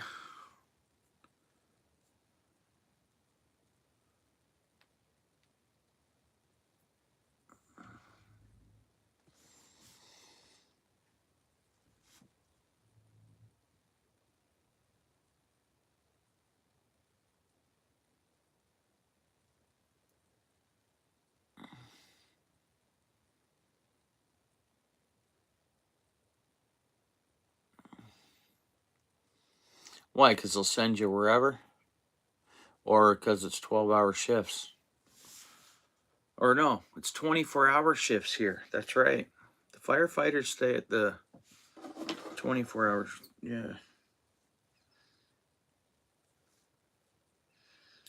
But I know, like, some people were firefighting and they were getting sent to the, like, BC or anywhere there's wildfires or...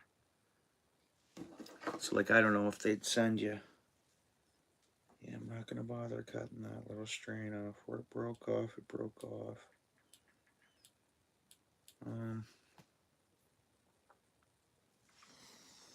Whatever. It's a little jig. Fuzzy wuzzy, center up, center down. it'll catch crappie. It would catch whatever. I'm not really happy with this tie. Hey, what's up, Tom? How goes it?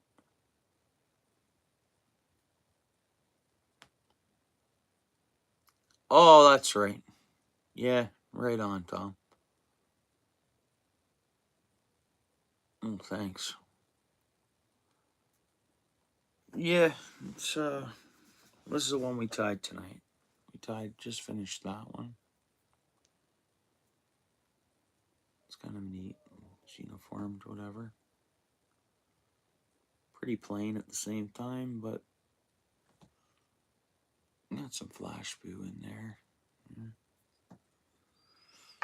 And then, where's a couple others? We did another kind of a freaky deaky little one here. I don't know, just used our imagination. It's like a woolly bugger. Let's glow Chanel in behind that orange feather. Whatever. And then this one. I'm not too happy with what I did on this one, but whatever. I know it'll still catch fish. Nothing to brag about, but it was fun. Good.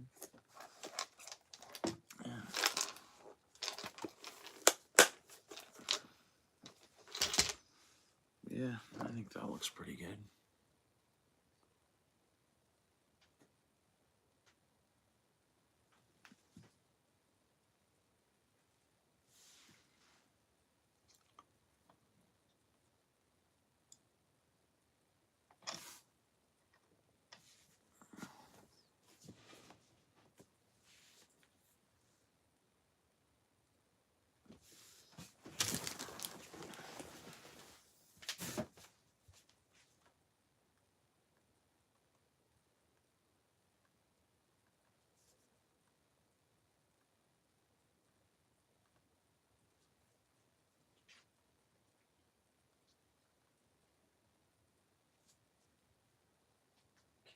Is there any way you can get me pop? You can't, can you?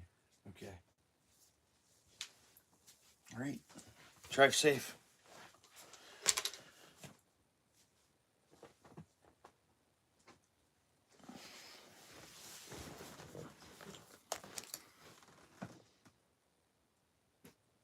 The white one, right on, Lewis. Yeah, the 3/8 jigs, you can tell I'm just a little better with them. Or there's more room to work with. The smaller jigs, the crappy jigs, are, yeah. I think I'm technically not too happy with all of these little jigs, but they're creative. Yeah, the white one, I'm happy with that too. Where did I just put the little package that goes in? There it is. Yeah. For sure, stripers would hammer it, wouldn't they? Thanks, bro. Yeah, thank you. Yeah, and it's creative craft, you know, for that angler or outdoors person. It's, you know, it's just getting dark early and all that. And it's something creative to do. And get a little bit of time in your hands. It's keeps you busy, you know. Yeah, right on, Lewis. You can have it, brother. I can duplicate that one and can mail this one to you, bro. No problem, brother. Yeah, I like tying the 3/8 jigs. Even the 1/4 ounce, they give you a little bit more play to work with, and I like playing with the bucktail, eh? Like,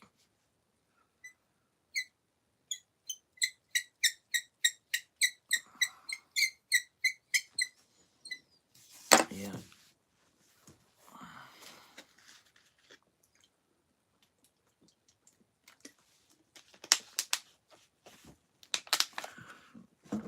What time are we getting at time-wise? Oh, I know what time it is. Don't worry. My bad. Give me 1 second, guys.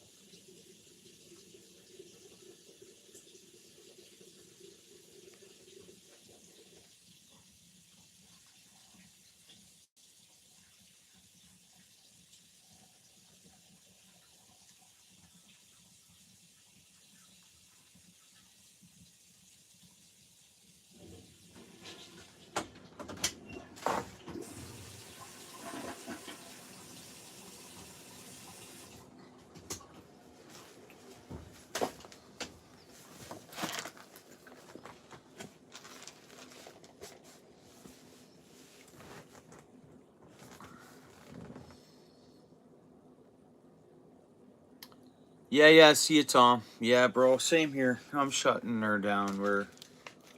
It's late. Yeah, it's 10 to 11, eh?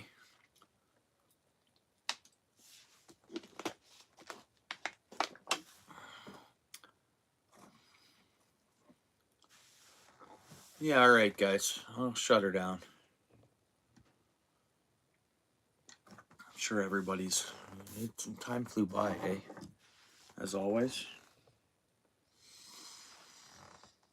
Well, right on, guys. Thanks for hanging out, eh? Everybody have a good day tomorrow. Don't work too hard. Work smooth. And safe. That's what I'm going to do anyways. I say that now. Probably end up working too hard.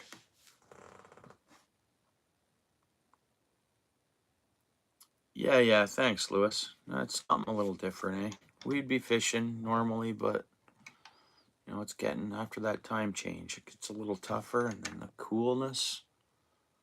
So... Yeah, I'll put this one aside for you, Lewis. I'll mail it out to you when we get a chance. And maybe I'll try to duplicate it too. Which it's going to be not a tough one to duplicate. So I should make 10 of those. Because I think that's a good color for a shad. So,